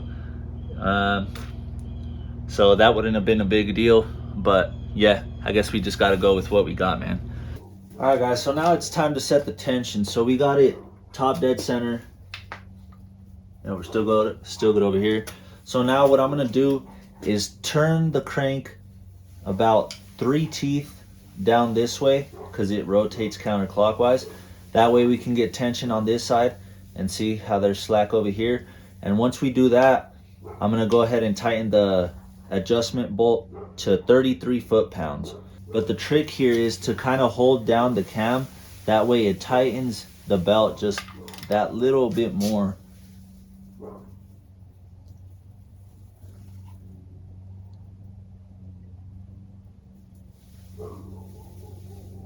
Keeping pressure over here.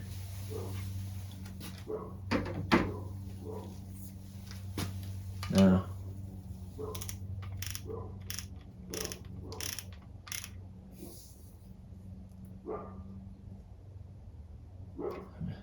let's check that. Oh yeah, see, that feels nice. And then look at, and then yeah, that feels good. Hell yeah. Now we're just gonna tighten this down. 33 foot-pounds.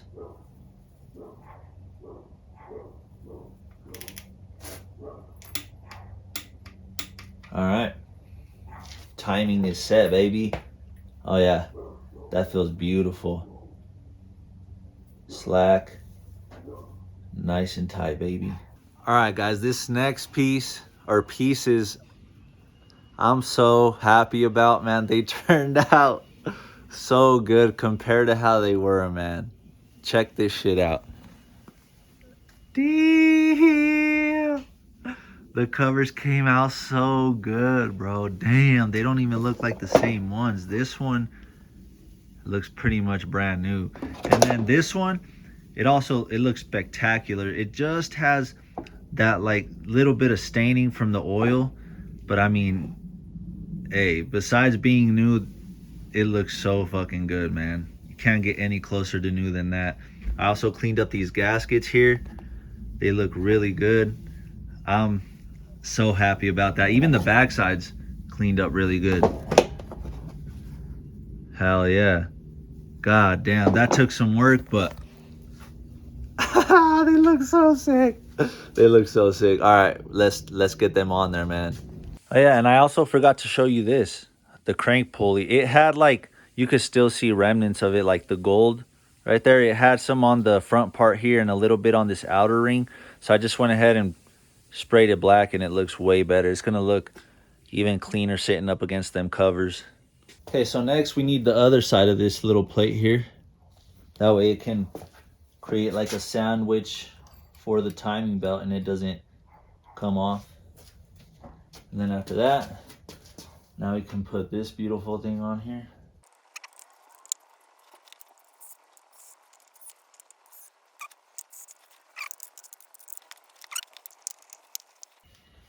And I know you guys in the comments are gonna be like, hey, but you gotta put this mount in first. Yes, we do, but this is for just the effect, you know what I'm saying? That way we can have it as part of this video, because I still need to clean all that, and that's gonna be a whole other process.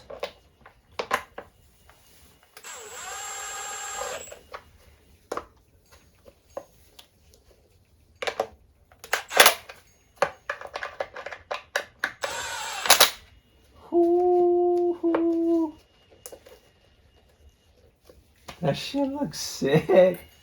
Let's go. That's still spinning in there. All right. And then I'm just gonna put this crank pulley on there without the key for now, just because we don't need it for right now. Because then, I mean, obviously this is gonna come all back off, but like I'm saying, just for the effect, you know what I'm saying? Ladies and gentlemen, this thing is coming together so good, man. At this point, if all this work doesn't deserve a subscribe and a like right now, I mean, I don't know what else to do, man. Let's just throw this on here real quick, because this valve cover has to sit over this top plastic piece. Let's get that side angle. Let's go. Let's go, man. All right, ladies and gents, the distributor is the next piece going on.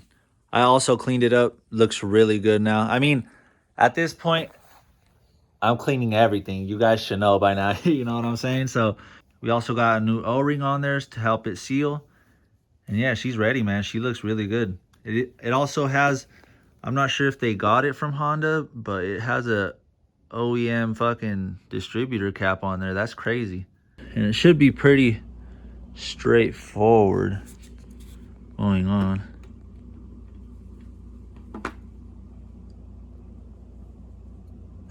There we go. Nice and easy. Now this thing, the distributor, I'll just leave it loosely on there, because then we'll have to come back when we go to fire it up. We'll have to get a timing light to time it. I think it's supposed to be at like 14 degrees. So yeah, whatever that will be, that's what it's gonna be. All right, there it is, man. I'm telling you, every piece we add just makes it look more official, man. Hell yeah, she's looking good. So in a moment like this is when I feel fortunate, because I'm getting ready to clean the intake, and luckily I have two to choose from. And I've been looking at them, and I think I'm gonna go with this one, because I mean, look at the condition. Just first of all, that is crazy. I don't know why this one has so much oxidation compared to this one, but I'm just gonna go ahead with this one. This one's more complete, but I figured I could just strip this one all the way down so I could clean the intake by itself, because I actually bought some aluminum brightener. This is the first time I'm ever gonna use it, so I hope we have some good results, because it'd be nice to not have to scrub so much after all the cleaning that we've done, man. And supposedly it's supposed to clean it really good without scrubbing and remove oxidation. So that's what I'm hoping for. And then any extra parts or anything that we need, well, real quick, we are gonna need to switch this over. So we're gonna need a gasket for this. We're gonna need to switch this piece over, the fuel pressure regulator. I'll need a O-ring for that. And then we have this, we have the throttle body, we have that. Okay, so not too many things. I also do have the brand new sensor for that right there. That's for the intake. And whatever else we need, we can just make one good one out of two, not bad ones, but two, I guess, parts ones.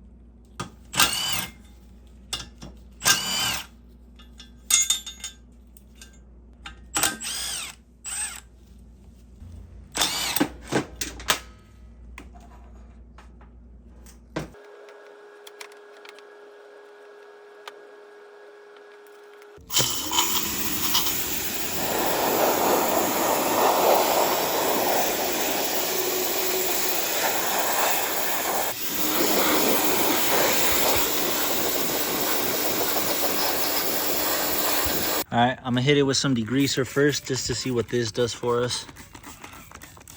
Get most of the grime off before we do the brightener. That way it doesn't have to do that much work.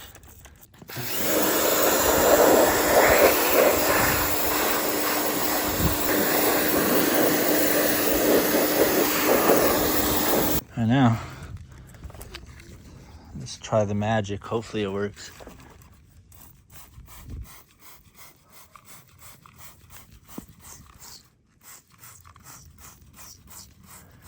Damn, the degreaser did a good job by itself.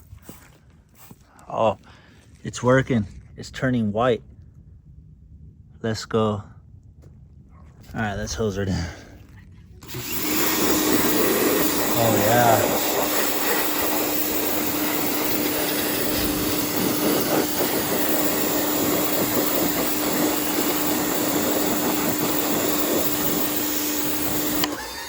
Yo, that shit looks clean. I don't know if you could tell on camera, but it looks like I painted it. Oh my God, why didn't I do this to the engine? That looks great. Holy shit. All right, and that's after 2 passes or 2 sprays with the fucking brightener. That shit looks crazy. It looks brand new. My God. I don't know why I didn't think about that for the engine, man. I'll just do it for the trans, I guess. You know, we live and we learn. I don't know everything, so time to hit this side. All right, ladies and gentlemen, to say that I am pleased with this aluminum brightener is a fucking understatement, man. Look at this thing, bro. God damn. Let's go. Oh, you guys don't even know how much time that saves, man. I should have just done it to the engine, but like I said, hey, I don't know everything, man, and I don't claim to. But check this thing out though. But now you know that I know, we can do it with the transmission. But look at this shit. It looks like I bought an intake. Besides right here, it's all pitted and stuff. But hey, it's 100 times better than what it was, baby. Let's go. Let's go. I kind of cleaned this. I didn't want to go like anywhere near as crazy on the throttle body just because I'm paranoid that something will happen to it. So I'd rather just kind of clean it and have it look okay.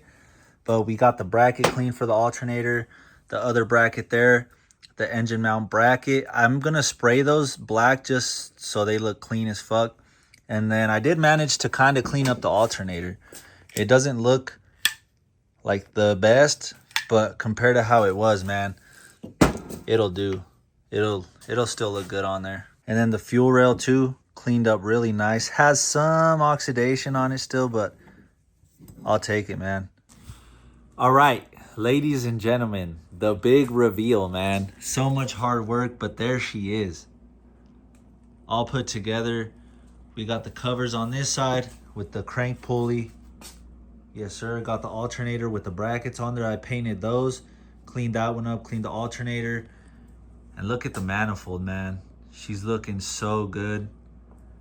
God damn. I transferred a lot of pieces from the old one, like the fuel pressure regulator, cleaned that up. I had to transfer this over. The IAC, cleaned that up. Look how good that looks. But yeah, and then we got all this going on down here too. We got the support bracket that goes from the block to the bottom of the intake.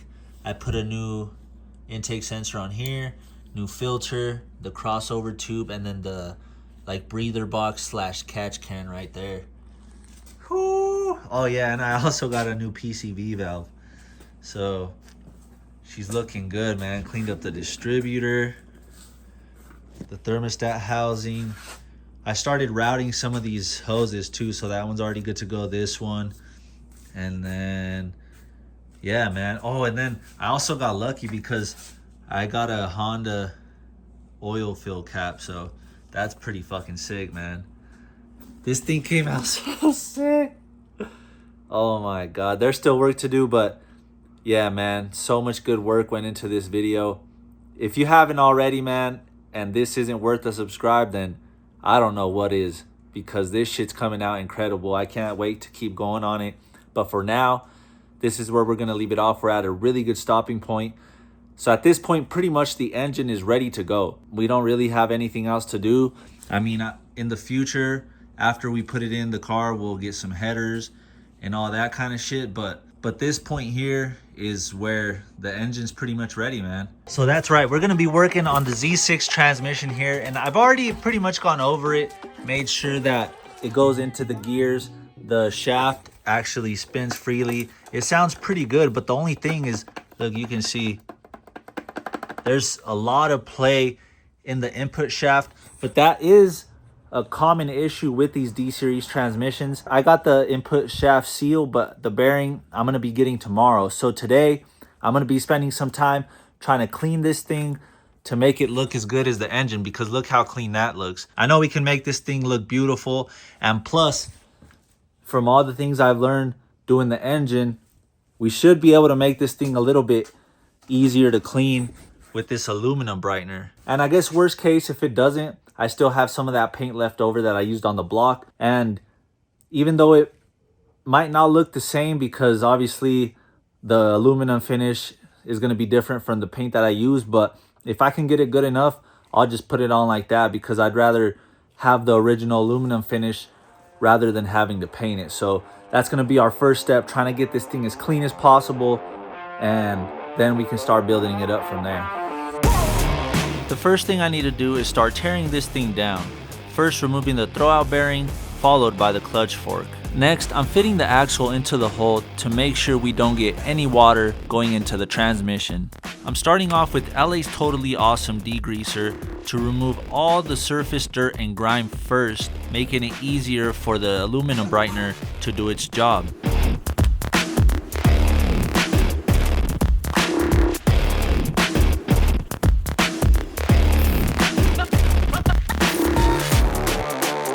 All right, ladies and gentlemen, after that was like a couple hours of just straight scrubbing, degreaser, aluminum brightener, and just repeating the process, but after some time, man, this thing, I'm so happy with how it came out. Look at this thing, man.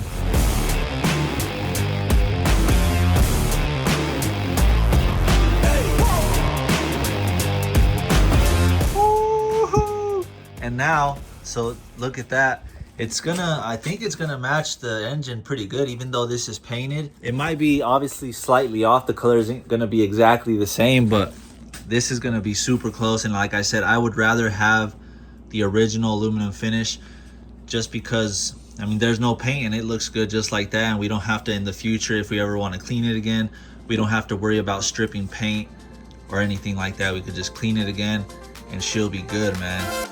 We got the parts just as we were finishing cleaning the transmission. This is the input shaft seal, and this is the input shaft bearing. I also bought the left and right side axle seals because it's way easier to replace them when the transmission is already out of the car. Now there goes the reverse light switch, and we're also going to be changing the speed sensor to the older style one. So the internal piece is pretty much the same like the shaft that goes in, which is this, but you can see how much different it is right here. So this is analog. So on the hatch, on the EF hatch, it has like a cable that pretty much runs from the back of the speedometer on the dash through the firewall down into this thing. And as this thing spins, so does the cable, and it tells you how fast you're going. Let me show you, because I already installed it on the hatch. I got it at the Junkyard. I actually got 2 of those speed sensors from the Junkyard just in case. But look, check it out. So this is where it comes through, and this is the end of it. So this part spins, this little end piece, and then it spins up into the dash, and it tells you on the dash how fast you're going. Whereas the other one is just part of the harness, and you click it in and it's electrical. But yeah, this is a pretty cool style, just because, I mean, it's old school, but it saves you from having to do wiring in case something happens to it. So now that we have the speed sensor out, you can see how similar it is to the older one. Same style sprocket, but just a different way that they operate. But now I'm draining the little bit of oil that's left in the transmission so I can take out this plug, which will give us access to a snap ring that we need to mess with to be able to crack this thing open. Okay, so the reason we needed to take this plug out was because we need to get to this snap ring that's in here. You can see it right there. So we need to open it up. We need to pry it open with some snap ring pliers because that's going to allow us to pop the case off. But now before we mess with that snap ring, we got to go ahead and take all these 12 mils out from all the way around.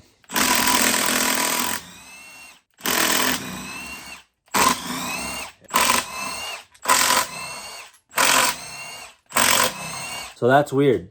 We got our first like kind of weird situation going on here. So I counted 13. So 1, 2, 3, 4, 5, 6, 7, 8, 9, 10, 11, 12, 13 holes.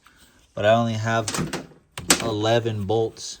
1, 2, 3, 4, 5, 6, 7, 8, 9, 10, 11. So for some reason we're missing 2, but I think I got a whole bin full of shit. So I think I might have 2 to save this thing. And I just got these from not AutoZone, Advanced Auto Parts.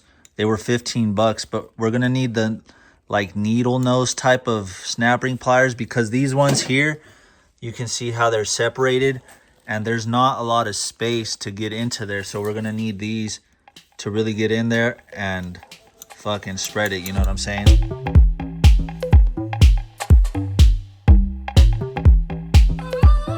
Damn, she's actually looking really good, man. All these gears look nice. They don't look beat up or anything. The synchros up in here, they look good, man. Got a little bit of debris right here. Nothing too crazy. We can clean that up. It's nice to see how clean this transmission is after 30 years of use, man. Shout out Honda. So now that we got the back half of the case off, we could focus on taking it apart. First, it's these 2 bolts for the bracket, and this gear here is what activates the reverse. From here, all I have to do is a little bit of cleaning just to remove the old silicone with this plastic razor blade. That way we have a nice clean surface to lay the new bead of silicone. Now here you can see me using zip ties to try to remove these gears together to make it easier, but it wasn't going to plan. Alright, so I'm an idiot. I forgot the most important, well, one of the important parts of tearing this thing down, and it's like one of the first things I should have taken off, which is like an Allen bolt. So let me flip this thing over carefully. So inside here, you see that one right there? I need to take that off because then after that, I need to take this 12 mil bolt out, which is part of like the shifter. It comes out to right here. But yeah, I'll have to take that 12 mil bolt out to then be able to take all this out. And then there should be some shims under here that I can remove. And then from there, we can just pull the diff out and start changing what we need to change. All right, so we got, so on this one, you got to be careful because this is kind of like a special little 12 mil. And then it has this washer here. So don't lose that. See that?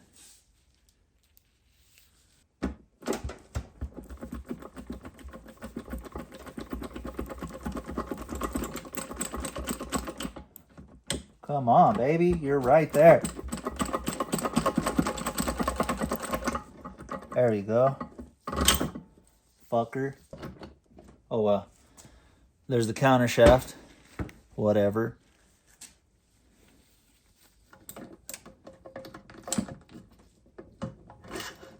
There we go. There's that. All right, now you can see these spacers that I was talking about. Here's the first one. Well, actually, I picked up both of them. Let me just get one of them. So this one is the adjustment for the end plate, for the end play. Boom. And then this one is to keep like pressure on it to keep it spaced out. So you can see how it has that shiny middle ring part to it. So that's supposed to go like that. We'll put them in sequence, how they're supposed to go so we don't mess them up. We'll set them right there. So that's how they go, boom. And then this is why it's messed up. Look at all that plate it has because it's broken. Just from being old. Because I found that piece of plastic. Look at, that's where that's coming from. I found that in here And then that other piece that was on here, that's probably also what it was. I don't know where that other little bearing though, that little ball bearing, it's supposed to have, I don't know, it looks like another one or two. Oh no, they're just not spaced out. But anyway, there's our problem. Look at that. Whew. This transmission is gonna be nice, man. After we do that, she gonna be nice. Let's go.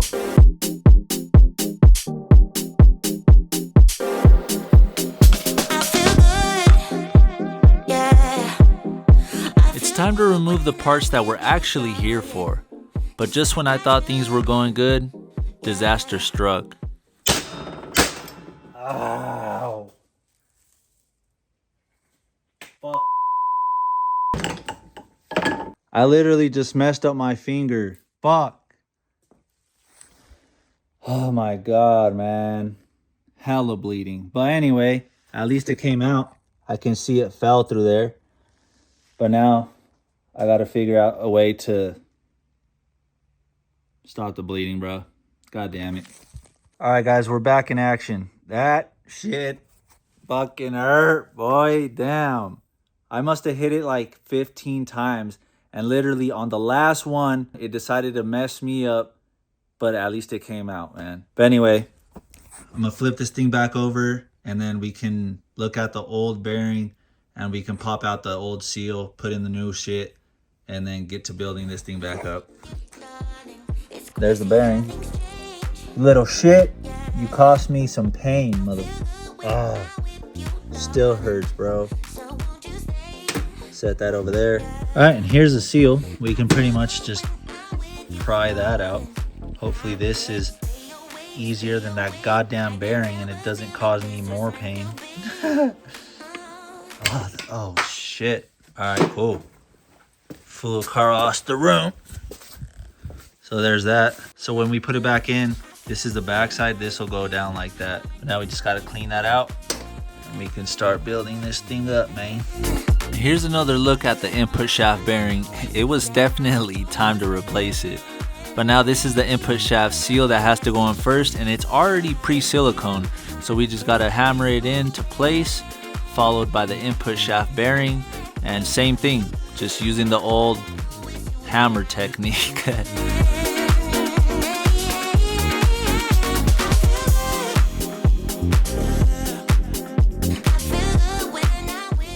Alright guys, finally, after messing with this, it was like an hour and a half, 2 hours, man. But I finally got it back in. So the whole thing that was holding me up, so under this counter shaft, there's like little cylinder bearings that go around it. And every time I was trying to put this shit in, one of them would like get cockeyed. So then it would hit on it and it wouldn't let it go down. But I thought it, for some reason, like it was something else until I caught on. When I fully took it back out again, I looked at it and I was like, holy shit, is that it? So then I straightened it out, tried to put it back in, and it just slipped in, man. Oh my God. I was going through it though. I was like, did I just mess up my finger for fucking nothing? And then I was like, really? Can I tear down a whole engine and put it back together, but I can't do a fucking input shaft bearing on a goddamn transmission, bro? I was going through all the feelings. But yeah, man, check this out. We got it all back in. So now it should be good with that new bearing in there. And then the key is also, so there's like these little bars in here. You got to line them up because these selectors have like a C notch in them. So you have to make sure all three of them are in line and then kind of hit these back in place. But yeah, so now I got to put the bolt back in there. And then after that, I can put this thing back in, silicone it, and put it back together. But man, that was a hard fought win, man. Hey, goddamn, let's go. Stick to the code with the coach and my pros. I don't play by the rules. I switch up the flow. Hey, chill on the weekend, give X's and no. She in love with. Now that I finally have the input shafts back in, I can put the reverse gear and the bracket back on, pop out the axle seal, followed by a nice fresh bead of Honda Bond.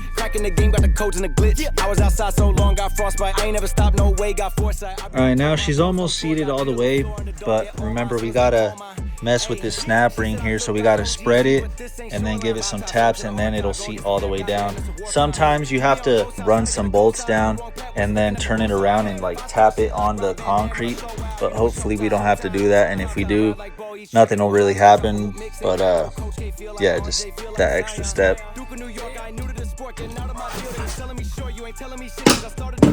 Oh, I think I heard it. Got it. See how it's closed now? Yes, sir. It's a heat wave. No mind for the he say, she say, BK. Okay, fucking with the NYCK. Hey. All right, guys, we're back together. Check it out. She's actually not spinning again. Mother.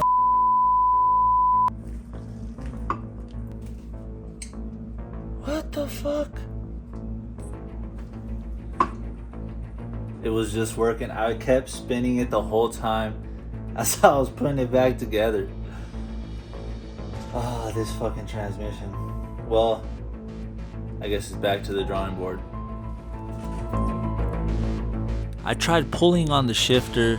I tried prying it just to see if I could get any movement out of it. But no matter what I did, it just seemed like this transmission was seized.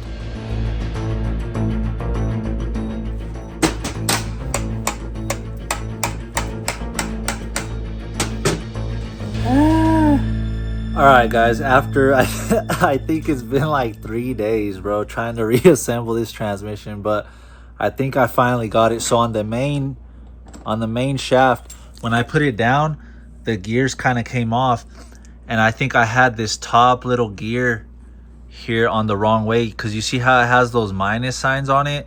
I had it flipped the other way because it wasn't going all the way down, so I finally flipped it over and it actually sat all the way down. So I'm pretty sure I'm getting ready to assemble it again, but I'm like, this time I'm like 95% sure that's my problem. So I'll talk to you guys again once I have it together, and hopefully I have some better news. Yes, yes, I got it. Oh my god.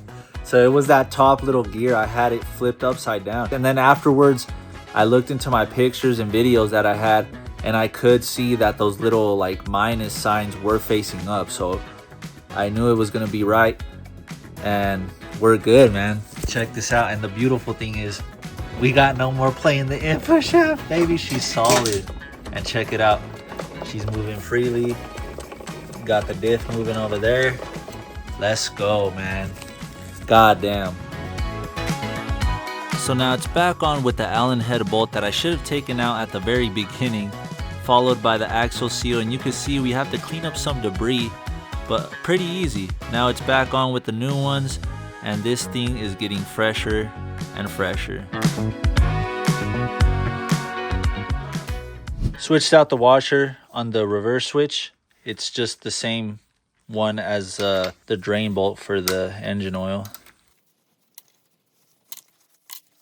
And then now that this is dry, I can just easily take all this off. I'll probably use a brush or something just so it looks nicer, so it doesn't look like it's all just shitty, you know what I'm saying? Alright, there we go. Put the cover back on it. Got our reverse switch ready. And next, the sensor for the speedometer, baby. So again, this one, as you can see, it's analog, but I mean, it's the same thing. From here down, it's still that same sprocket. And we can just go ahead and put her in, baby. And then I'll have to see if there's anything online, if anything people have done to like customize something to hold it down, because yeah, that's obviously not gonna work like that. I didn't even think of that. Oh well. I found it. I spent like a whole day looking for this fucking thing. I'm like, I know I power washed it and I know I cleaned it and I set it somewhere in here in the garage, but as I was banging on this shit trying to get it back together, it fell off of here. It was between this box down here and the toolbox. This is the last piece we need to get on here to pretty much finish building this thing back up, man. It's been, not that it was too hard. I guess what made it hard was that when that input shaft gear on the top came off, I put it in backwards and it just you know, made it difficult to figure out what's going on. But yeah, we figured it out. My finger's even getting better. Look at that. Compared to how I was. My goodness, it hurt my soul. It hurt so bad. But yeah, we just got to get this thing put in. And then I'm also going to clean this up real quick because it covers this like square hole right here. And then we should be good. I have something that came in that's going to help us, because with the hatch, since it's a 1990, that one shifts like I showed you guys with the cable. And to not have to do the whole hydro conversion, I still want to try to do the cable just because it's simpler. And I've heard people say that over time the cable stretches. I mean, I'm pretty sure that's true because I've read it a bunch of times on the forums, but I want to see how good it's going to hold up. So I got a kit that came in that's going to help us use this hydro transmission, because this one works off of hydraulics with like the little master cylinder and then with the slave cylinder here. So we're not going to need this anymore. We're going to be able to use that little mechanism that I bought that's going to be able to use the hydro transmission with the cable setup that's in the hatch. So regardless though, we still got to get this fork in there to be able to use the throwout bearing, and then just top it off with the cover. All right, this should simply just, this little clip just goes onto this ball right here. Should just be a press-in deal. There we go. Just presses on there and moves like that. I'm not sure if I'm going to be able to use this thing with the new setup that I have, but I'll just put it on here just for the effect for the video. All right, there it is. Looking nice, man. I could finally just chill, you know what I'm saying? Not look for this fucking thing everywhere. But yeah, the thing that I do still have to do is figure out a bracket to just tie this down so it doesn't move. But other than that, man, she's ready to go. We got that new, look at that, no play in here no more. It turns nice, the diff turns, and she's ready to go, man. I already have the clutch and the flywheel, so that's good. Before I put these two together, before I make the transmission to the engine though, I do still have to go back and do the rod bearings, because these are 0.025 oversized, because the rod bearings on the engine that I got, just they're on like almost at the service limit. The service limit's 0.05 millimeters, and they're at like 0.4, 0.43 around there. So although they're still within the window, I'd rather just put these in there and have it be closer to the new spec, you know what I'm saying? So yeah, I'm gonna do that on my live though.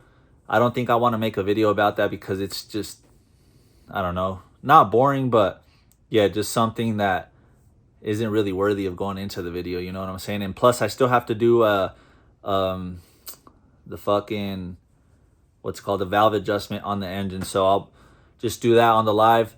I'll be either on Instagram or TikTok, so make sure you guys follow me and go ahead and watch that. And the first order of business we're going to be taking care of is the clutch. We got the flywheel and the clutch kit here. Let me show you how beautiful they look. Look at that, brand new. Let's go. And a brand new clutch kit.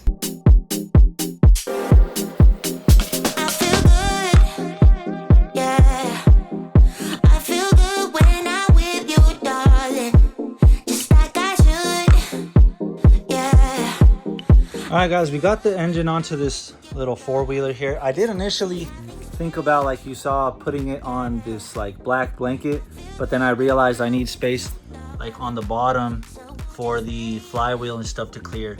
All right, we got the rear main seal plate with the old seal still in it. I already cleaned it off. I just never replaced the seal just because I didn't want it to get messed up while I was doing everything else on the engine here. But we do have the new one.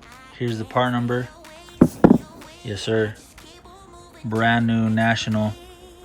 Yes, paisita, mire. Made in Mexico, baby. I'm gonna be trying to use these snips here to see if I can get it to cut this out instead of like trying to pry it out, you know what I'm saying? Because these are kind of weird at times to get out, but hopefully with these it'll make our life easier. All right, well, that made it way easier. I just cut, well, you can see right here, a little bit into there. It kind of takes off the strength of it sitting in here. And then I was just able to tap it out with this chisel and a hammer from the backside. And yeah, she's looking good. I just got to clean up all that like little residue in there, and then we can go ahead and install it. And I also think, so it doesn't sit, so you see this lip right here that it has, the seal doesn't sit all the way flush onto there. There's actually a clearance that I'm gonna have to use some feeler gauges for. So I'm gonna pull that up and see what it is, and then I'll let you guys know. All right, so I found the clearance on the actual manual. It says anywhere between 0.2 millimeters and 0.8, which 0.8 seems like a lot. So I'm gonna go somewhere between like 0.2 and 0.3. So I guess I'll just go, I have it here, 0.25. We'll just go with that one.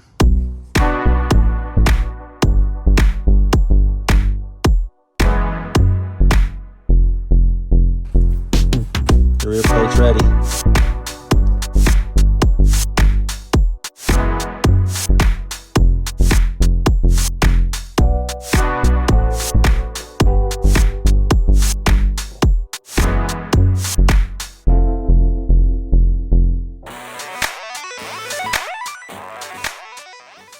All right, ladies and gentlemen, whew, she's looking good. Every little thing we do to this thing just makes it so much nicer. So we got fresh rear main seal on there, looking great. And I also put the oil pan gasket, as you guys seen. But from here, I know I wanted to put the flywheel and the clutch on here, but what I'm gonna do is go ahead and start prepping the chassis, because there's some stuff that I need to do to it before, like I want to put the engine in here. So I want to power wash it first of all, because there's all these little leaves and stuff everywhere, and it's collected some dirt from here sitting. Although I did do a detail on this thing, so if with the pressure washer it doesn't look good, I guess I'll give it another scrub, but it should be enough to take off all the dirt and grime, because I already did it once, so it's just surface level stuff. But yeah, we're gonna have to put this fuel filter holder on here. And then I also got the charcoal canister. Good thing I got that from the junkyard. And then after that, oh yeah, we're also gonna have to fix this thing. So it has, I'll show you, I have it on the table, but anyway, when I hit the brakes, I can hear air leaking from here. Look, let me show you which one it is right here. It's literally just this, like, it's not even an O-ring, it's like a actual donut gasket.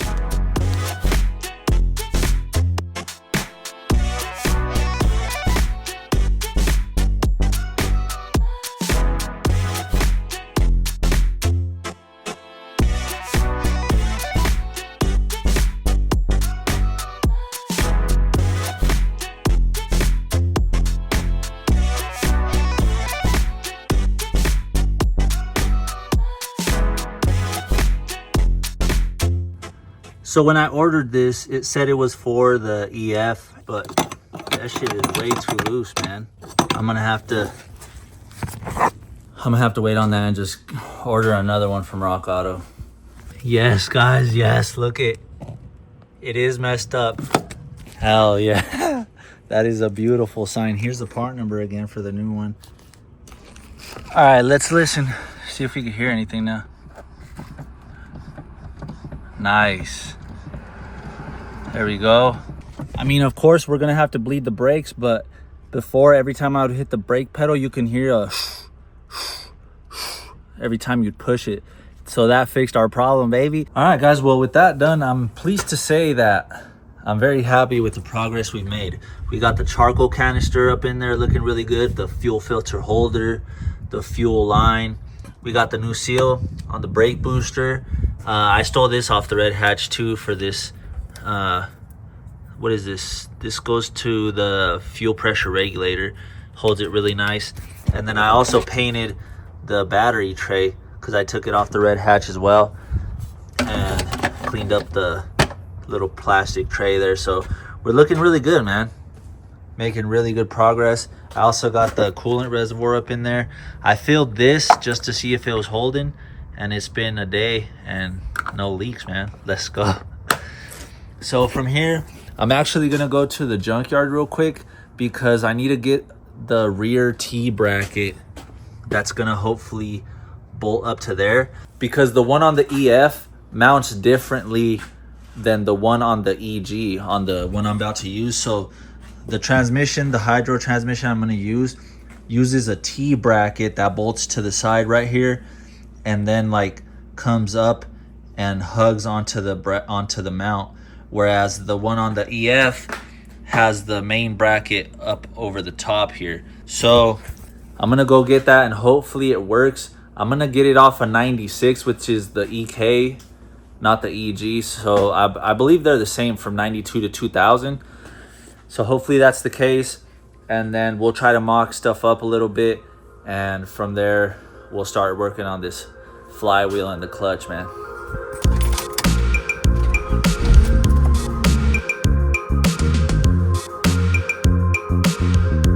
Alright guys, I got this one off the manual EK, but I'm also going to try to get the one off of EG here because they are different. So I'm just going to try to take both of them. I just need the fucking last bolt right here. Alright, finally. This one was harder than the EK one. Let me just show you the difference here. That's the EG and that's the EK. A lot smaller over here. Alright, cool. We secured the bag. But now since we're out on the street, I'm just gonna hit up AutoZone and go get a fuel filter, because like you guys seen, the one I got obviously didn't work. It's for the EG, so I'm assuming it's different. But AutoZone seems to have it in stock for $11. I usually get my stuff off Rock Auto. For a good one, it was like 17 on there. And I looked up at Advance, it was like $28. I'm like, what the hell? And AutoZone has the hookup, man, $11. So we're about to go scoop that. All right, guys, now this is for those of you who want the knowledge. So we have the 3 different generation Honda Civic rear mounting brackets. So this is the oldest one. This one's out of a 87 or 88 up to a 1991. And the main, I mean, obviously it looks way different than these. So this one would mount on the other transmission like that. On the EFs, it mounts from the top like this. So we have 3 bolts going straight down into the transmission and then to the chassis mount over here. Now next we have the 92 to 95, and then this is a 96 to 2000. And obviously they look very similar. They both do interchange with each other's transmission, but this is where it changes pretty drastically, because this one has more of a bend to it, the EK one, and the EG is just, you can tell, a lot more straight. So here's the correct one for the Z6 transmission, nice and straight. And then now you can see how big of a difference. So if we line them up here, then look how much more it's off over here. And now here's the EK one bolted up to the same Z6 transmission. Just wanted to show you guys so you guys can actually see that they both do fit onto either a 92 to 2000 transmission. The only difference is that it's not going to be as wide for the mounting point. All right, but now before we get too carried away with the engine and transmission stuff, we need to go back onto the chassis and install a brand new fuel filter.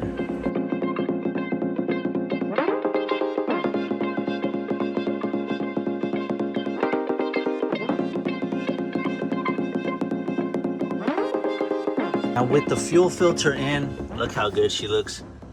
We got the feed line going in. This line here, this is the one that comes off of the fuel rail, so that's a feed to the rail. But other than that, I think I got the bay as ready as it's gonna get. We got the coolant reservoir in there. I filled up the washer reservoir, still holding water, no leaks. I did put the battery tray in here, but I'm gonna take that back off because it's gonna give us more room when we go to put the engine in here. I just put it in there just for the looks of it right now. And then we got the charcoal canister, we got the clutch line, we got the throttle cable in there as well. And I believe she's ready, man.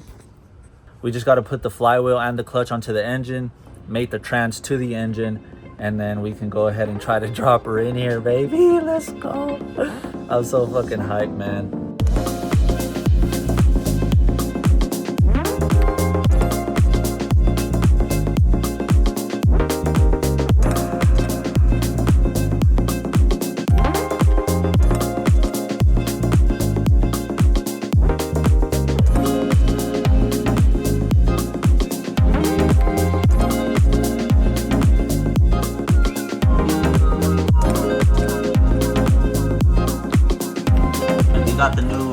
clutch disc on there, pressure plate, torqued them down to 20 foot-pounds, and I also put some blue Loctite on them just to make sure we don't have any problems.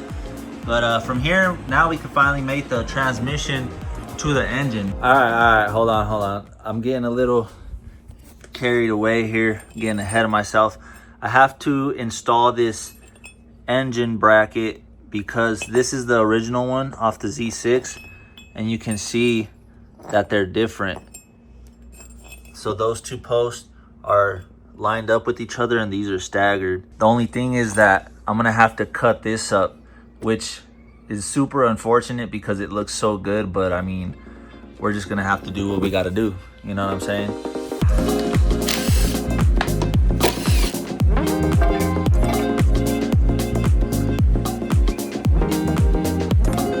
All right, there we go. She fits up good now. I had to modify this bottom piece as well because it was hitting. You can see where I cut right there.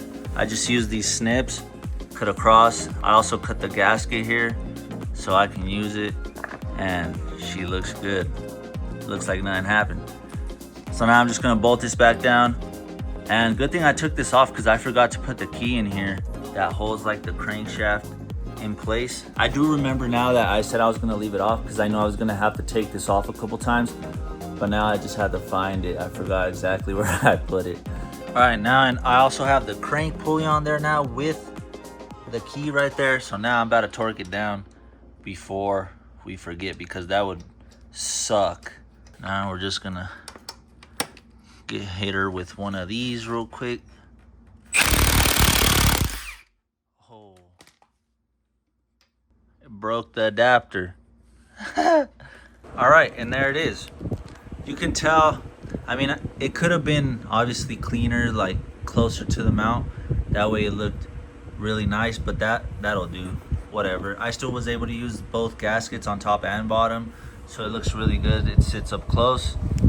You honestly can't really tell too much that we made an incision.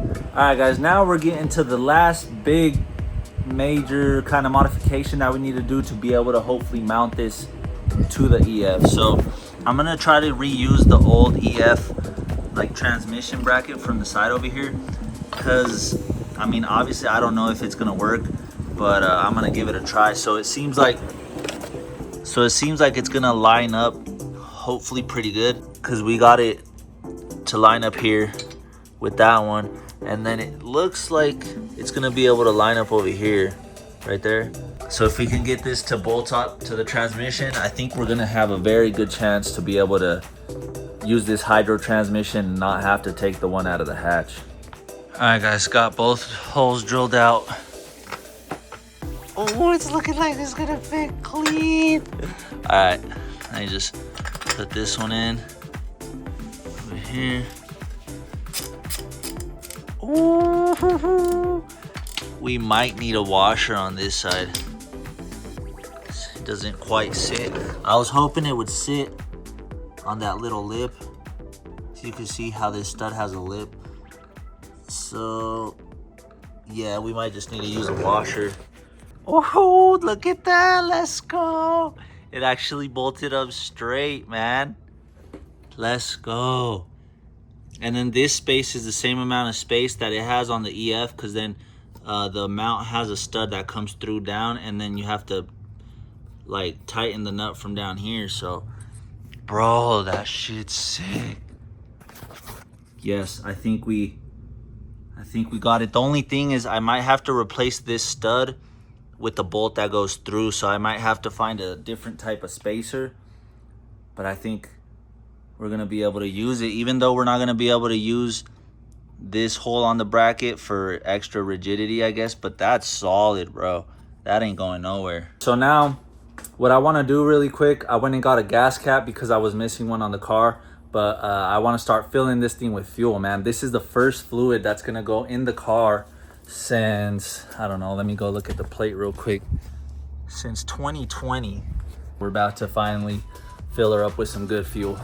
Now that we got fuel in the car, we're on to one of the final parts before we can actually mount the transmission to the engine and get this thing in the engine bay. But this part is actually one of the most crucial parts to be able to make this hydro transmission work into the EF with the cable setup.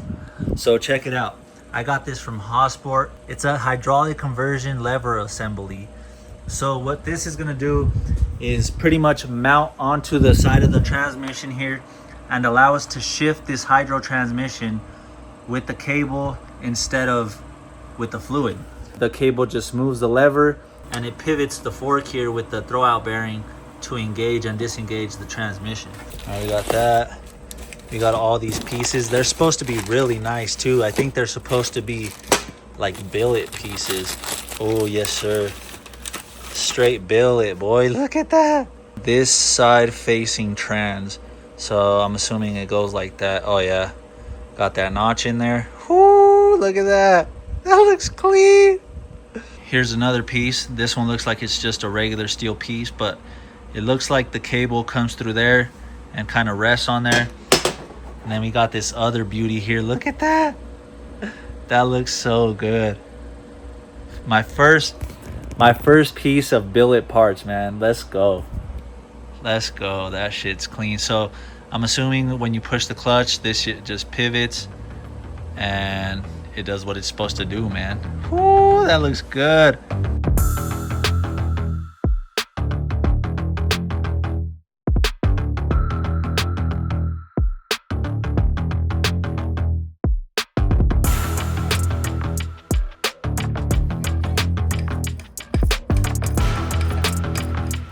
Yes, sir.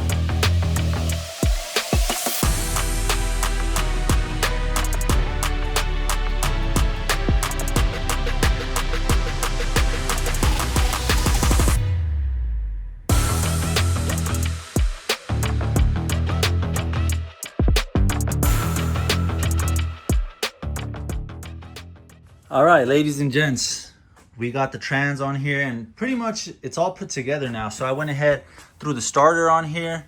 I finally got the engine mounts in the mail. So we got this trans sided one, which fits really good. And then we got the other one over here. And I also went ahead and threw the T bracket on here.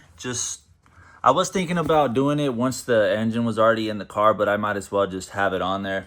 This is the one that came off of the EK because it's a lot shorter. And I think that's what we're gonna need. I do have the EG one over there just in case, but the EK one to me visually off the top looks like that's what we're gonna need. So we got this thing all put together, and now for arguably probably the most important part of this whole thing. So since we're doing a D16 Z6 into a EF hatch, obviously those two don't mix, but we got just the thing to make this all happen. And again, this is all thanks to Meadow Creek Truck and Trailer Repair, because they went ahead and sponsored me with this next part, which I had mentioned earlier in the video. But check it out, they sponsored me with the fucking harness, bro. That shit's so sick. So we got the Rye-Wire D series harness. We got the main harness here with all the injector, like plugs, alternator, everything we need here. And then this is where the magic happens right here. This is the adapter harness that's gonna allow us to connect the D16 Z6 to the EF. And then of course we got the ground kit cable here just for the grounds for the alternator and starter and stuff. I'm gonna go ahead and throw it onto the engine before we put it into the car, because this is a tucked harness, so it's gonna route a little different than the OEM harness, and I don't want to be like messing around with it trying to route it once it's already in the bay. So I'm gonna go ahead and try to figure it out now. I'll probably be unplugging, or I'll probably be plugging and unplugging stuff as I try to route this thing, but it should work really nice. Look how clean that looks, man. It almost doesn't even look like we have a harness on there. That's so sick. So we got the injectors running behind the rail right here, looking real good.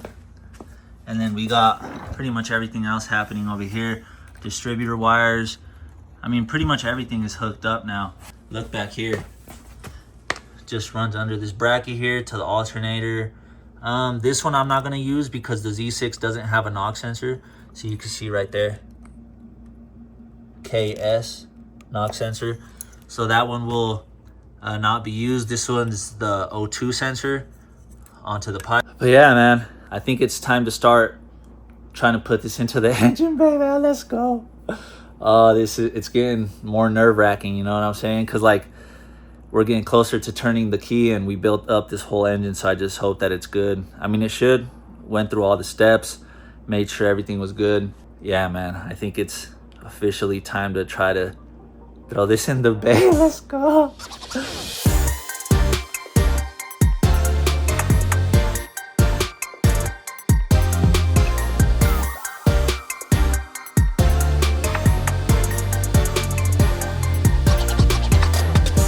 All right, we got the hole drilled out.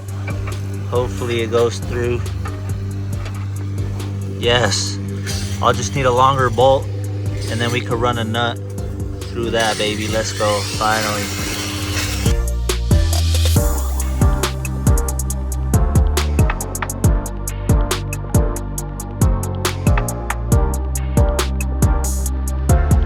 All right, guys, well, the first test run didn't work.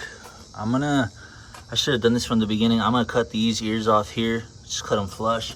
And then I think what I'm gonna do is, so you can see this little ridge, it comes back under here. So I'm just gonna notch in and cut that out, because that part is hitting here on the T bracket, not letting it go far back enough, which is then causing this one over here not to line up.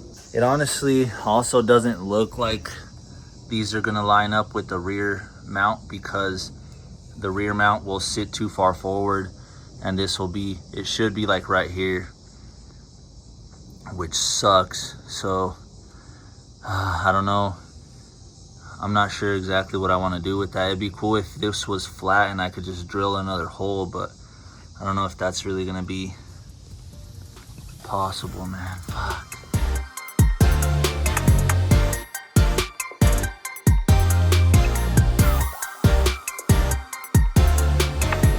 Ladies and gentlemen, oh my God, after some finagling and just trying to get this thing in here to fit, we finally have it in here. Look how clean that shit looks, bro.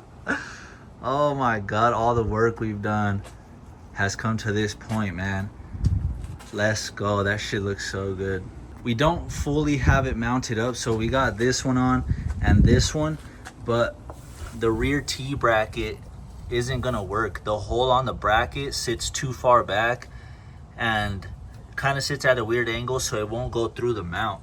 Luckily though, I did hop on Hossport, and they have an actual conversion bracket for that, so I ordered that. It's not gonna be here. It says it ships to 2 to 4 weeks, which kind of sucks, but good thing is that we don't need it to turn this thing on. So I'm gonna go ahead and keep plugging away. My brother just helped me run the rest of the harness through the firewall to the inside.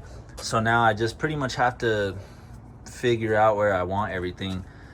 Mainly it's these lines here, like these vacuum lines, that I'm not 100% sure where they're gonna go. But other than that, everything should be pretty simple. This is the one I ran. This is one of the wires I got with the kit that goes from the alternator to the fuse box over here. This one here goes to the charcoal canister. I need to collect the fuel rail line to the fuel filter, and just little stuff like that that I need to button up. But the main thing is that we got it in here, man.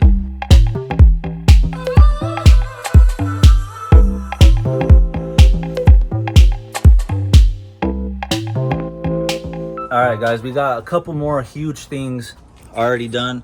I just ran the throttle cable, which I had to take off of my SI, because the one that came with the car, actually I got it at the junkyard, but anyway, it was for the dual point fuel injection, and it's longer, so I stole it off the SI. And then I also got the clutch cable ran and zip tied really nice to the fuel rail and onto the clutch kit or cable, hydro to cable kit that we have on there. So hopefully the engagement of everything is on point now. Is that moving in? Yeah.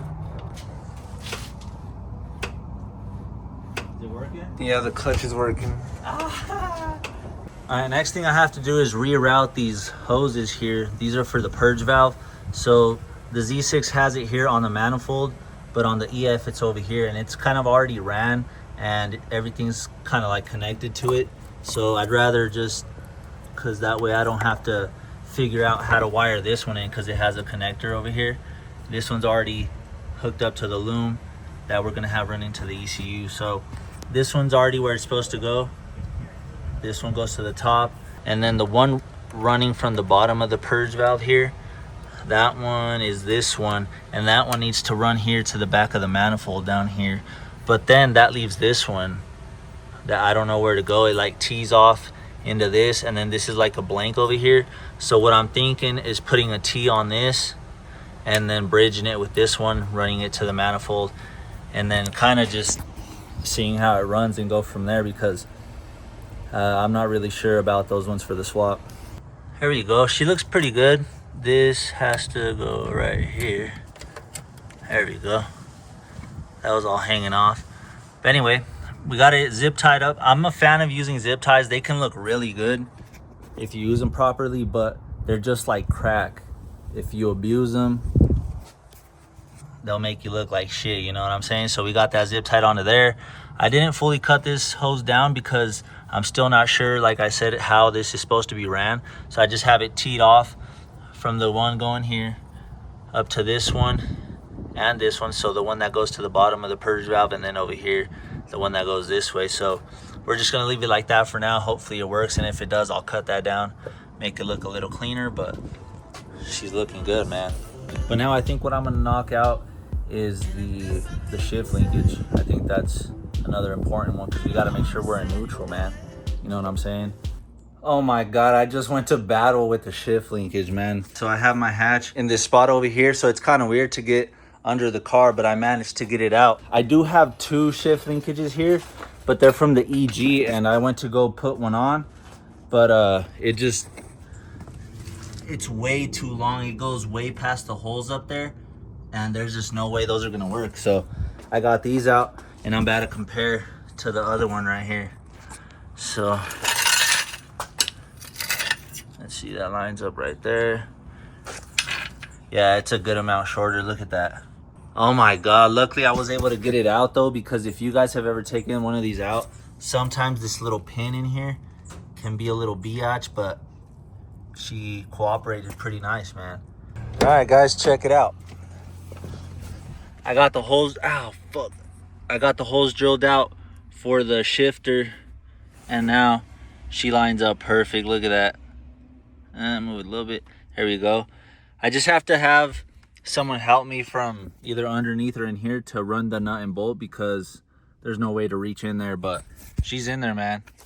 She's about to look really good. So now if I kind of hold it up, she's in neutral. First, second, third, fourth, fifth, and maybe reverse ain't gonna go in. But anyway, so that's done. And then another huge win, which is actually I think the last difficult thing that I needed to do, was the clutch safety switch. It had the switch on the pedals when I initially put them in, but I just had to run the wires from the safety switch to over here to the connector that's going to go into the ECU. All right guys, we are finally down to the last like 2 or 3 things. Look how good this thing looks, man. I put some spark plugs in it. I cleaned up the wires. They look brand new on there. They look so good. Put the distributor on, put the exhaust manifold on with the downpipe that shoots back. I didn't want to use that manifold, but it's all I had, you know what I'm saying? So we're just gonna have to run it for a little bit while I get some headers. But even then, they don't look that bad, and I could still get the heat shield, which will cover it and make it look even better. So I'm not too worried about that. It should be all right. I got a new dipstick on the way. It's coming from Japan though, so I'm gonna have to wait like 2 weeks to get that. And then I did throw in the radiator just to see how it would fit, but it's literally not hooked up to anything. I could just pull it out. It fits really good though.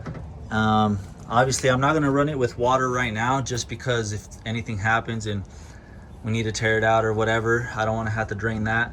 So I'm just gonna go ahead. The last things I need to do are put oil in it, put transmission fluid in it, and then put a battery in it, because I put the tray on, but now we need a battery to do that. And I think I ran through everything else. I don't think there's anything else that I need to do.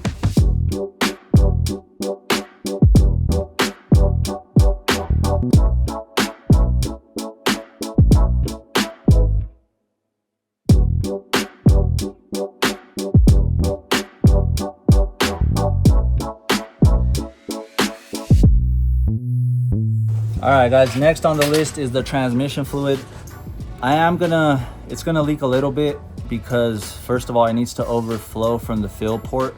But since I don't have the axles when I start it up, since some stuff does move around, even if it's in neutral, it might leak a little bit. So if we have that leak, obviously we know it's because, thought it was a B. Obviously we know it's because the axles aren't in there. I'm getting so nervous, man. We've literally built this thing from the ground up. We took apart the whole engine, rebuilt that up. We took apart the transmission to replace the input shaft bearings and the seals in there. So yeah, it's kind of nerve-wracking, man, but I guess I'm ready.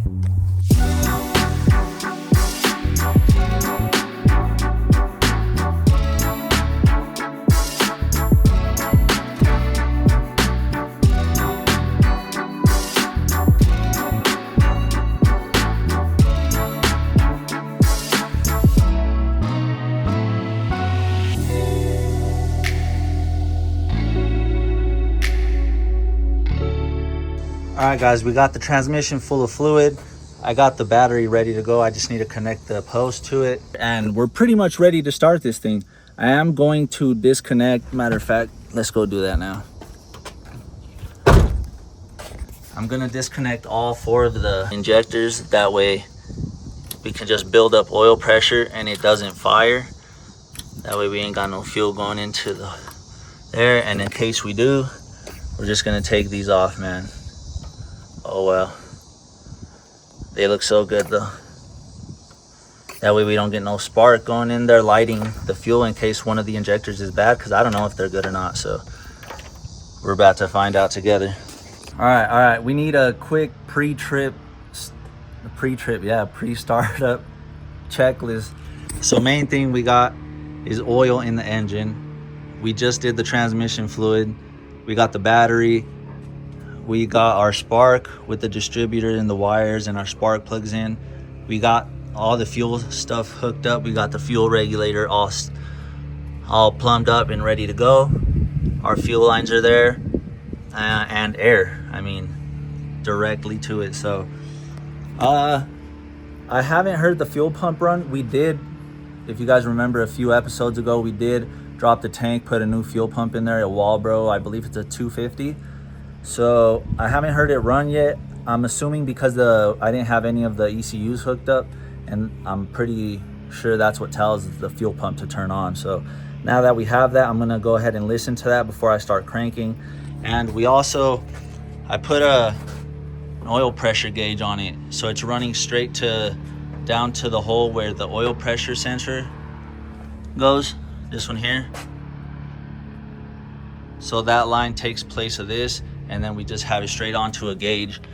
That way, as I'm cranking it, but not starting it up, just cranking it so we can build oil pressure, we should see, I'm assuming 10, maybe 15 PSI. And then when we start it up, it should go up to about 50, 60. So let's see what happens, man. Hopefully this works, because we got it from Harbor Freight, and hopefully it works, because if not, my pockets are gonna be sad as well as I am. But it's been fun up to this point, man.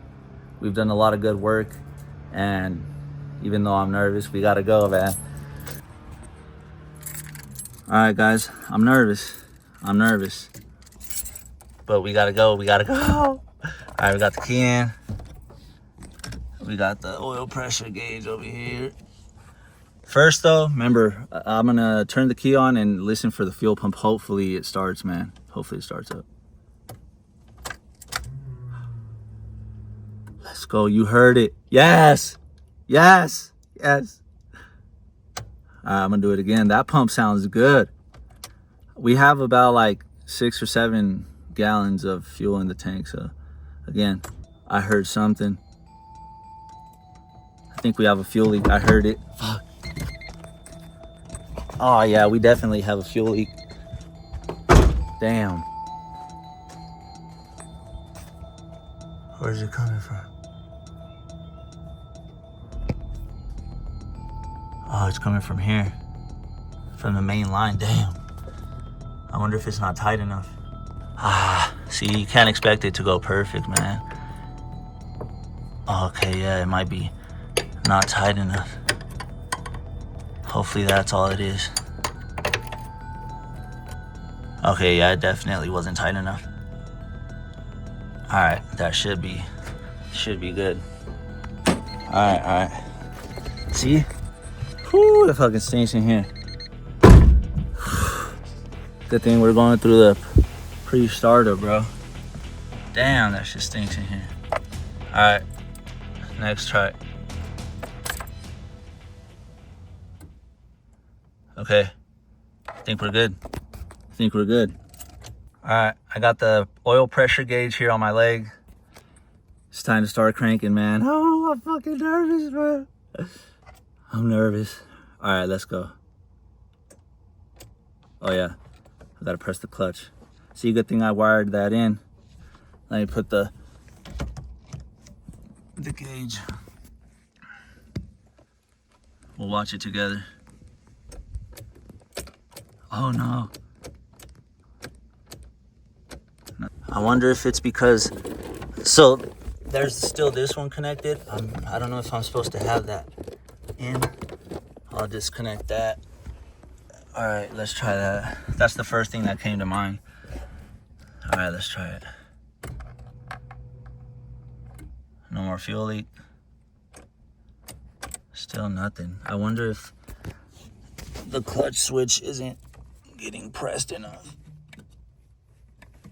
All right, I'm gonna have to crawl under the dash to push the clutch safety switch by hand and turn the key to see if that starts it, because it sounds like we're not getting anything. Where is this switch at? Way the fuck up here. I'm pushing it.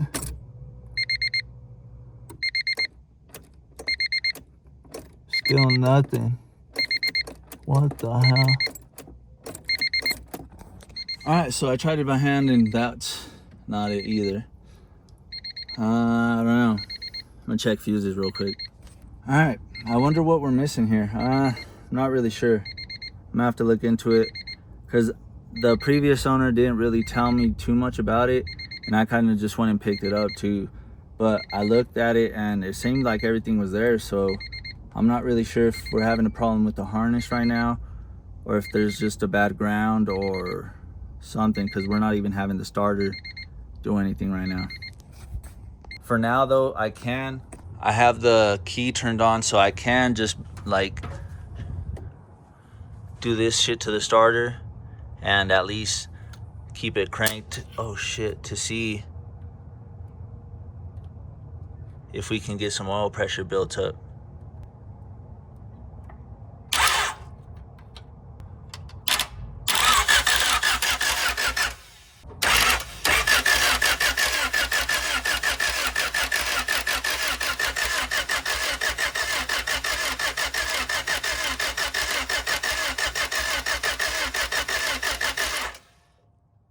Well, damn. We didn't get any fuel pressure or oil pressure built up at all. It didn't move. Do we have any leaks? No leaks. All right, guys. I was up late last night on the forums, and I'm pretty sure we figured out our issue here. So since this one is an automatic and not a manual car, so what I tried to do was install that clutch safety switch and then wire it to the ECU, but that's wrong because this is an automatic car and this one has that safety switch in the shifter. So what I had to do was connect these two black wires together, but instead of cutting them here and then joining them, I just like did this little plug, because you can see the type of plug that it has in there. So I just bought these connectors connected it with the wire, stuck them in there. That way it's a little cleaner. And this one is the one that goes to the starter. So with this one, we should, in theory, hopefully be able to crank this thing now. And then this one, this green with white wire, I just grounded it to the chassis because I was also having a problem when I turned the key. I wasn't able to turn it all the way back to the off position to remove the key, which is the key interlock switch or some shit like that. So we're about to find out right now if that interlock switch worked, because I got the key right here.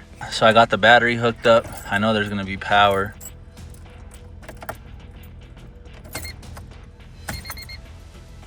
Oh wait. Oh yes, that worked. I was able to get the key out. I was never able to do that before with the battery in. Yes. I need to connect the ECU. That's why the fuel pump's not kicking on.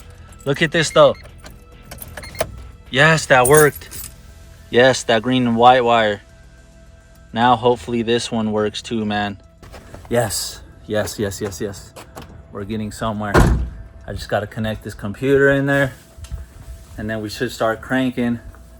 That way we can hopefully build up a little bit of oil pressure. I just want to see that needle move. All right, guys, we got the computer in. Let's try that key interlock again. There's the fuel pump. Yes, sir. Oh, yes, we can still take the key out. There's the fuel pump again. Oh, I'm nervous. All right, it's the moment of truth, man. No, it's not doing anything. Fuck. Still not doing anything. Fuck. All right. I just looked in the engine bay for the wiring, and I forgot that last night. I disconnected the ground wire going to the starter so I could jump it and make sure it cranks, and it does. So now that's back in. I don't know if I feel 100% that it's gonna work, but hopefully, man. Hopefully. We still got our little jumper here. Come on, baby. Oh! Let's go! Oh my God. We got it. We got it. Let's go. Let's go. Oh my God. All that work, baby. Thank you, God. Thank you. Oh my God. Let's go. Let's go. Woo.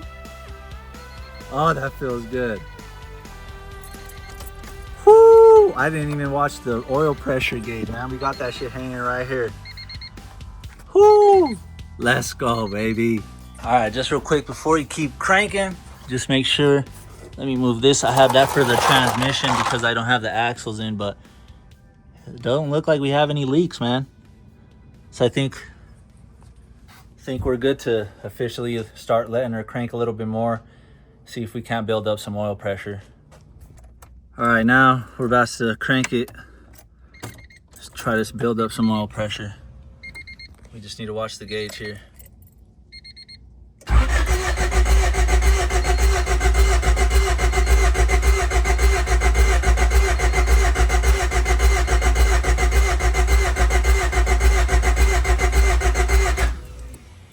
Damn, we got nothing.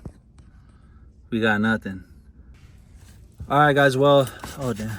Well, I thought about it, and I don't really know where to check for oil pressure, because it's not like we have a turbo where we could take off the feed line and make sure oil's flowing through. So I'm just gonna keep cranking it, and maybe it's just because there's absolutely no oil anywhere. It's just taking time to build up pressure. So hopefully we get something.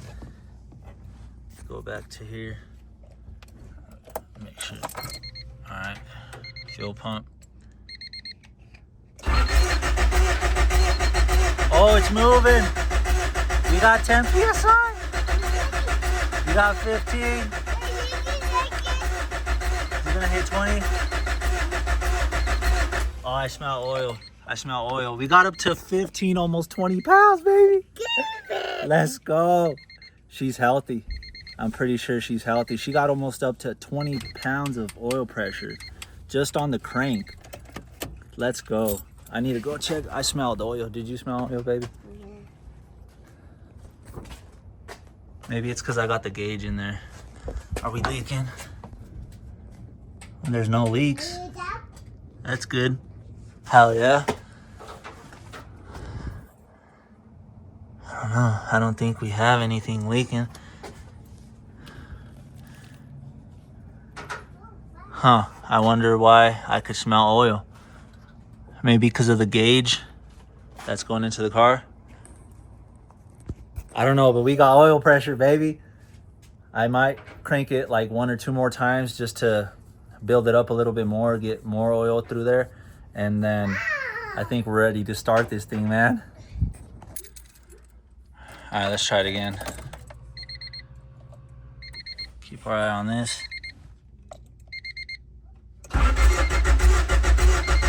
Yes.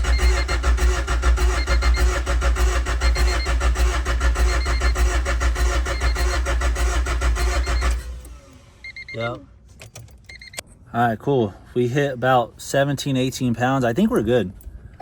I'm just gonna go ahead and look everything over again, plug in the spark plug wires, plug in the injectors, and then I'm just gonna fire it up, man. Let's go.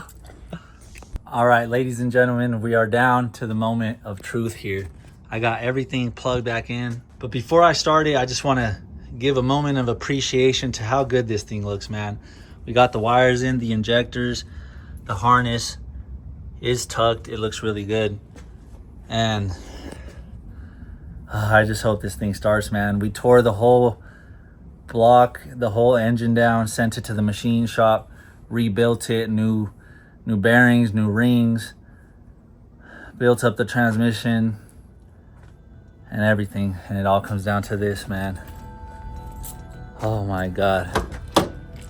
Let's go. I did keep the oil pressure gauge on there just to keep an eye on that. Oh, let's keep this open. It's hot as hell today. All right.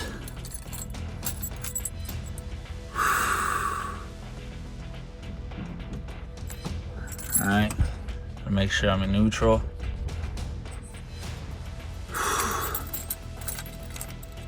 And I guess that's the cool thing about having this on the, because this is where the automatic shifter would be, and this is what gives the signal to the starter versus having it here on the clutch.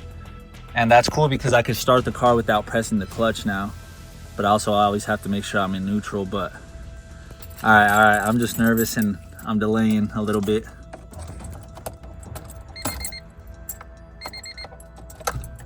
Let the fuel, I know we got fuel pressure because earlier, if you guys remember, we had it shooting out the main feed line. So, it's time.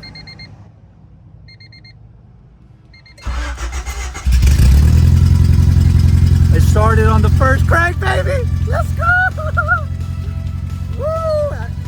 It's pretty loud because we don't have, the exhaust is shooting straight in here. We don't have the exhaust in here yet. It's just the manifold, the downpipe, and then no cat or anything. We have pressure, baby. We got like 87 pounds of pressure. Let's go. Let's go. It's on. This sounds good. It's kind of loud, but because there's no exhaust, but it sounds good. Hell yeah. Sounds good. Yes. Oh my God. All right, I gotta turn it off. Yes, we still got pressure. Oh yeah. All right, all the exhaust is coming through here. God damn. We did it. We did it. Thank you, God. I love you so much. We did it. It started on the first crank, man. Oh, that feels so good. It sounds so good. We did it. Yes. All that work, man. Let's go. Oh my God. I can't even believe it.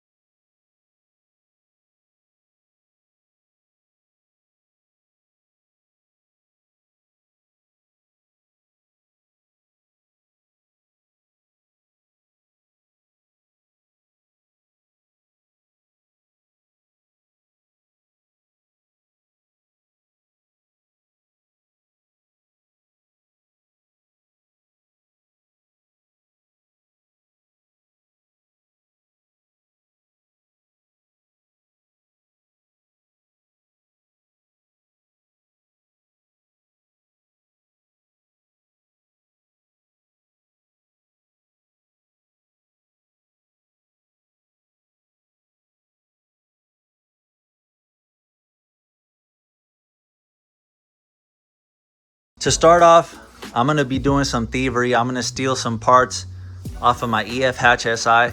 This one is here. This is more of a longer term project because it's gonna get like the full on restoration, fully stripped down and built back from ground up. So I'm gonna steal the air box, well, just the top of it, because I do still have the bottom half from the hatch we're working on now. So I just need this top part because although I do have the one from the gray hatch, this one is shorter. All right, now I just need it. There we go. It should come off now. Come on, baby.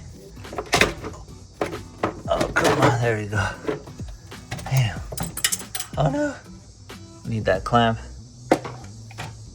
Actually, we might not be able to use this because look, it's supposed to have a bolt going through there because this side's like a welded on nut here, but it only had this wire holding it on.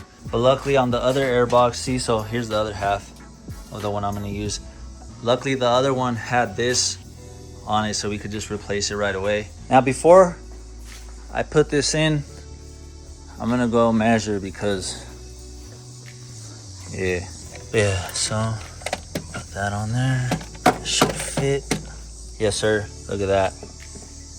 Hell yeah. And then I'm gonna clean it up too. I'm not gonna put it in all dirty like that.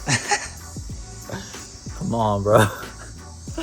But yeah, I'm gonna clean that up, make sure it shines all nice. We'll throw some treatment on there. I think you guys know where this is going. It's definitely OEM plus right now. So everything's gonna be looking super clean, man.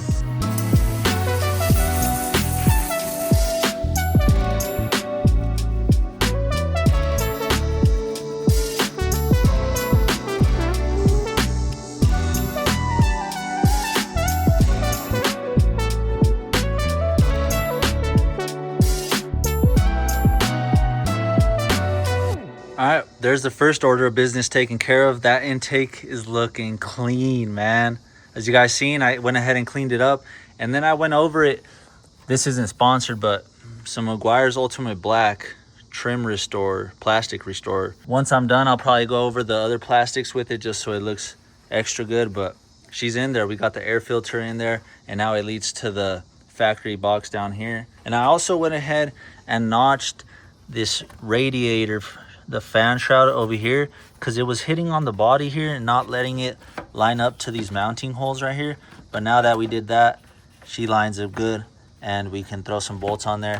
But I'm gonna leave it off for now still, because I still need to change out the bottom, and then I'm waiting on the top hose to get here. But in the meantime, we'll just keep going with the things we can. So unfortunately, we're gonna be doing some more stealing off the hatch, but this time it's gonna be the exhaust. But we're only gonna be taking it off from the cat backwards, because this one because I do still have the exhaust manifold and the little downpipe that came with this engine, so I won't need to take everything off of this one, just from the catalytic converter back, which I know is pretty much the whole system, but at least it'll be easier than trying to take the headers off than all the other stuff. I made a mistake. So I was looking at the hatch over here and I realized that I put the fan in upside down over here. That's why I thought I had to notch it, which is good that we only took a minor piece off of it, but I flipped it around because I was looking at the wiring and I realized that this green plug goes down there. And now look, that just lines up perfectly. And then we hella clear over here. So then the harness down there on the fan gets plugged into this one that comes off of here. And then the rest of the harness comes over here for the AC fan, which we don't have. So I'm gonna have to figure something out. I might leave this in here just because, I don't know, I'm older now and I might want AC later on. So that could probably be something else that we steal off this car in the future. But for now, we're just gonna leave it how it is. But yeah, onto the exhaust. Actually, you know what? Before the exhaust, I just remembered I need to fix an issue that I have with the fuel system. So I installed a fuel pump, a Walbro 250 in there. And when we went to start the car, I could hear it and it works perfectly. But the only thing is that the gauge on my dash isn't reading right. So I bought this part here. It is a Honda part. There's the part number. So you can see fuel tank sending unit. I don't know for sure if it's going to be actually the floater that is going to be bad or the actual gauge in the dash. But I figured this one's pretty easy to change out. So I'm gonna do some testing on it, because with the multimeter we could set it to ohms and it should give us a reading depending on like where the floater is. So I'm gonna go ahead and test this one real quick just so we can see that it is good and what we should be seeing, and then we'll go ahead and test the old one and hopefully this is our problem. All right, so here's the floater.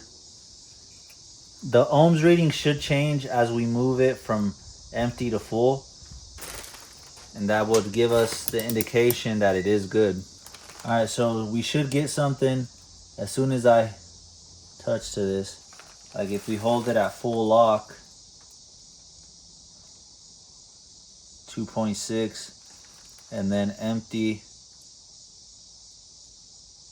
111.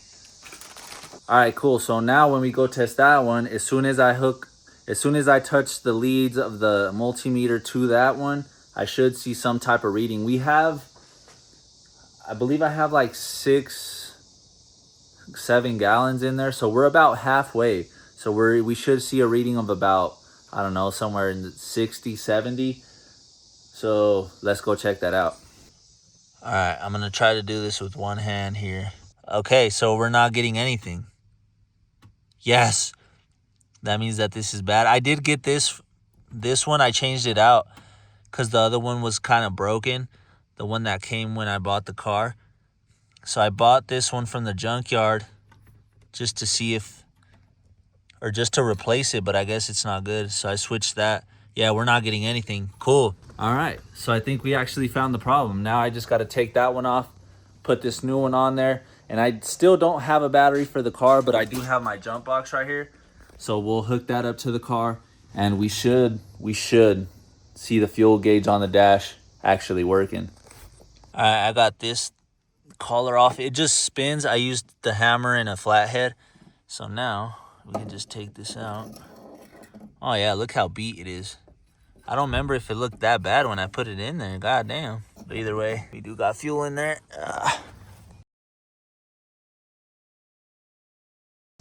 All right, guys, I know I said I was gonna do the exhaust, but if there's one thing you guys should know about me or need to know about me, is once I'm trying to fix something and I can't get it right away, I'll just keep going and searching and doing research, trying to figure it out, man. And this is no different. And I think I'm not exactly 100% sure, but I think I might have figured out the issue, and it was something so simple. I honestly don't know how I overlooked it. So as I was looking through this again for like the 10th time, I finally realized that I had the turn signal fuse.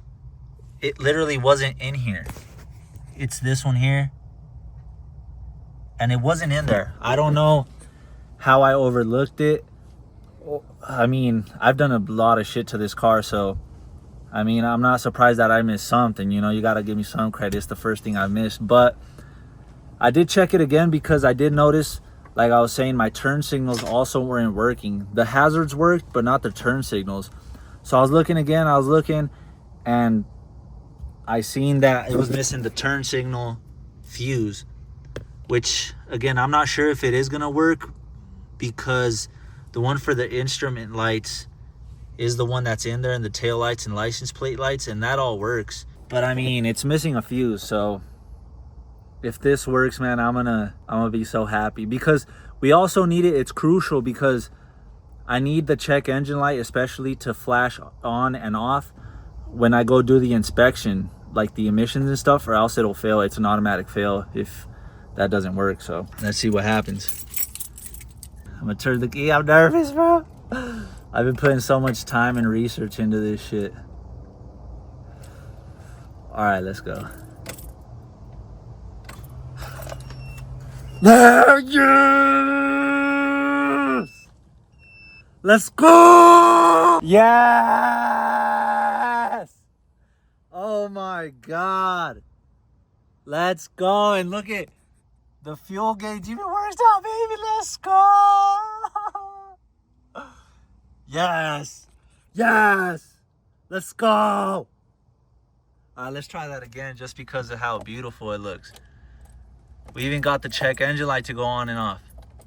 That's good. Yes. We don't have any fucking check engine lights, baby. Yes. See, and previously this square was lighting up on the park, but not nearly as bright, man. All right, I'm gonna pop the trunk because the only one that's left to turn on is the trunk one, because obviously we don't have that open. Let's see. Yes. Yes. Yes. Yes. Yes. Let's go. Yes. Oh my God.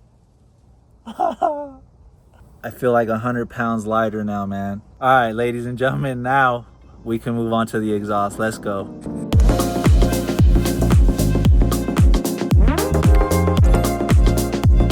All right, guys, I managed to get the whole exhaust down. It's hanging now. The only thing is, I think they welded this thing together instead of having it in pieces, because I just looked it up and it's supposed to have another like part where it bolts together up here somewhere, because it goes above the axle here, if you can see.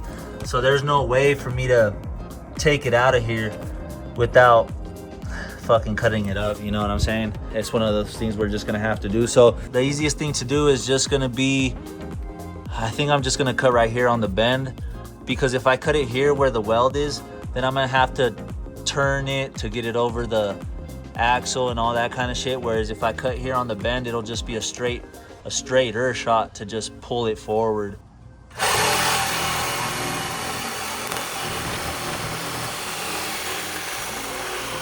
All right, now we could just pull this through. Yes, sir. All right, ladies and gentlemen, we have the exhaust out. I did have to make another cut. Knowing what I know now, obviously hindsight's always 20/20, but I didn't have to make this cut here because I could have just made the second cut, which was right here, right in front of the curve. So let me show you. Let me put it back on here. I also marked it right here and here, so when I go back to weld it, I know exactly where to line it up. But yeah, I could have left this piece and then just cut up here and then just snuck it out.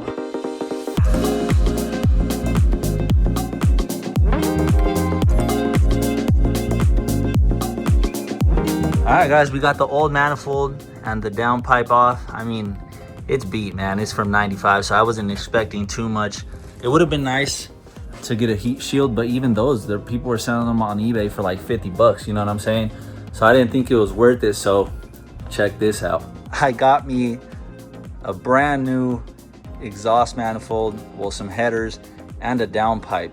It's not no name brand, because trust me, I looked and they're selling for like $350, $400 just for the headers, bro. I'm like, y'all are tweaking, bro. So I went on young Temu and got me the Temu special, bro. These were like 70 something shipped, and I mean, they look really good. The only question obviously I have is how long the welds are gonna hold up, but I mean, they're looking pretty solid, man. I looked through them and I don't really have too many complaints. So we're gonna throw this thing on, and I mean, obviously I'm sure it's gonna make a world of difference to how it looks. Some people say that the downpipe doesn't fit quite right when it comes to hooking to the catalytic converter over here. So if we can't make that work, maybe I can make something work with the old downpipe and then just have the new headers on there.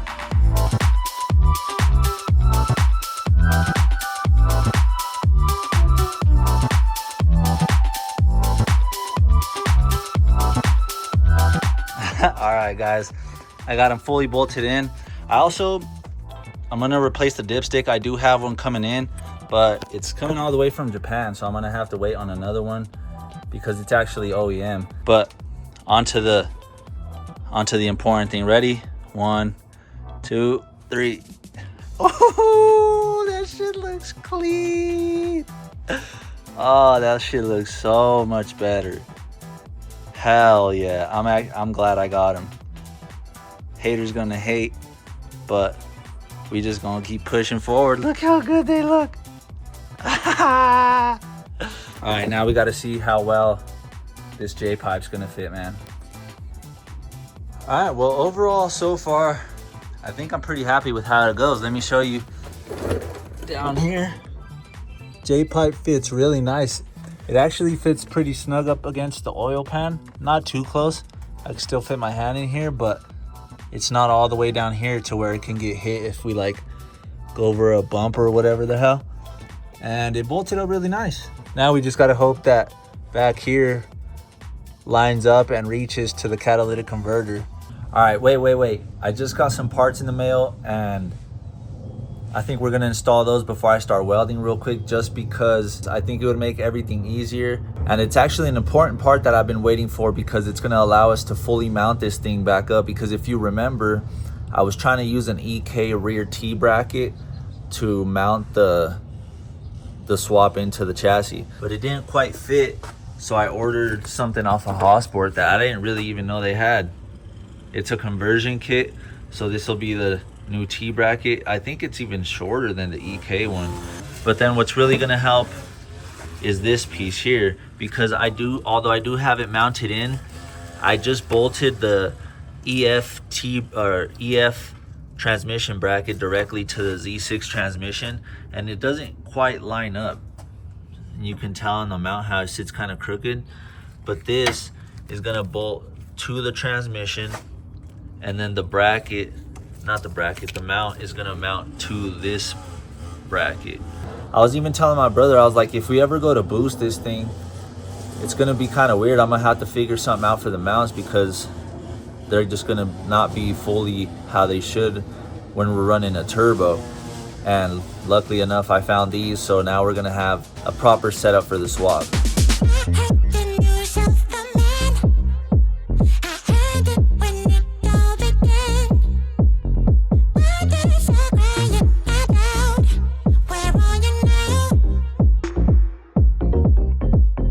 Check it out.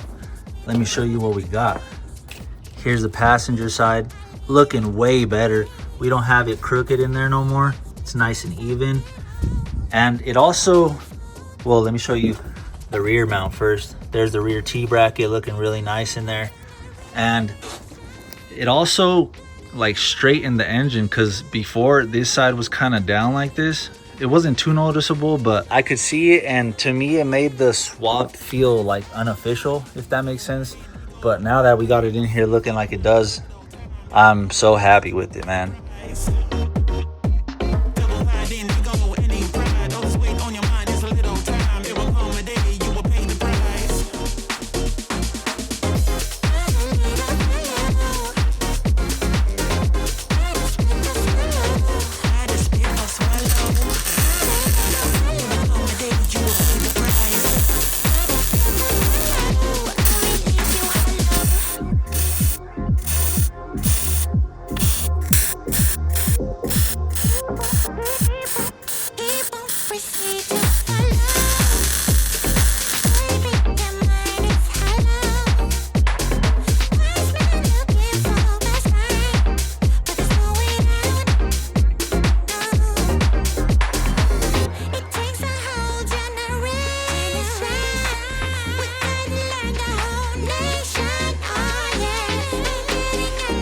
You know what? I'm gonna have to do the shift linkage real quick before I hang up the rest of the exhaust, because I bought the bushings for it, that one there, and then the one towards the front that goes on this bottom one right here. But if I put the exhaust in right now, it's gonna be directly over that. So I'm gonna have to do this first before I continue with this down here. Because look how loose it is right now. Like you can see all the bass moving around.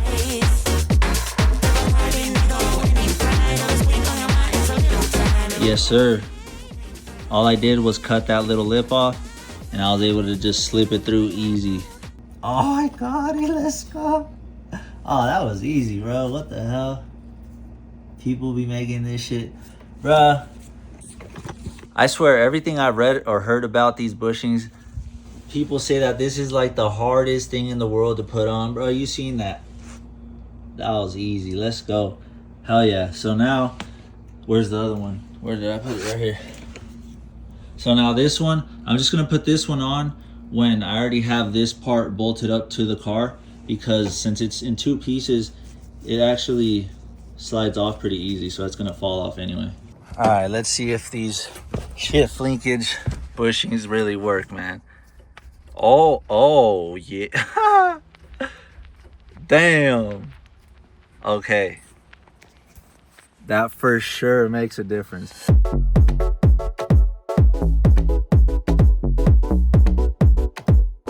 I need to swap that out.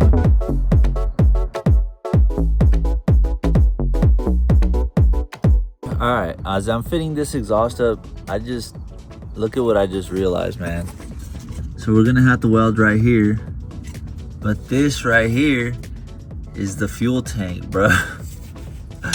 Oh my God, that's gonna be so sketch. So I think what I'm gonna do though, I'll just take the whole exhaust back down, and then I'll take this back piece off. I'm gonna cut it back here, probably right here. And then that'll give us about a foot away from the fuel tank. I'll feel a lot better about that. And then I'll just weld it here. And then once I do that, I'll be able to just slide this whole piece up and over the control arm. And then all I'll have to do is weld back here.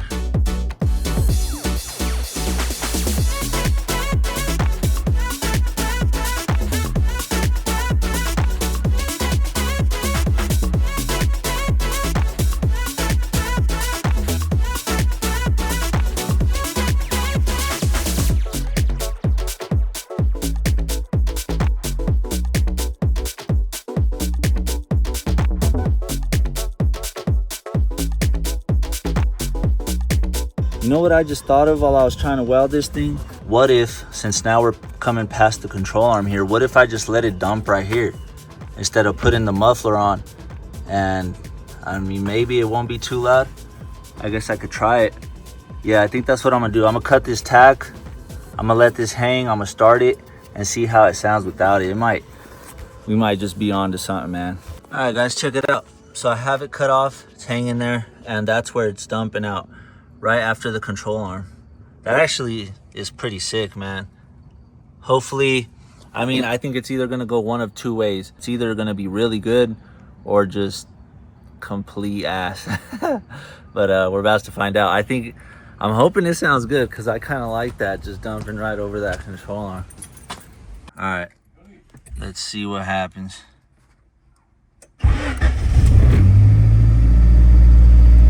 Yes. Building oil pressure, baby. Huh.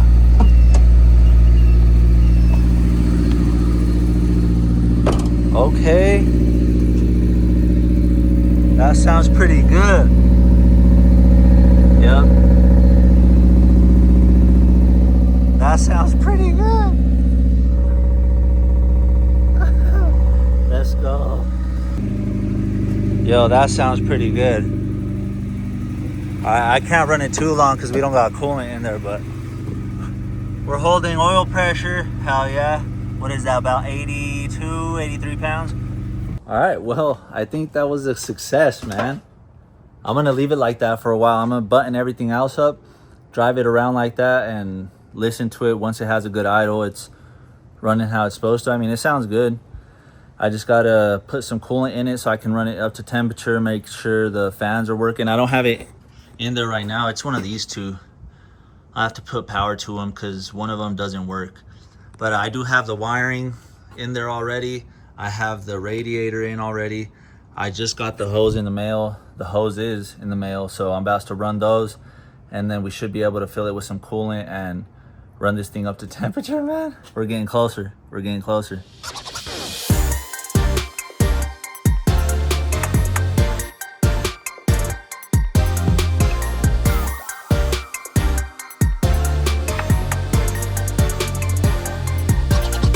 I definitely didn't replace this thing. Look at the gasket on there, the O-ring. All right, guys, so I did test the sensor or the switch, and it is good. And yes, I did put a new O-ring on there. Oh no, that gasket's not gonna work. No. Damn. I don't think that O-ring's gonna work on there. You can see the O-ring just sticks out. All right, yeah, that's way better. Way better. All right, let's see if this one works better. Oh yeah, there we go. Way better. It actually went in there. All right, cool. Now I need to put these two little ends into the clip right here. Yes! Yes! Now I just gotta plug this back in. Hell yeah, now we can fill this thing with coolant.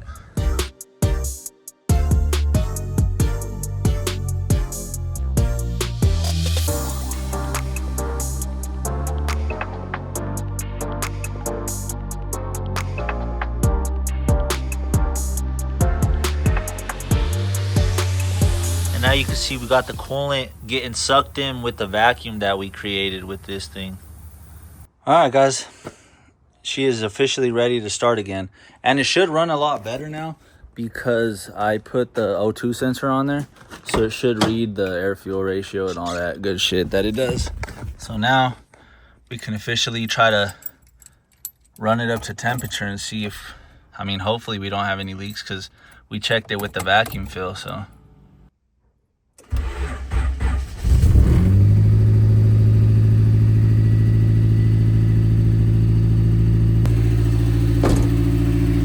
What do we got on the gauge? 90 pounds. Let's go. All right, so now I'm just gonna let it run. We should hear the fan start. I tested the switch, tested the circuit, and it should work. So still got no leaks. Oh yeah, I'm starting to smell all that new stuff. Man, this exhaust though, with it dumping right here, that sounds so good. What the hell? I'm glad I thought of that. Let's go. See, it's weird because back here it sounds pretty good, but then up here is where it sounds all tappety, but it doesn't sound like it's valve trained. Yeah, it sounds like it's just here in the exhaust. It's weird. The temperature is starting to rise. That's good. Hopefully we can maintain it now though. Look how good it sounds though. It's so chilling. It's not surging. Bro, this shit sounds good. I think I might need to tighten that bolt right there. You got a little bit of a leak coming out. No worries. We'll just do that once. I mean, everything's hot now. I'm just waiting for the fan to turn on. Both hoses are really hot. The temperature seems to be okay, so yeah, we're looking all right. Still holding pretty good oil pressure at idle, and it's warm, about 31, 32 pounds. Yes, the fan turned on. Let's go. Yes, let's go. Woo!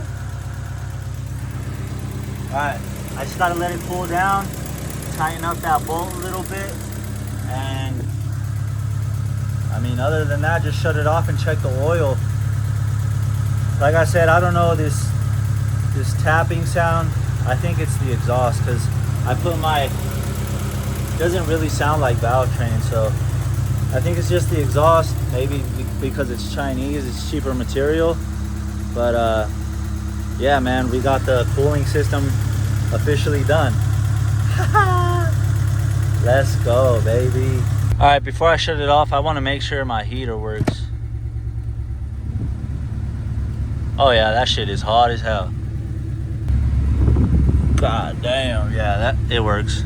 It works. Now that we got the exhaust and the cooling system done, which are two huge things that we needed to figure out, I want to move to the interior and try to finish that off. And to start it off, I want to do something actually that's really cool. It's from a company called Resto Tuner. Not sponsored or anything, but I just really love the product. There's the name.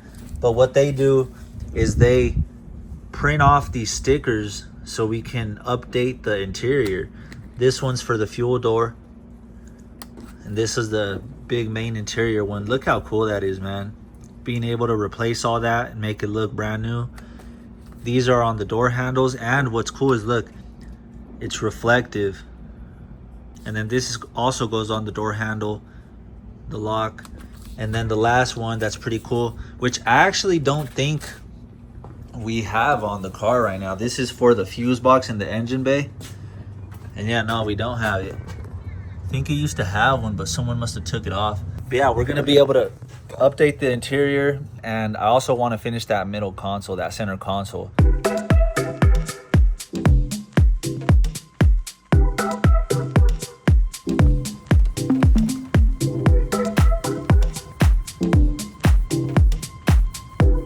All right, cool. We got the first one, man. That looks so good. Hell yeah, it does a lot for the car.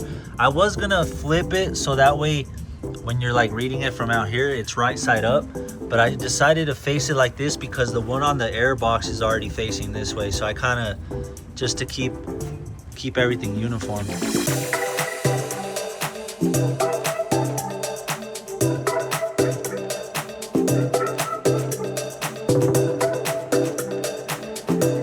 Damn, this one really got me hyped. Look how good that looks. Oh my God. And then we just got this one installed. That shit is clean.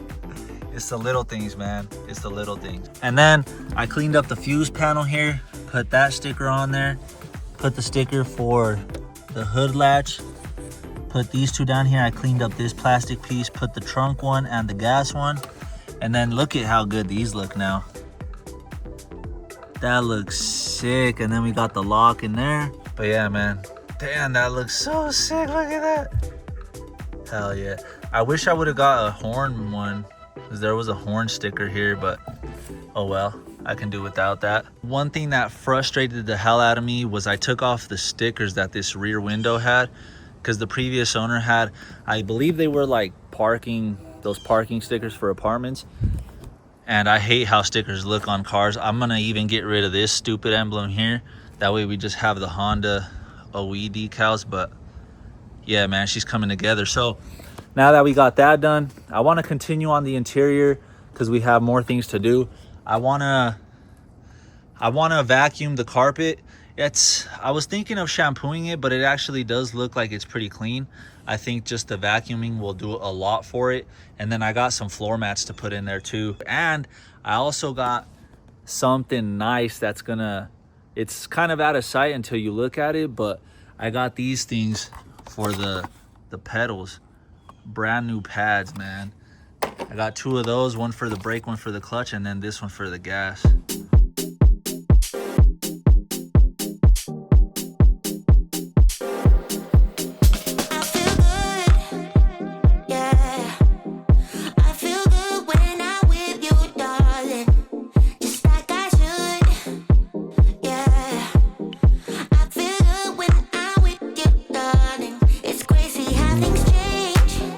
All right, the next thing I want to do in here is find a spot for this oil pressure gauge. I got it, it's a Glow Shift.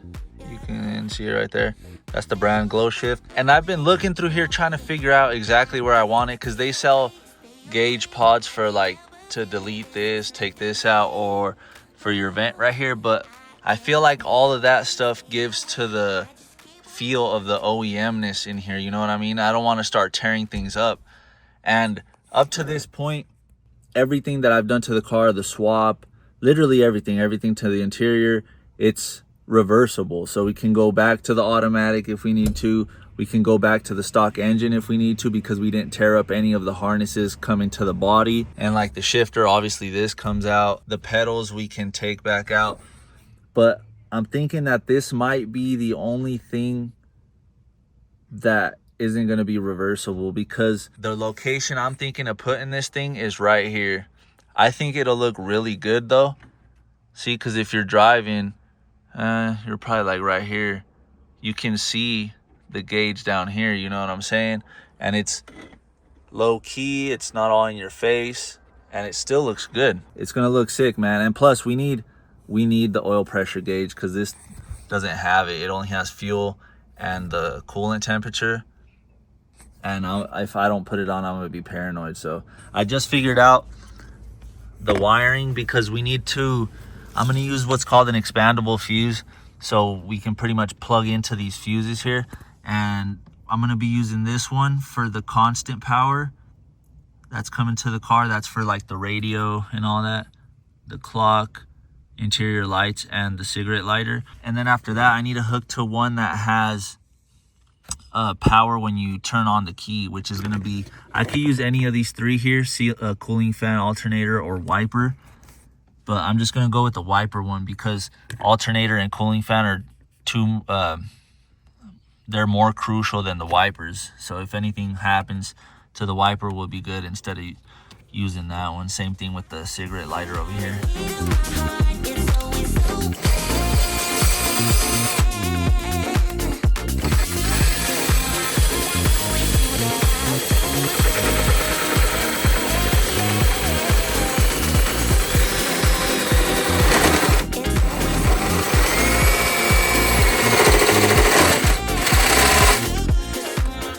Yes, That's exactly what I wanted.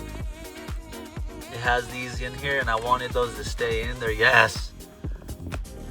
Hell yeah, I'm glad they didn't break off all crazy. Now we just got to fit this thing in here.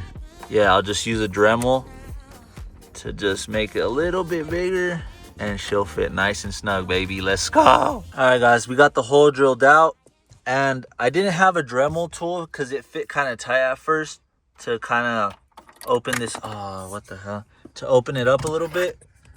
But I was able to use the drill with the like a stiffer wire wheel, and that actually acted as like a little grinder, and I was able to open it up more. So now it goes like that.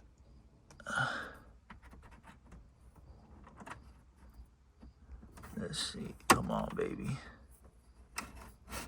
Ooh, shit. Let's go. That shit fits snug, boy. Hell yeah. That's exactly what I was looking for. Yes. See, like, it's so low key down here. Look at that. That's sick. Let's go. I'm so happy about that. All right, guys. Got everything all wired in. Those are nice and simple. So if you ever do this, get some expandable fuses. Makes life way easier. This should light up now. It's not really bright, bro. Is it because there's no reading on it? I don't know. Should technically just work, bro. That's weird.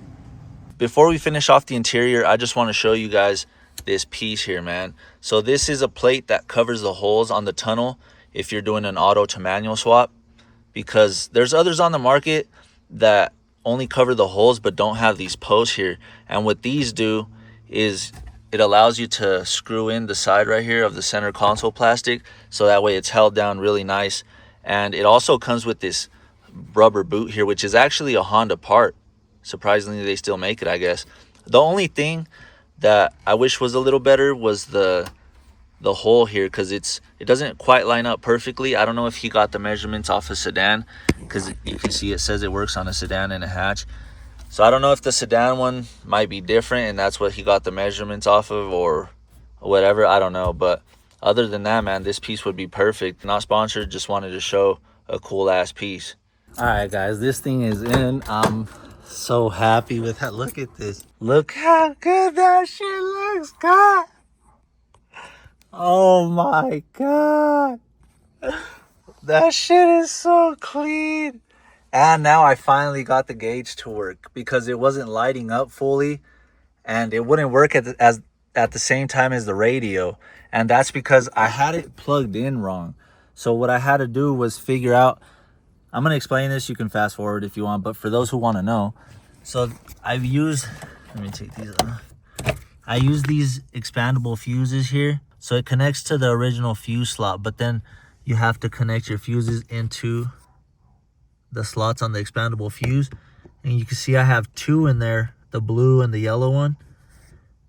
And before I was only just using one, so it wasn't completing the circuits how it should be. So I had to use both fuses. And then on one side, so where's an empty one? So you can see right here on the fuses, one of these sides is the positive side. So you need to have these like oriented in the way they need to be, or else they won't work right. But now everything works, man. We also got a new stereo in here, something light, not too crazy, just so we can have some tunes, because honestly I prefer the sound of the engine anyway, or not the engine, the exhaust. But yeah, man. Yes, look at that. Hell yeah. Let's go, bro. That looks sick. How it's cut into the dash too, man. And then I could change colors too. It'll save whatever I pick. I like that white though. Yes, sir.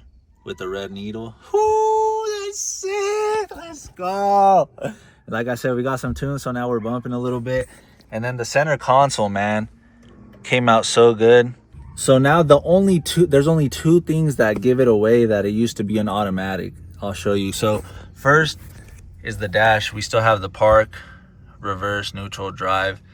And then the second thing is this cut right here. I don't know, because it was already like that when I bought the car. So I don't know if the previous owner cut it or if it was like that. But either way, I don't know what to do with it though, because let me know in the comments if you make it this far in the video. Let me know in the comments what I should do with this. Should I, because my sister-in-law knows how to sew really good, so I could probably pay her to like sew that up and make it look like hopefully nothing happened, or I can leave it and have it be like a battle wound, you know what I'm saying, of its past life, which actually looks pretty cool because it has like the underneath little carpet style in there, so it kind of looks like the guts inside of there. So maybe, I don't know, we'll see. Like I said, let me know in the comments, and yeah, I guess we'll go with whatever wins. So, but yeah, man, we got the full interior done, looking really fucking good. Everything's ready in there. We got the pedal pads, we got the floor vacuumed out, the new floor mats, we got the center console in there, put the back seat in, and then we also did the exhaust, and we also did the cooling system, which was huge because this radiator, I got it from a guy I used to work with named Karsten. Shout out Karsten. We got the fan to turn on a couple times actually. We don't have any leaks whatsoever. Look at that. Hell yeah. The only thing that really kind of bothers me is the holes in the seat. Remember, these are the ones I got from the Junkyard. I got them for 30 bucks a piece. This one, look how clean that is. I couldn't put that one over here though because of how the mechanisms were lined up and stuff. But yeah, I think I'm gonna try to figure something out. Maybe I could put like a towel that's kind of close to that color, or try to do something with the middle sections. I don't know. Let me know in the comments about that too. We are finally going to be driving the D16 Z6 swapped EF hatch. And not only that, we have a ton of cool parts that we're going to be putting onto the car. So the entrees that we got going for this video are the brakes and the suspension. Well, I guess the wheels too, because we're going to make those look good again. And for the past like week and a half, I've been using this like every couple days, just coming out here. You can see I've been spraying it on stuff that we're going to be taking off, because usually the bolts back here, especially like the ones down here for the tow arms and the ones on the shock here, they're usually pretty hard to take out, and sometimes they're seasoned the bushings, so hopefully we don't have too much trouble taking stuff off. But yeah, we're gonna go ahead and start here on the rear, just because it's the harder stuff and we might as well get that out of the way first.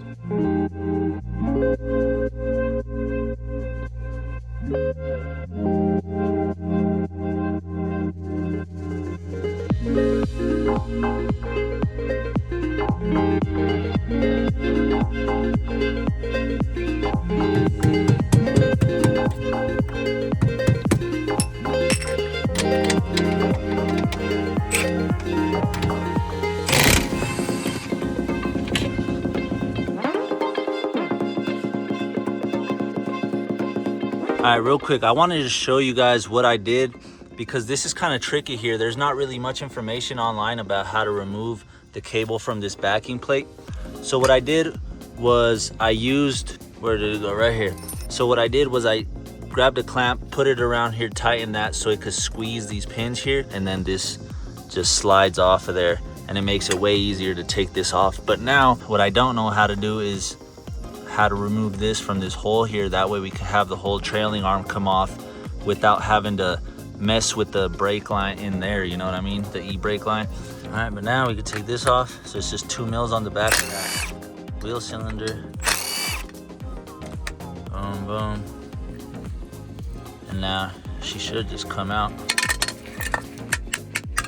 There we go.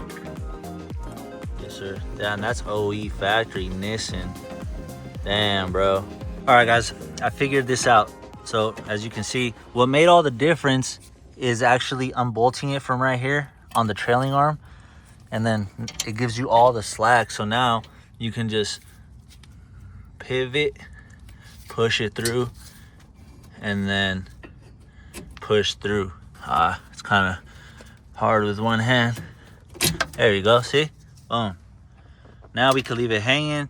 we can unbolt the rest of this stuff and keep on moving. Man, you know what though? It's gonna take every ounce of will power that I have to not go just complete OD on this thing, because now that I have all this disassembled, and especially this, like, granted the drum will cover it so you won't ever really see most of it, but like the OD in me just wants to sand this down, spray it, and then obviously once I take the control arm or the trailing arm off, I'm gonna want to power wash that, sand it down, paint it. But I mean, if we do that, we're just never gonna get this thing ready, and it's gonna turn into more of a restoration than I actually want to. But yeah, I guess I'm trying to keep this as much of a project that any of you guys could do watching, you know what I'm saying? Because not everyone has the time or money or whatever to spend doing all that work. So as much as it's gonna kill me to leave it like this, we're just gonna be pretty much replacing parts and throwing it back together, man.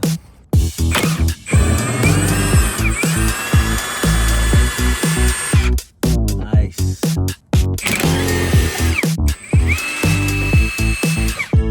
Yes. Nice. Let's go. Let's go. I guess using the PB blaster for like 2 weeks actually did work. Let's go. Yes.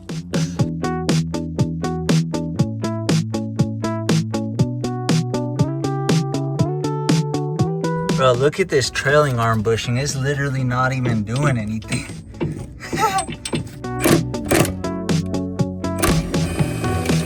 Yes. Yes. Yes, sir. Look at that. I'm telling you. I think that PB blaster is actually the magic trick, man. Hell yeah. So now we got these two that go on the trailing arm bushing. One right there, one right there. These are 17 mil. Those should actually come out pretty easy. Come on, baby.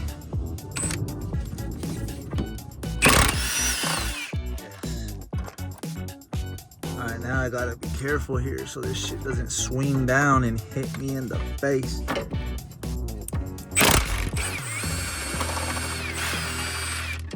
Yes. All right, now the last thing holding on the trailing arm is this control arm up here, the camber arm. I'll just unbolt it from up here from these two first, and then this one I'll just undo once I have it out here.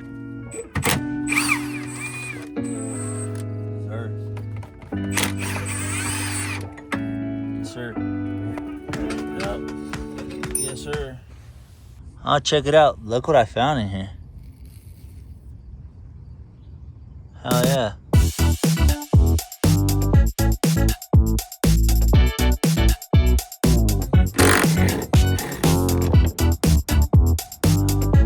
Alright guys, we got the whole wheel well cleared out. Look at that.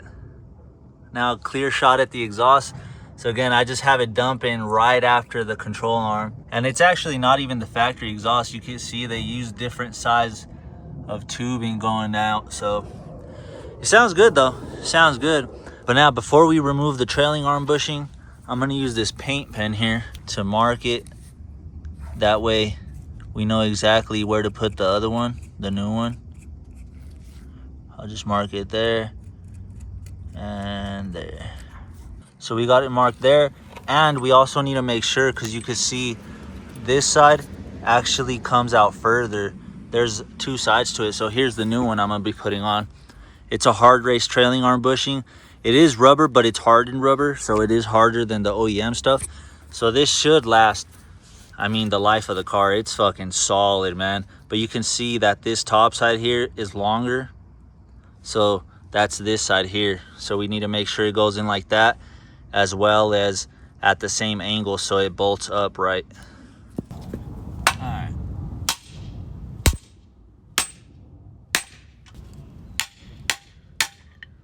Yes, sir. Let's go. Let's go. Yes. Your lips will let me go for long now. Right. I already know what's on your mind. I already know what's on your mind. All right, cool. That went way better than I thought. Look at this. She's back in there, the new one. Let's go.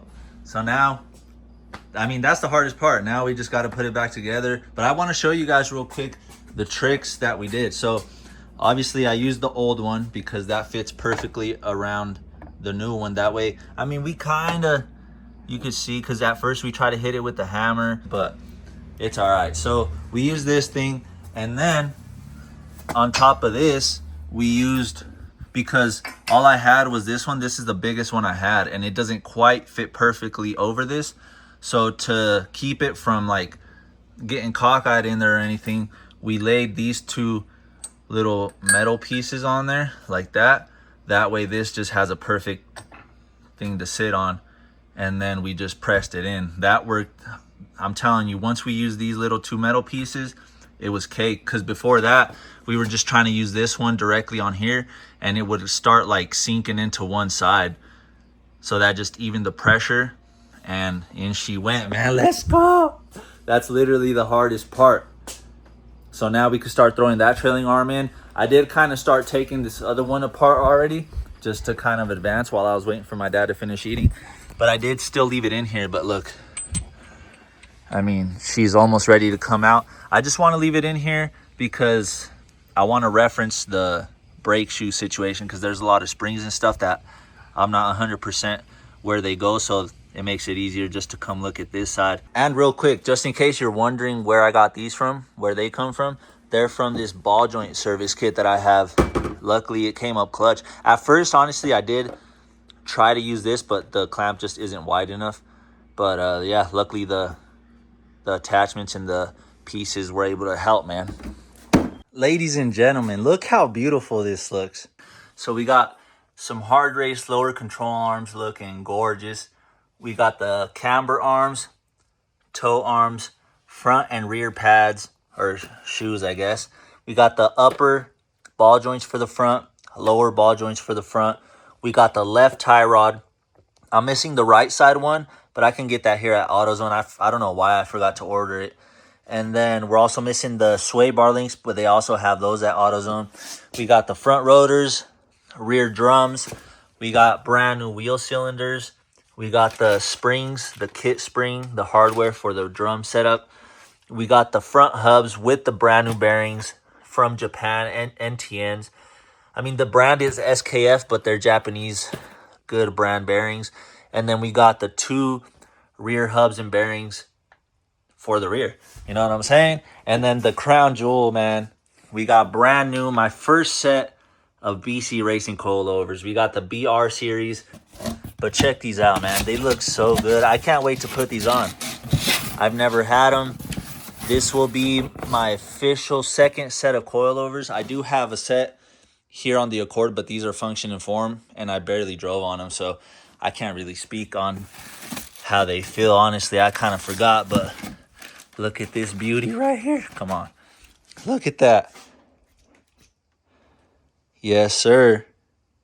These are the rears with the fork. Whoo, they look so sick. So, I mean, they should be good. Everyone has really good things to say about them, so hopefully they work as advertised. And then we got some fresh tires, man, some fresh rubber for the car. These are for the Steelies, which I do plan on making them look way better. That should also happen in this video. So, I mean, we rebuilt the engine, so that has 0 miles on it. We did the interior, and then we're gonna have all brand new suspension and brakes. So we're pretty much, I mean, yeah, we're pretty much gonna have a 2025 1990 Honda Civic hatch, baby. Let's go.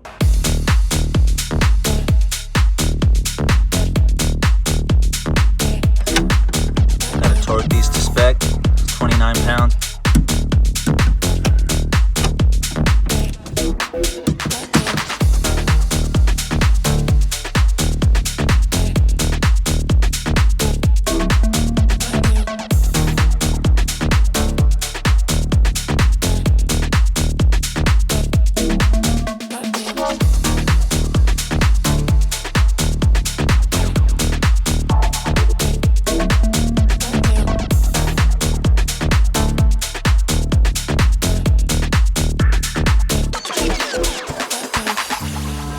right, guys, well, there it is.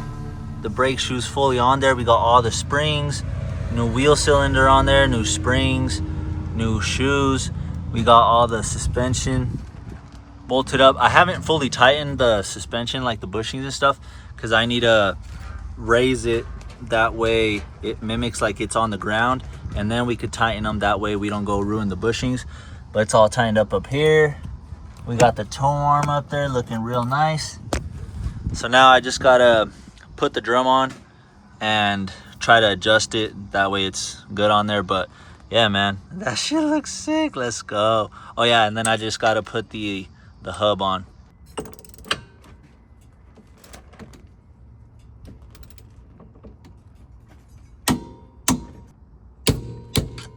All right, guys, well, there it is. The rear is put together, looking so good, man. All the nice and crispy parts. Got the drum on there, new brakes, the trailing arm bushing, man, those were easy. People talk like they're just the most insane thing ever, but honestly, with the press, that shit was just, you just line it up, make sure you're pressing it in straight, and it's pretty straightforward. So now the car should be handling like no one's business, man. And I also already went ahead and did the other side too. Same thing, looking crispy, boy. Let's go. Trailing arm bushing in there. But now that that's done, we got to keep going because we actually got a meet that I want to go to, and it's actually this Sunday, and today's Tuesday, and I just been working nonstop to try to get this done because we only got a few days left, and I still have to, well, finish the front brakes and suspension. I got to bleed the brake system. We got to get a new windshield. We got to get the plates, and we got to go do emissions. So there's a lot to do, but I think if we have everything go smooth, we should be able to make it, man. I got this front side already torn down, pretty much everything out the way. I didn't really film that just because, I mean, it's just really taking it apart. There's no real special thing to it or nothing, but I do want to show you guys building back up the knuckle because there's some tricks that I want to show you guys, and it should be pretty sick seeing the progress. All right, so we got the knuckle on the vise, and what you want is a socket that fits on the hub. So that's this inner part right here, because the rest of it's the bearing. But you want a socket that fits on there, not too big to where it's gonna get stuck in the bearing, but just big enough to where you can get a good hit on it. And we'll do this in real time, that way you can see it's not that hard.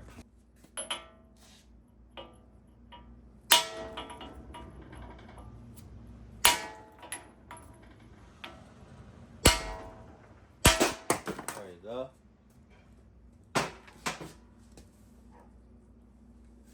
See? Easy. All right, now you come to the front side, and this part is important. You can't forget this snap ring, because if not, you're going to be trying to hit the bearing out from the back, and it's not going to go anywhere, and you're going to want to go crazy. There you go. Yes, sir. So now we can flip it upside down and hit the bearing out.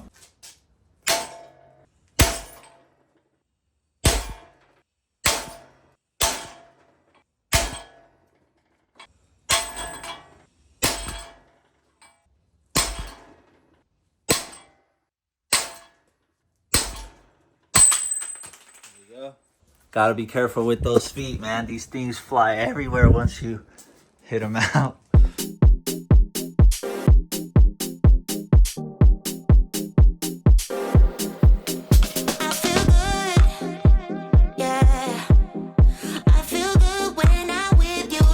And just like that. I messed up, man. On one of the knuckles, I was rushing because I'm trying to make it to this Honda Civic EF meet, and I just started going, you know, trying to move fast, and I pressed the hub into the bearing first, and then I pressed it all together. But then when I had it in there, I realized that there was no way to get this snap ring in. You know what I'm saying? So then I had to spend another $66 to get this overnighted. Luckily Amazon had it, and it is from Japan, so it is a good brand. It's Timken. But yeah, man, I guess, I mean, hey, I've been doing a lot trying to get this car ready for the meet, so I guess one fuck up ain't too bad. it just cost me $66, man. It's cutting into the budget. But yeah, so now I just have to cut this race off of here, this piece here. That way we can just press this in. So this piece here is this piece right here.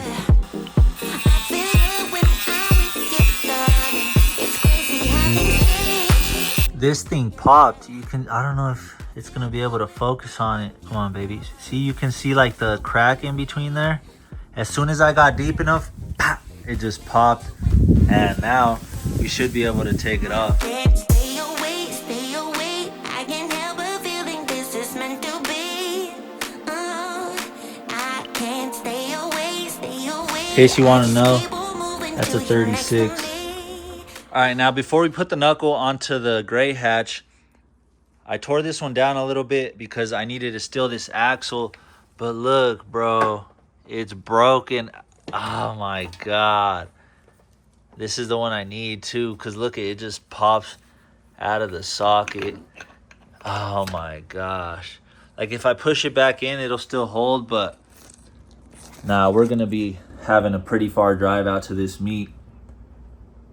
I'm just gonna have to get a new axle, man. Oh well.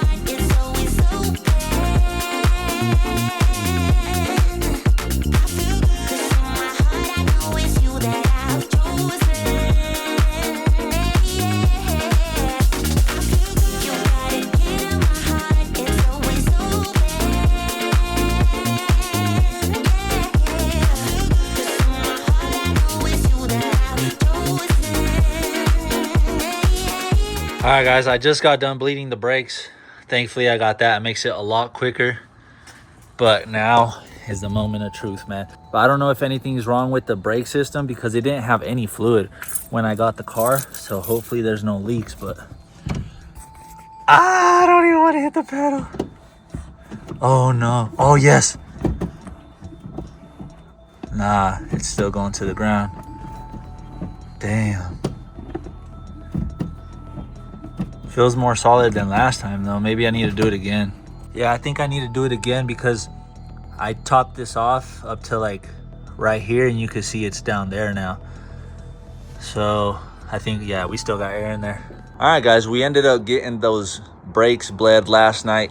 The third time was the charm with the pressure. It should still be holding this morning because we don't have any leaks up there. Yes. Let's go, baby. They feel fantastic. Cool.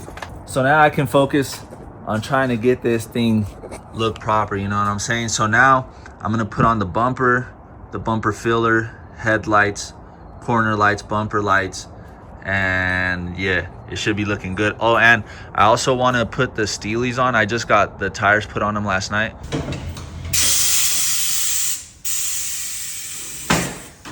But I want to put them on here, that way I could drop the car onto the ground and kind of eyeball the alignment, get it as close as possible, because later on today I have to take it to the windshield, or to get a new windshield. Luckily it's only like 2 miles up the road, so it's not too far, but still I don't want to start beating up the tires too much, you know what I'm saying?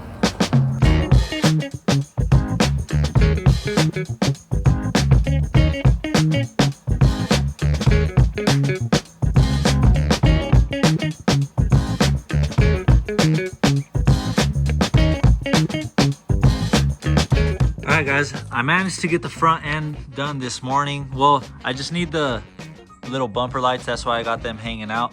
But I just got back from work, I only have a little bit of sunlight left, so I'm gonna go ahead and start throwing the Steelies on here. We went and got some fresh rubber on them yesterday. 0 miles, baby. Let's go. So I'm gonna just throw them on here, that way we can finally get the car on the ground, do an eyeball alignment, because tomorrow I have to take it to the alignment, and yeah, I at least want to get it close, you know what I'm saying? And plus, I have to do at least a little test drive here in the neighborhood because we haven't even done that yet, so let's go.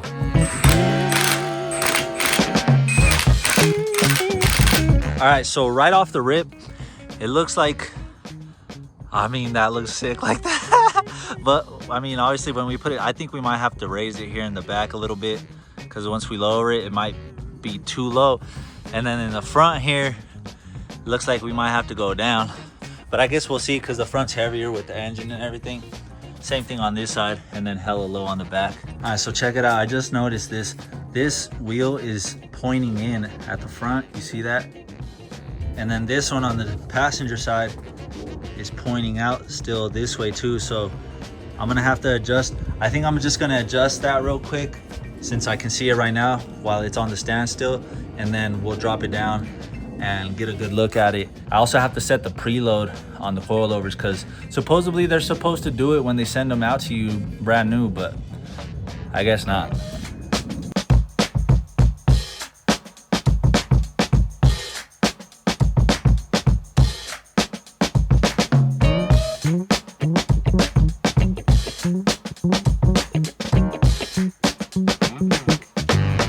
Damn, it's so low. I mean, we still got good clearance on the wheels, but man, that is so low.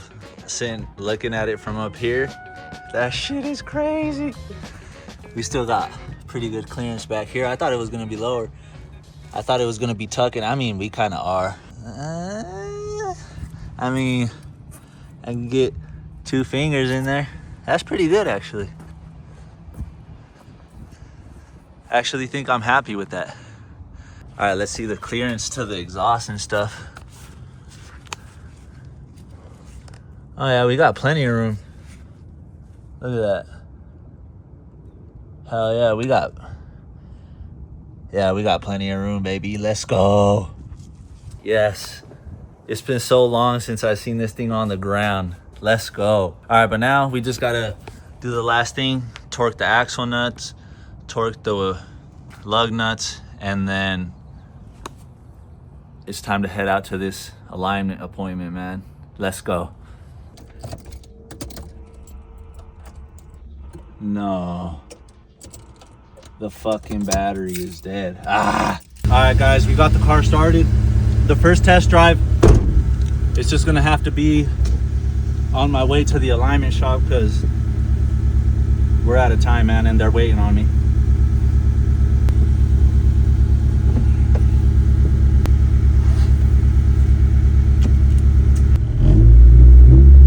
Sounds good.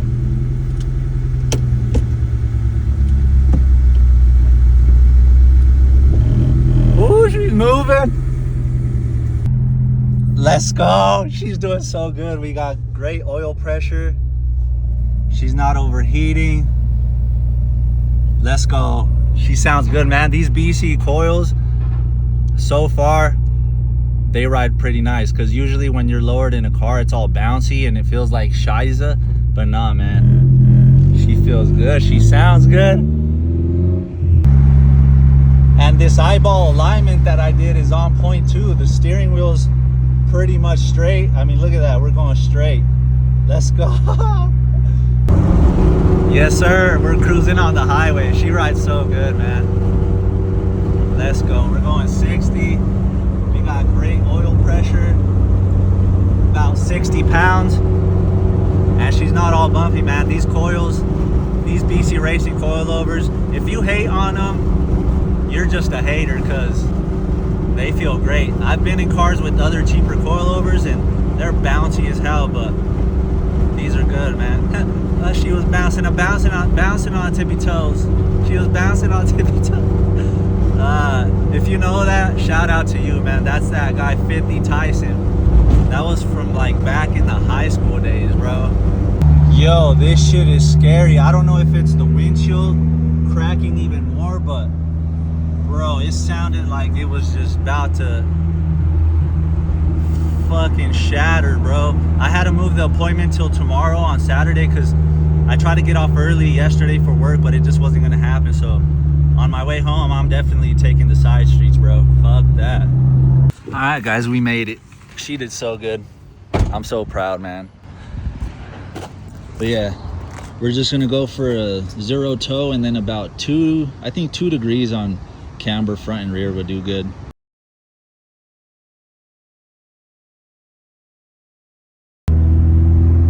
Ooh, that alignment's on point, huh?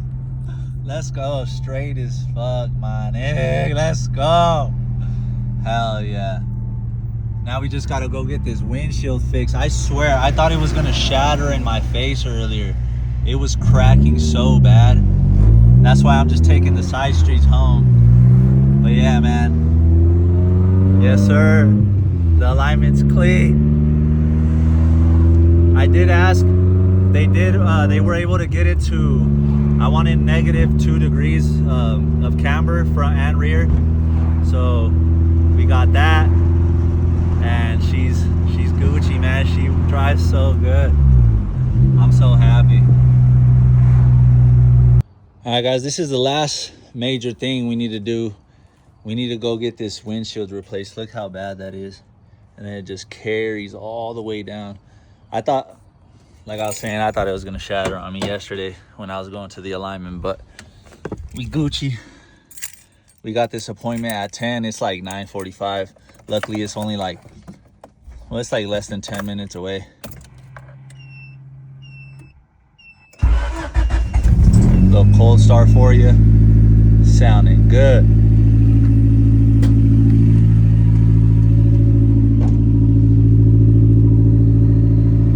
Yes, sir.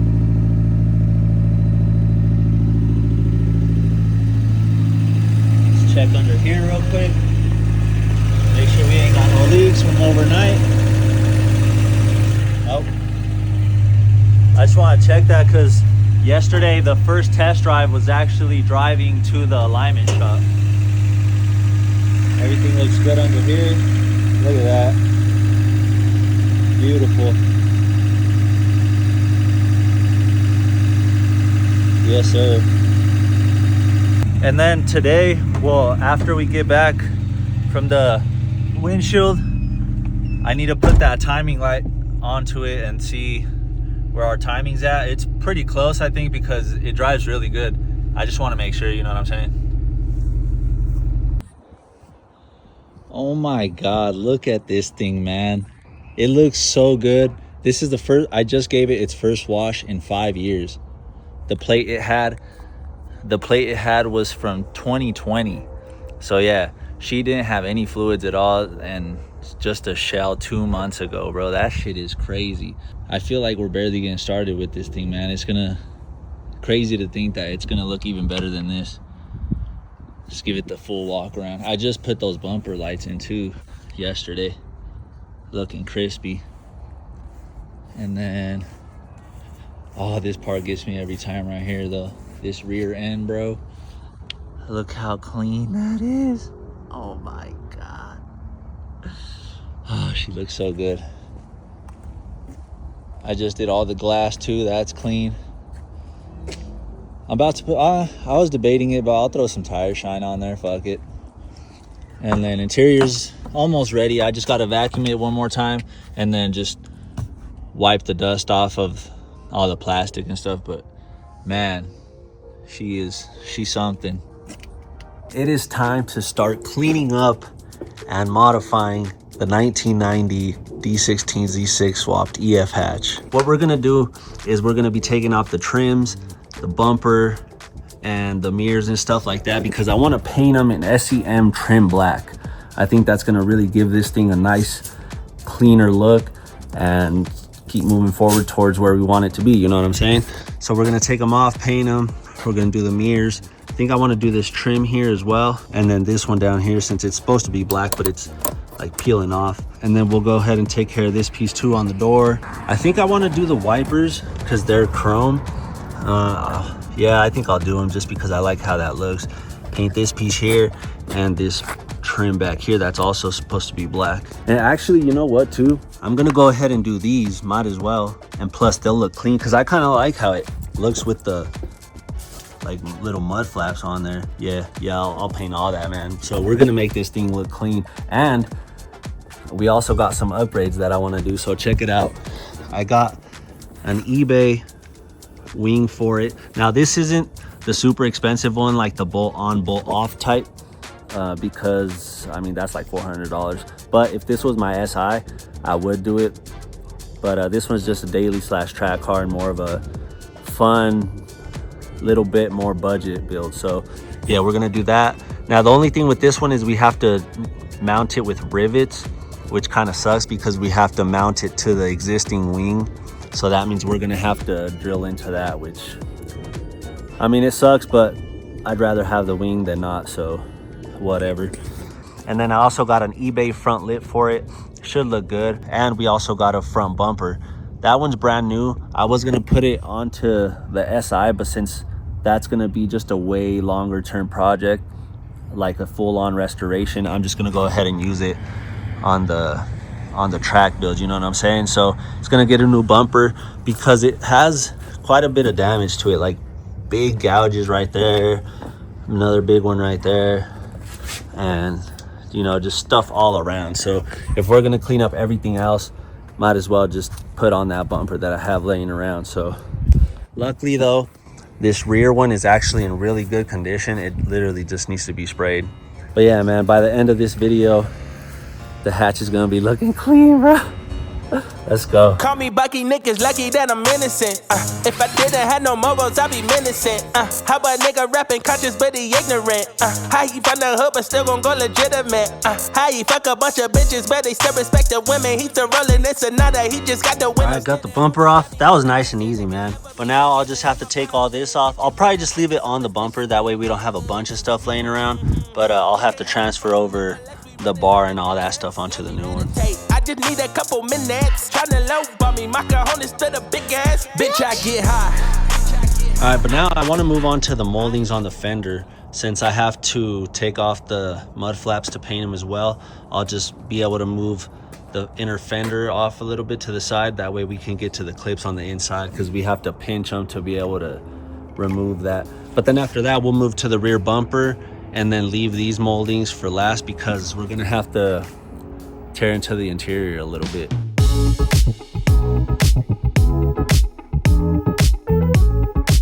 Yo, look how much trash was up in there, bro, and it's still more. I'm gonna have to get that blowgun and use some compressed air on that, man. But yeah, so now you can see what we're after here. Those two clips right there.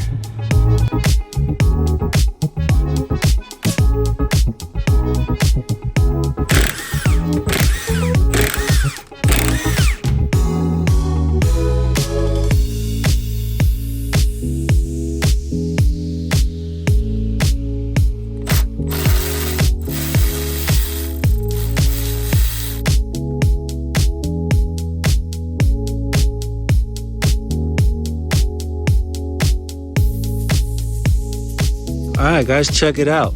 I also managed to take off that little chrome strip. Hell yeah. So all I did was take this end cap off, this little plastic piece here. It has one on each side. So I just popped that off, and then I used a hammer. I used this rubber mallet and then this hammer, and I stuck the ear of the hammer in here. Fit perfectly. It did bend it a little bit just at the very end, but I can bend that back. It's no big deal. So now we can actually paint it, make it look good, and clean all up under here. So that's what holds it in, is those clips, but they're underneath the glass, so you can't really take them out. So you just have to slide that piece out.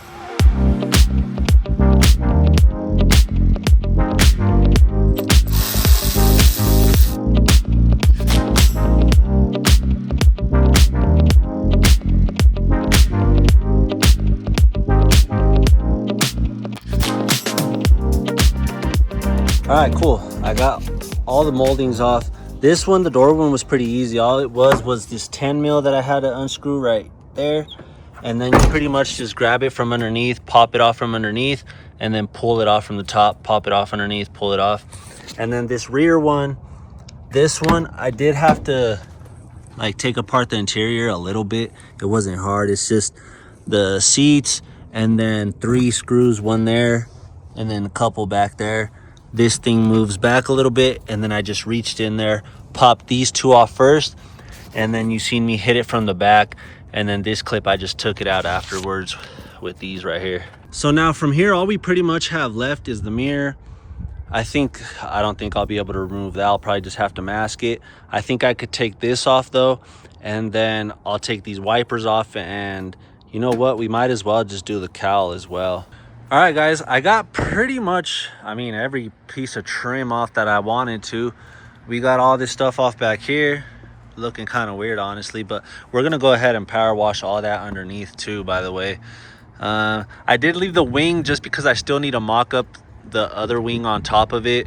That way I could drill holes and then find the exact position I want in it. So I want it in, so that's staying on for now. I took off this bottom trim here. I left these on just because these, I couldn't find anything online and these are super hard to take off. So I'll just mask around that and we'll be good with that. This obviously is part of the door, so I can't take that off.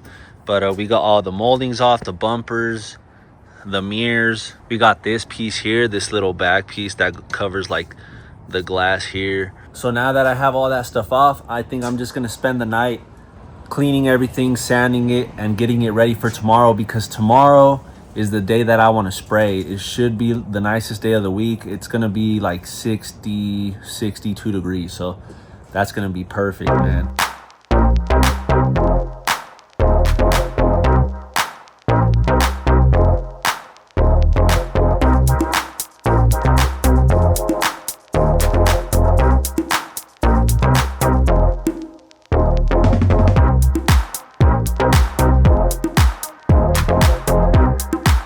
All right, guys, it's finally time to see how we're gonna mount this wing onto here. So the trick is that we need to use this old one, right?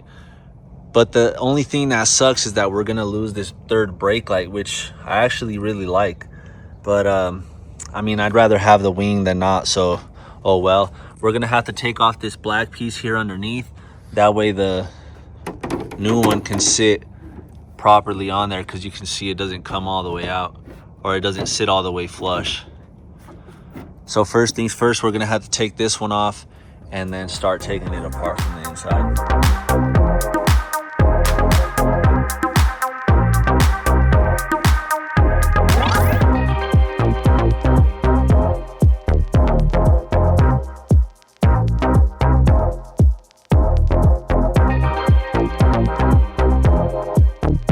All right, guys, check it out. So that's pretty much how it's gonna be. You can see how it sits on the existing one, because we don't have these like studs to mount it, you know, because if this one had them, then we wouldn't need to use this. But the one that does have it is like between $300 and $400. So this one was only like $120 on eBay, so I guess I don't mind doing this. But that'll be how it sits.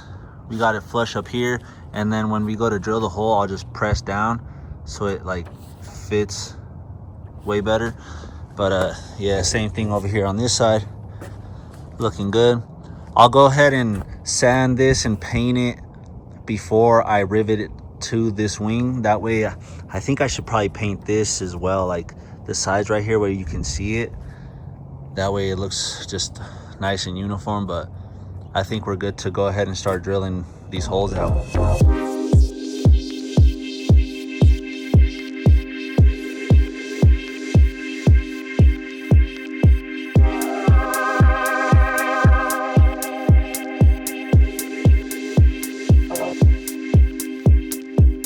All right, after a bunch of scuffing and getting things ready and cleaning parts, we're pretty much ready to start spraying, man. So check it out. I got stuff everywhere, but we got the front bumper here.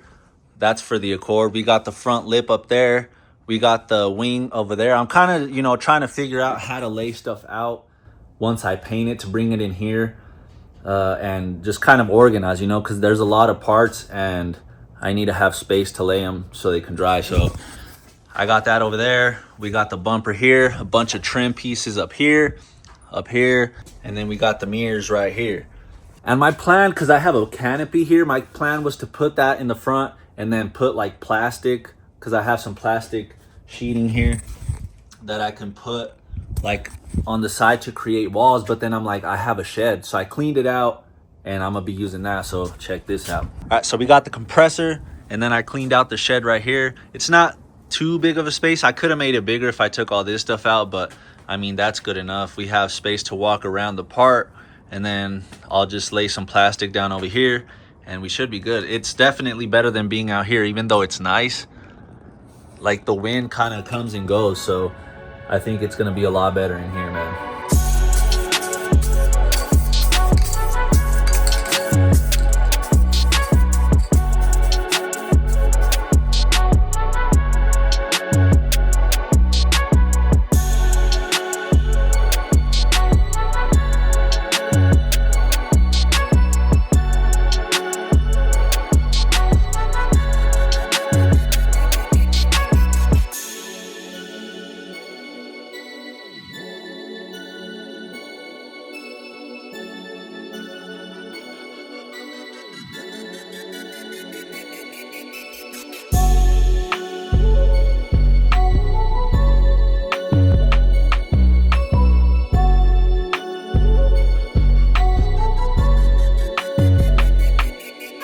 All right, I want to show you something real quick. So look at this finish, man, on the lip.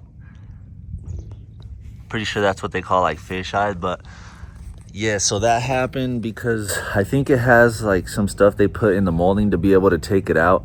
And I did scrub it down with the scuff stuff, but I don't think it was enough. I think I need to do what I did with the wing. With the wing, I did the Dawn dish soap, some degreaser, and then the scuff stuff. So I think that's gonna be the trick with this one as well.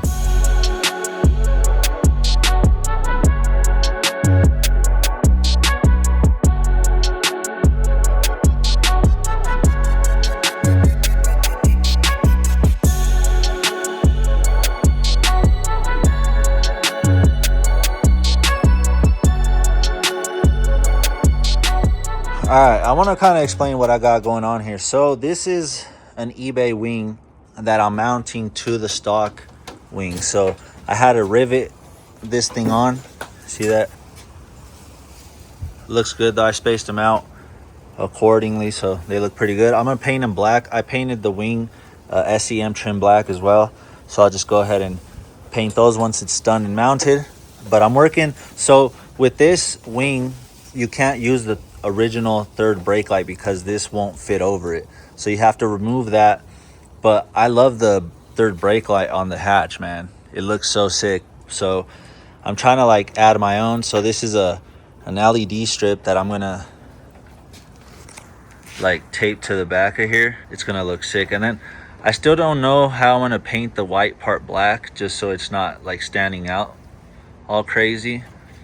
But so far I drilled a hole here so I can fish these wires through, and then I think after I'm done I'll just put some like black silicone on there. But so far you can see I'm trying to get this through there. Luckily this splits right here, so I'm able to fish them through. If not, what I should have done was started doing this before I riveted the wing on, but you know, hindsight's 2020. So basically what I'm doing is trying to lift this with my tool here, my plastic pry tool. I'm just kind of lifting here to try to feed this through.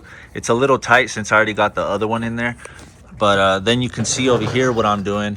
I'm still using the stock end to plug into the like connector that goes to the hatch. So I had to de-pin this to fish the wire through here. I kind of hooked it in and then pushed it through, and then I like put it all back together over here. I'll probably put some loom on it, or maybe just some electrical tape so it's not all crazy. But yeah, man, I will give you another update once I have this through here and then tape this down.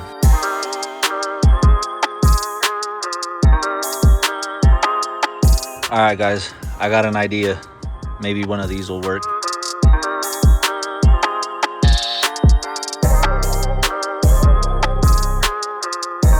All right, guys, look how clean that is. That Sharpie worked like magic. Now you could literally just see the strip. That's gonna look so good. I can't wait to mount this thing. It's gonna look so clean. Let's go.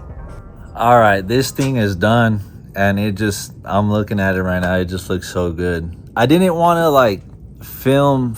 I got some clips here and there, but I didn't want to fully film putting it together, you know, that way I can just give you a bam, a reveal. And it looks so good, man. But without further ado, I'm gonna show you it, and then we'll make our way from the front to the back, and I'll walk you through everything that I did.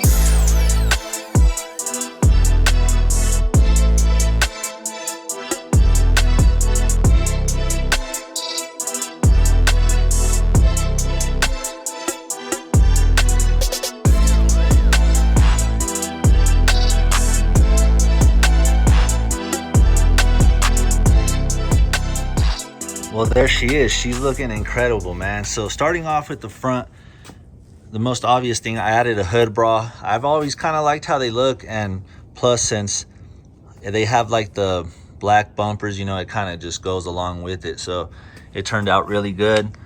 We got brand new lights in the bumper. The lip is looking clean. The fitment is really good. The front end overall just looks way better and way meaner, man. I'm so happy with that. And then we also ended up doing the mirrors, this whole trim up here. Well, that's part of the door, but like it looks like a trim piece. We got this bottom trim piece painted black. We resprayed these because these were just really sun faded, and then we also got the back part over here, so that's looking really good. We got the door handle, and then of course the moldings coming all the way down. They were faded and they were like different shades of gray, so now we got all that one color, so it's looking really good. It just tied it all together. And then one thing that made a huge difference, I was gonna leave it the cowl here, but I'm like, nah, it's just so easy to take off, and it actually does make a difference. And then we got the wipers too. I'm pretty sure from factory they come black and then they just fade over time, but they're looking clean now, man. And then back here, it looks like I bought a bumper, man. It came out so clean. That paint just laid down super nice, that trim black, man. And then you can see we also took care of the mud flaps. I like how they look, actually. A lot of people take them off, but I don't know, I'm gonna leave them. They look pretty good. Of course, we still need a plate on there. We did this trim piece. That turned out really good because it's supposed to be black. And then we took care of the wiper back here, this plastic piece. And then of course, the piece that I think makes the biggest difference, the wing, man. It came out so good. I honestly didn't think it was gonna look this good since it's like the cheaper eBay one, but man, does it look good. And then we added that LED strip on there. Ooh, that thing turned out so clean, man. I can't wait to see this thing at night. It's gonna look crazy. But yeah, we mounted it with the rivets. I painted them black as well, so you can't, like from back here, you can't really tell. So that turned out really good. And then the way I mounted this thing, I didn't really know how I was gonna do it. I had an idea of either putting it out here or like in here, but I'm like, nah, that outer edge is gonna be clean. So this is what they call a cob, like COB, cob light LED strip. I drilled a little hole, you can see right there. I put some black silicone so it hides it a little bit better. And yeah, just ran the wires. I used the factory plug, so we're hooked up, and every time we hit the brake, it lights up beautifully, man. I'll go ahead and show you guys one more time when it gets darker, but man, it turned out great.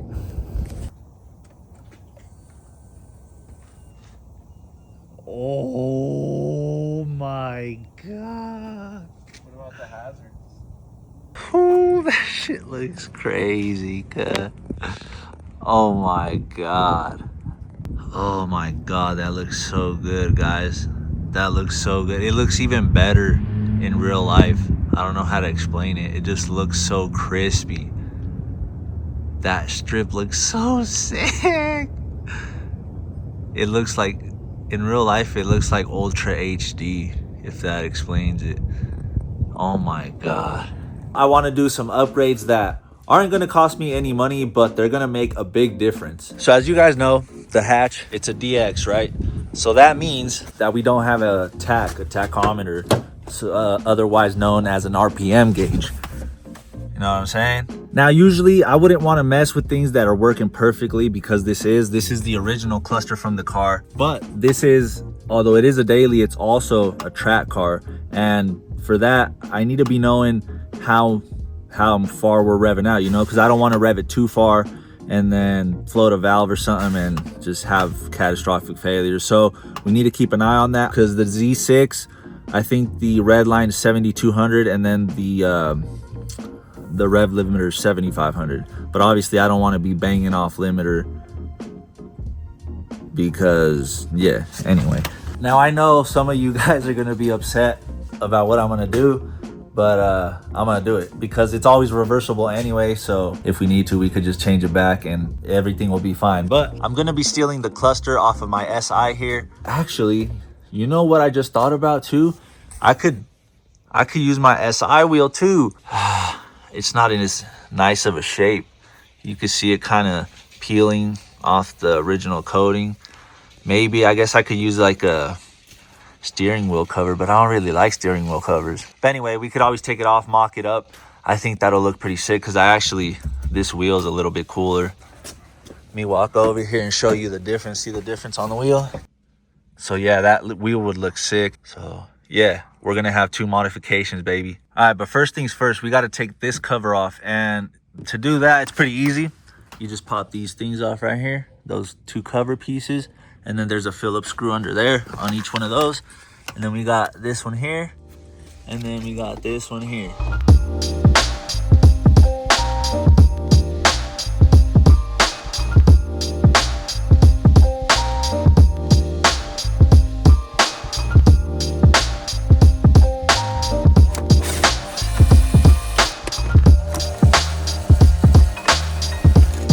And then we can just move this down a little bit. And then in theory, this should just, oh yeah, it does just come out. Actually, you know what? I'm gonna pop these out real quick so I can disconnect them. All right, got those disconnected. Now we should be able to easily come off with this thing. Yes, sir. Damn, that's pretty clean under there, actually. Be a perfect time to clean up under here now, though. But now from here, we got 4 screws that hold it in. 1, 2, and then 3 and 4.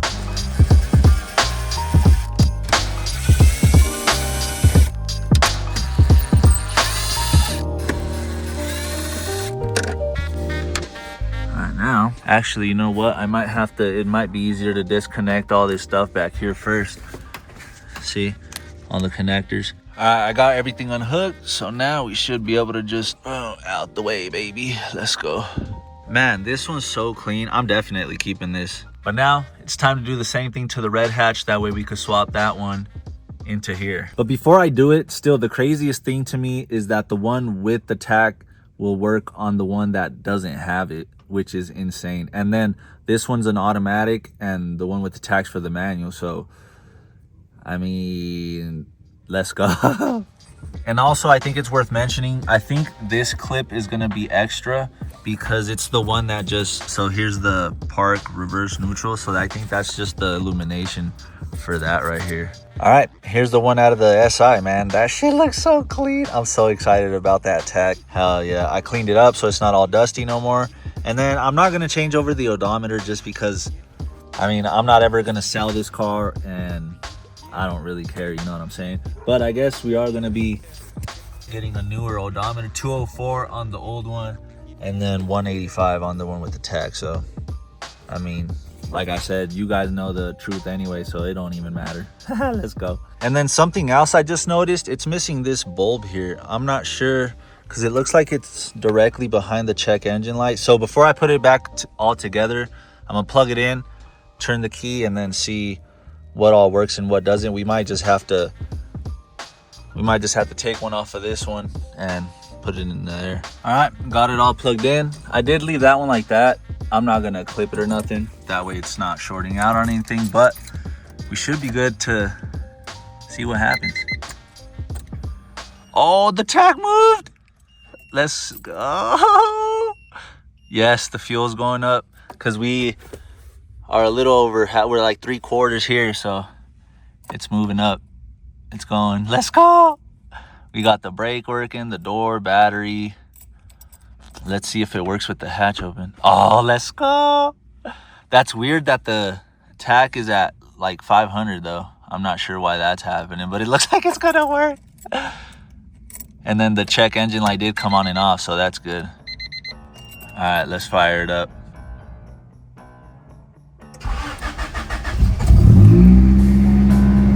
Oh, let's go. I think it's working. I think it's working. Let's go. Let's see if the turn signals. Oh no. Oh no. Oh wait, it might be because I don't have the hazard thing plugged in yet. We'll just test all that at the end. Let's go. I'm gonna wait just a little bit, give it a little bit of temperature before I rev it up to see if it moves, but so far we're looking good. Let's go. All right, she's been running a couple minutes. Let's see. Oh, that's fucking whack, boy. Oh, there we go. It woke it up. Let's go. It woke it up. Let's go. Let's go. She was still sleeping. She didn't know he had swapped it yet. That's sick.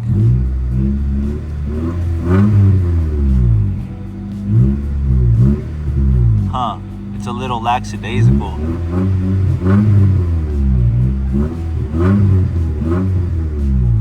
Huh. All right, well, I've let it run for a few more minutes, and I don't know, I think I'll be able to tell once I really drive it, but everything else seems to be working. We got the temp going up, we got the fuel pretty much where we need it to be, and yeah, I'm just gonna go ahead and put it together, make sure once I plug in the hazard here that all the blinkers work and all that, turn signals, flashers, oh yep, that works. All right, there it is. Man, that looks so good. She's all back together now that we got the hazard button in. We could test the blinkers and all that. Yes, sir. Oh, yeah. Let's go. Hazards. Yep. Alan. Let's go. Man, I hope that tack works. All right, now before we switch the steering wheel, I do want to go ahead and just drive it, because that's the main thing we're doing here, is trying to see if we could get that to work. But yeah, man, she's looking clean now. Let's go see. All right, I got some bad news, man. It kind of works, but then it kind of doesn't. It's like an intermittent thing. I'll show you at the next stop sign. I'll do a pull. Like when it works, I think it's like about 500 RPM off, and then there's times where it just stays like at 2 grand, even though we're up at like 3. So man, I wanted this to work so clean, but maybe it's just the tack that's old and it just stopped working no more. All right, right here.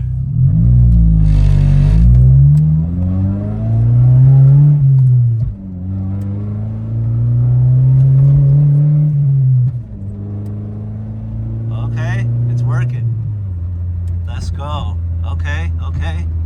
All right, we're coming up to another stop sign. Let's see again.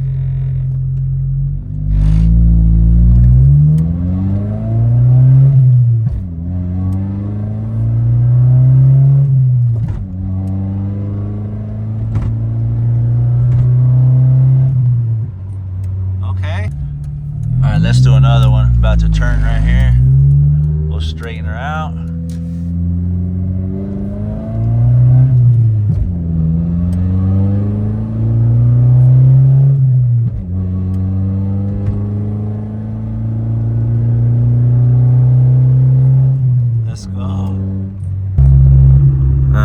To a stoplight. We're gonna do one more pull just for good measure, but I think this thing's actually working, man. Como que the more I drive it, the better it got.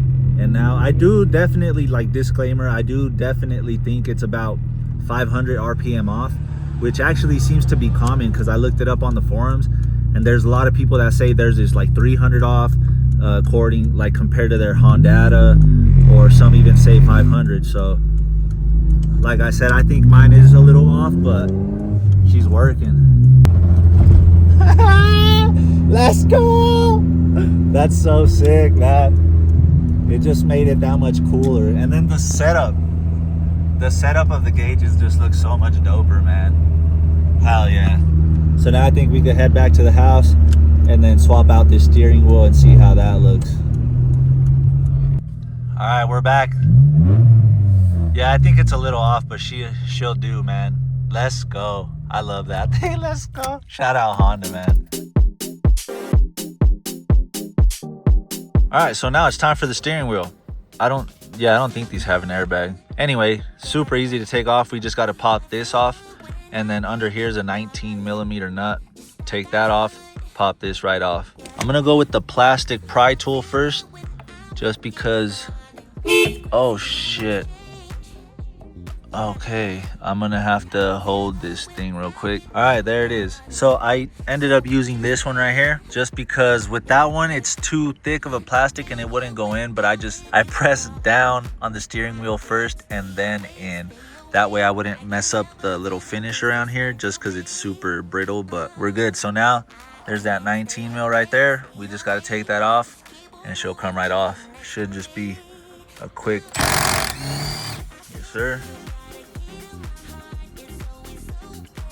we go. Came out with the nut. And now, this should just come straight out, baby. Yes, sir.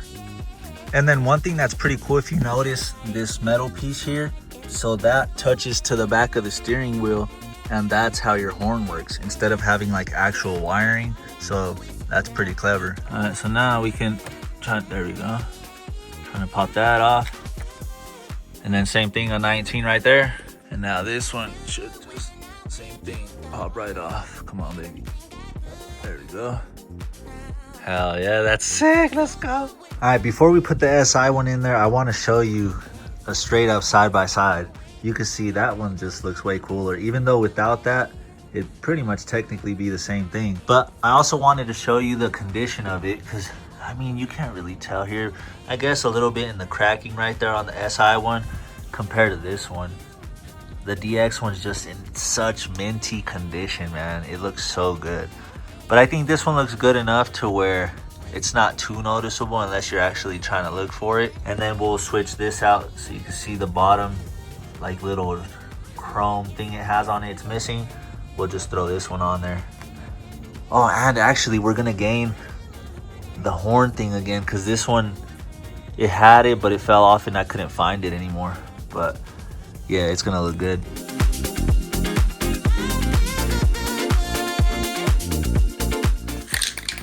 I took a lot of that chrome stuff off and then some of the black peeled as well, but I got it sanded down. I did manage to save the chrome look on the H, so I taped it off. Now we're just about to spray some adhesion promoter. Boom. Now we're gonna let it dry for, I'd say about 10-15 minutes, and then we'll come back and spray it black. All right, now I'm gonna use some SEM trim black. Should leave it looking pretty nice.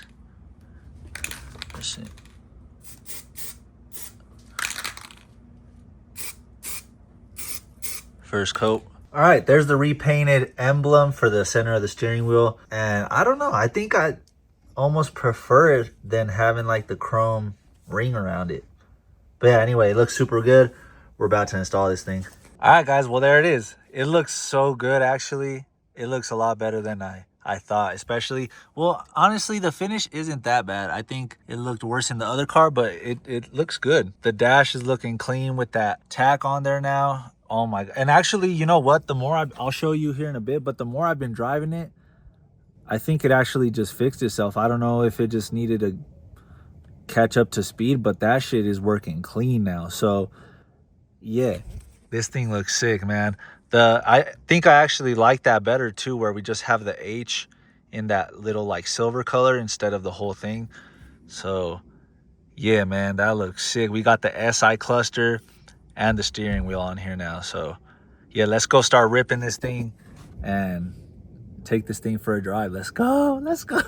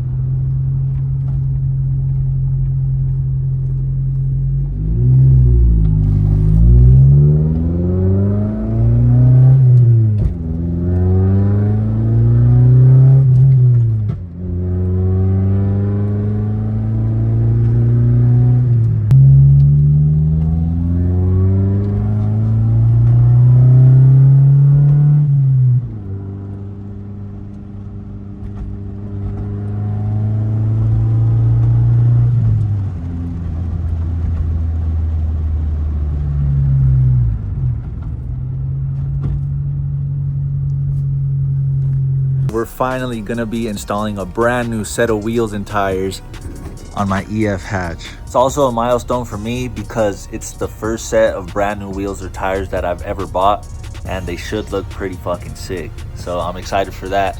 But before that, we got some other things we need to do to the hatch that are gonna add some more flavor. I think it's also gonna, what's the word, like accentuate everything else we've already done to the car, because right now, even though, yeah, we got the front lip, the hood bra, we painted everything, we got the wings, but for some reason, I think with the Steelies, it still doesn't give it the full effect. Here, let me show you from over here. And I think the wheels are just gonna actually bring all that out and put it all together. The first thing I want to do is clean up the Steelies. Now, I know I said that it doesn't like bring everything else out of the car and all that, but I do still like the look of a good Steely, you know what I'm saying? Because right now, we have all that going on the wheel. I don't even think it's like rust. I think it's just like caked on brake dust and everything. These little spots here are rust, but we could just sand that down and then spray over it and we should be good.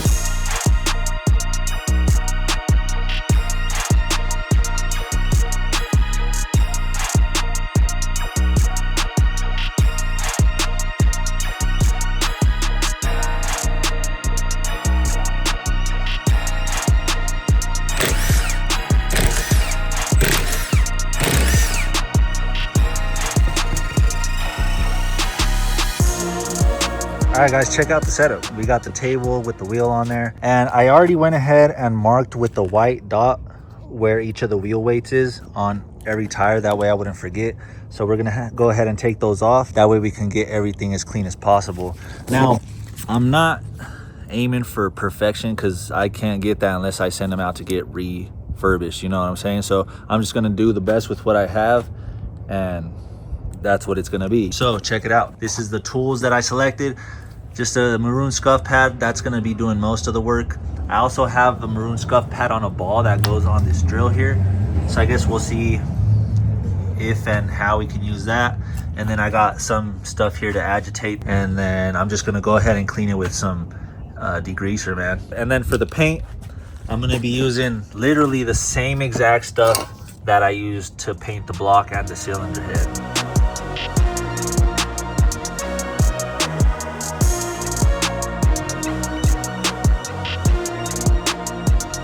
Oh my God, look at what a simple cleaning does for things, man. It almost looks like I already painted it, bruh.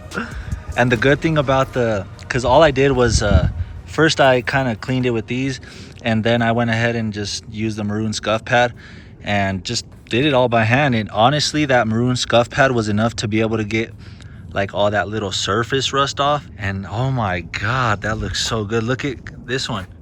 Look at that. And then just look at that. Oh my God. Let's go. Let's see if we do a side by side real quick. Look, oh my gosh. These are gonna turn out so sick. Let's go. All right, guys, well, there it is. We got all 4 of them done and clean, and they look so good. But I think what I'm gonna do now is just let them sit overnight. That way they could fully dry. We'll just let them keep sitting in the sun, especially like in here, because water always gets trapped in there. So I don't want it to go mess up the finish.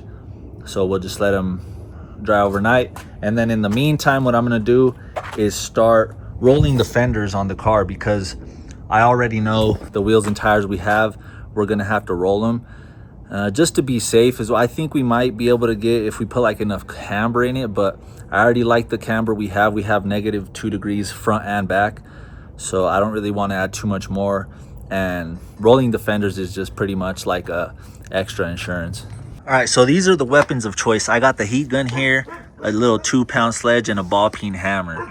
Now, I know usually people use like the tool you bolt onto the hub and then you sit there and roll it, but honestly, I've watched videos and I think that just takes way too long. Check it out. We're gonna just go ahead and heat the fender up from the inside, because there's like a little plastic thing here. I don't want to melt it, so we'll just heat it from the inside.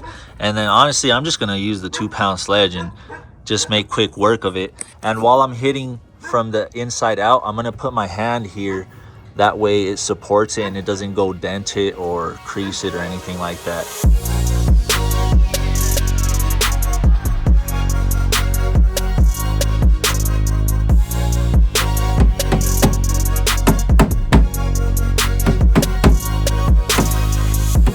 All right, guys, we got the whole thing. I mean, you can see how thin it is now compared to here. I may or may not have to cut into the bumper here just to make like at an angle, but I guess we'll wait on that and see. But yeah, I say this took a total of about 15, maybe 20 minutes because I was just going slow, making sure like I didn't crease it. But I mean, you can see still perfect out here, no damage, just pressing in, make sure we got some, you know, something to support it from the outside. But yeah, man. All right, guys, it's the next day and we got the wheel set up. We got the playing cards on there to shield the tire from any overspray. And honestly, it's way cheaper to do that than use fucking tape. Tape is so expensive nowadays, and I think playing cards are maybe, what, $3, maybe $4, something like that. But anyway, she's ready to go. This is the first one. And while I spray this, like in between coats, I'll just keep going on the car, rolling the fenders. I did finish the driver rear, so now I'm gonna be moving on to the passenger.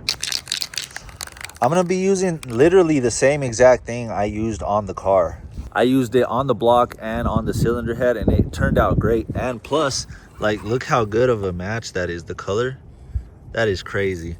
So I'm gonna be doing 2 coats of the primer just so we can get a good even coverage, and then hopefully we can just get away with hopefully 1 coat because I only have half a can of the color. So we're gonna try to make it happen.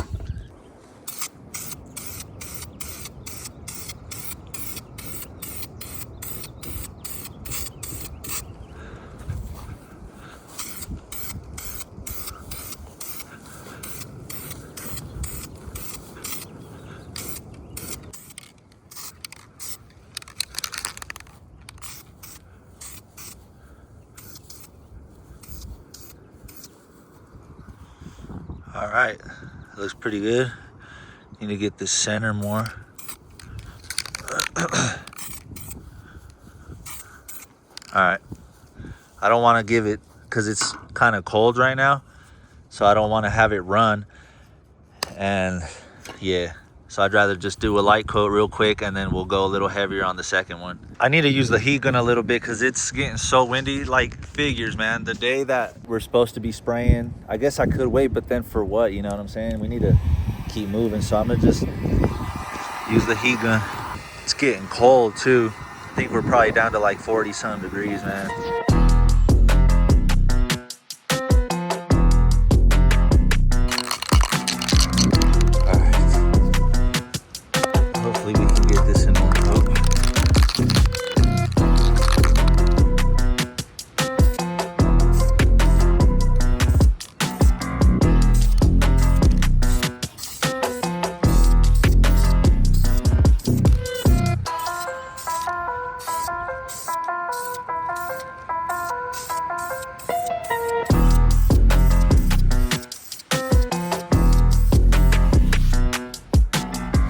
That shit looks good. Oh, that looks good. Now I think I'm gonna do another one just so it can be super even, because right now there's no sun and I don't want it to look patchy once the sun does come out, because look how cloudy it is. What the hell? It's only right there. Maybe we'll get some sun.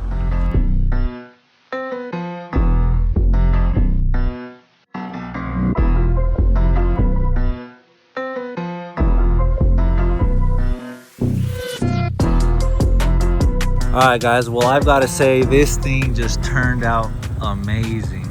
Look at that. The wheels, I mean, maybe, I guess it didn't look, like I said, it didn't, like these steelies didn't bring everything else out, but maybe just because they were dirty, because now that they're redone, I mean, oh my God, it looks so good. My goodness. And we still have a couple more things to do before we complete what I think is the full version #1 of this car. But I mean, oh my God. Like I said, I love the look of a good steely, and man, they actually look brand new. Out in the sun, that's definitely the finish they came from factory. So, I mean, yeah, they looked out really good. For not taking them to get refurbished at a shop or anything like that, for a quick, I mean, paint job, that, oh my God, I don't even have the words. It just looks so good. But yeah, we'll do here one last look before we go back to the garage and we spice this thing up even more.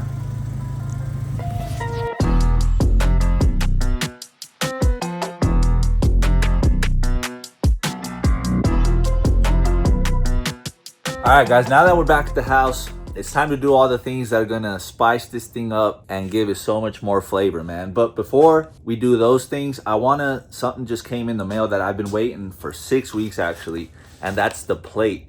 Because we finally went and passed emissions, if you guys been keeping up, and I just had to wait for the plates because we did something custom and it looks so good. So I hope you guys like it as much as I do, man, because she looks good. All right, and here's the new one. Look how clean that is. Oh my God, I can't believe I was actually able to get it. D16Z6, bruh, with the collector plate. So that means we have it until 2031 for 5 years. Let's go. That shit's gonna look so hard. Let's go.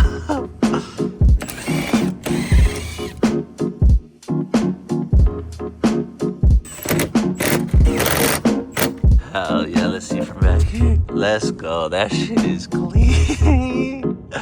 Hell yeah. Let's go. All right, now to the mods. Actually, before I forget, there's one more thing that isn't really a mod, but I want to do to the car, and that is put this little shoe on there, you know what I'm saying? So this, my sister got these for my son when he was super tiny. He did wear them a few times, but obviously they're like brand new and stuff. So yeah, she has the other one. I have the right side and she has the other one. She has it hanging from her rear view. So yeah, this is gonna go on my rear view. Let's go. All right, there it is. Man, that thing is tiny. It looks pretty cool though. I also left the rosary here just because when I bought the car, it was already on here and I'd just rather leave it. And also another thing that came with the car, which is pretty cool, is this dollar bill right here. It's been in this corner back here since I bought the car as well. And it's just gonna stay in there, you know what I'm saying? Oh. All right, so now that that's on there, we can get on to the mods. And the first one I wanna do is this thing right here. It's a red pinstripe, 1/2 inch. And I wanna put that, here, I'll show you over here. I wanna put that around like, you know, the edge of the bumper here and along the trims. And I kind of drew inspiration for it from the 88 and 89 because let me show you, I actually have a bumper from an 88. And do you see how there's this like little notch in it from factory? That's pretty much where this would go. But since mine is a 90, well, 90 and 91 are the same. I don't know why they took that off. They just decided to go with the flat surface.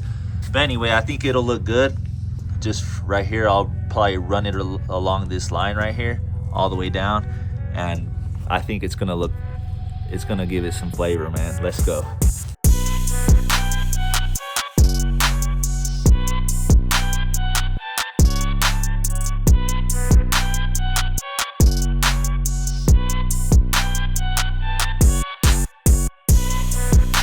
Oh my God, this thing looks crazy. I don't even think the camera really does it justice. That red is so bright, and there's just literally, let me show you, there's no bad angle on this thing, man. It just looks insane. That looks so clean. That thing does so much for it. And then now with the plate too, my goodness, man. Oh my, let's look at this other side. Look at the rear end, bro. That ass just looks crazy. God damn, looks clean. That's literally a $12 mod that I got off of Amazon. That was $12 on Amazon. Maybe a little bit more if you have to pay for shipping, but still. And look at the bumper, man. Whoo! And then I've seen people have this line and it only comes up to here and they leave the space in between these holes open. But I was like, nah, I'm gonna try it and like cut them out and see how it looks. Que al cabo, pues, si no se ve chido, I could always take it off, you know what I'm saying? So, but yeah, I think I like that instead of breaking it off. Once we're fully done, I'm gonna definitely take it back to the warehouses and we'll be able to really get some good shots and show you guys how clean this thing is. Oh my God, it looks so good. That shit is crazy, good. Oh my God. All right, now the next thing I want to do is another like sticker type of thing, but this one should also be pretty sick. And that is this sticker right here. It's like the ones that come with the Hondas, you know, the dual overhead cam one. But I found someone on eBay who actually makes these, and it's like the same original type of finish too, but we got it in a single overhead cam.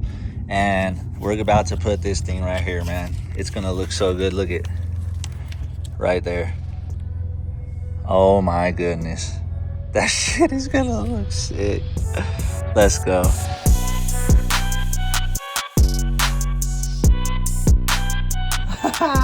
All right, ladies and gentlemen, now that we got all the spice and flavor on the car looking incredible, it's finally time for the crown jewel of this whole thing and the piece that we've been waiting for.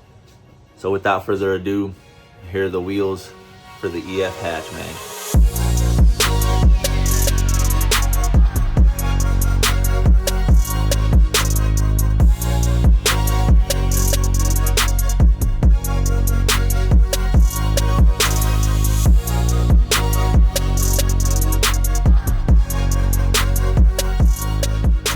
So that's right, I went with the K1s, the cozy, I still don't know how to say it, cozy,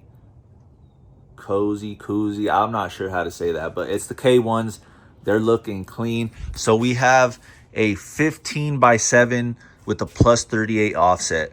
And then we went with the Toyo Proxys R888R tires, and they are a 205 50/15. Now I know what some of you guys are gonna say, oh, there's better tires out there than these. You just got these because they look good. Like, yes, bro. It's my first official set of nice tires. Hell yeah. They look fucking sick. Oh my God. I could not get them, man. They're gonna look so sick. And plus, I mean, they're alright tires. Like, yes, there's better stuff, but like these do plenty well, man. So yeah, I'm excited about these. These look fucking sick. The only thing we do need to do is install the stickers that it came with. So I'm gonna face it down, and then I'll put one here, and then we got a little bit of flavor for the wheel too. So I got a piece of wrap in here. It's red, and I'm gonna go ahead and, so we're gonna have one sticker here, and then I'll probably just do this spoke right here. I'll probably cut the wrap right here, and then I don't know, I'll lay it out all the way out here to see how it looks, and then if not, we'll just like create like a cut right here or something like that.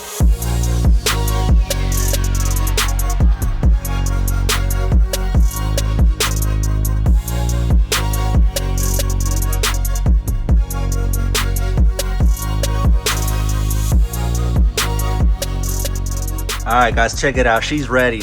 Man, that looks so good.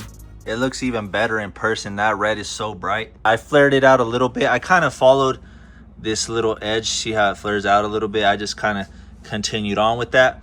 That way I didn't leave it like square, and it would look kind of weird, you know, coming to like a point. But yeah, and I also mentioned that I would see if I wanted to cut it here, but I don't know. I think that looks sick. And then I already finished the other ones over here. And now with the stickers, it gives them a different look. They almost look a little more concave now, if that makes sense. So now to bring it all together, it's time to finally put them on and see what this thing's all about, man. It's about to look so crazy.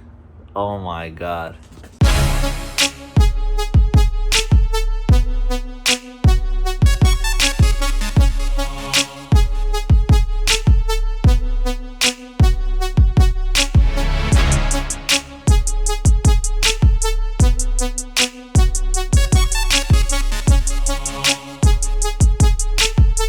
Alright guys, well there she is. Oh my God, it looks incredible. I can't even believe it.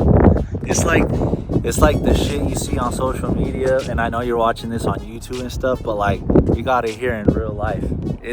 I can't even believe it, man. So let's just walk around this thing real quick.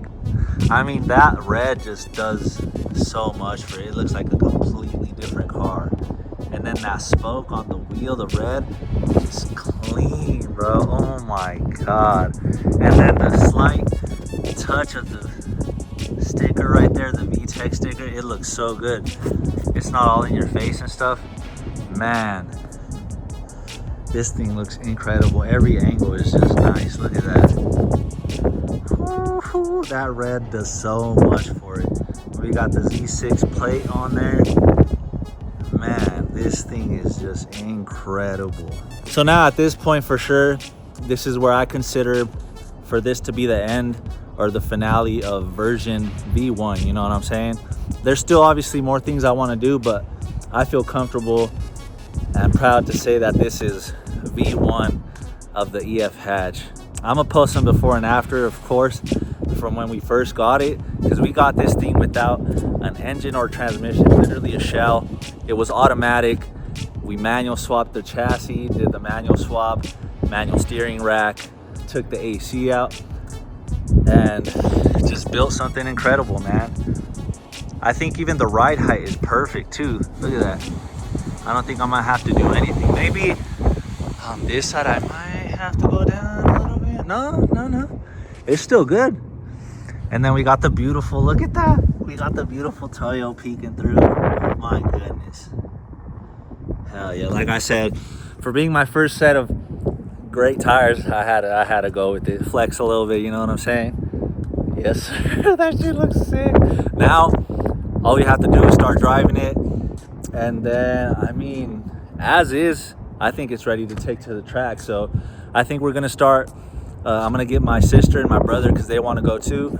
My sister has a bone stock EK hatch, a 96, and then my brother has his 99 EK coupe. So we're gonna be rolling down to the track, going to High Plains. It's a road course, beautiful track, and we're gonna see what this thing can do, man. She's ready. She has all the suspension. We've got the wheels and tires now, and oh, it just looks so good out here. Compared to even in the driveway, this thing just looks so much better out here. Probably because there's not so much going on and we could just look at this thing. My God, look at this thing, bro. Oh my God. I swear, I wish you guys could see this thing in person because it just hits so much harder, man. Let's go. Hell yeah. I don't even know what to say, man. Oh my God. To think I would have never, if you would have told me years ago, because I used to hoop, so I liked cars, but I was never doing car stuff, you know. I was hooping, that was what I wanted to be. But now, honestly, the fact that my life took this turn and now we're here with these incredible vehicles, I'm blessed, man. Thank God for this opportunity. Let's go. Hell yeah. We'll leave you guys with another little montage of it, but yeah, this is a great close to the video. This thing is looking clean. Now we can hit the track and start doing more stuff with it. But yeah, thank you guys so much for watching. Don't forget to like and subscribe, and we'll see you on the next one. Peace.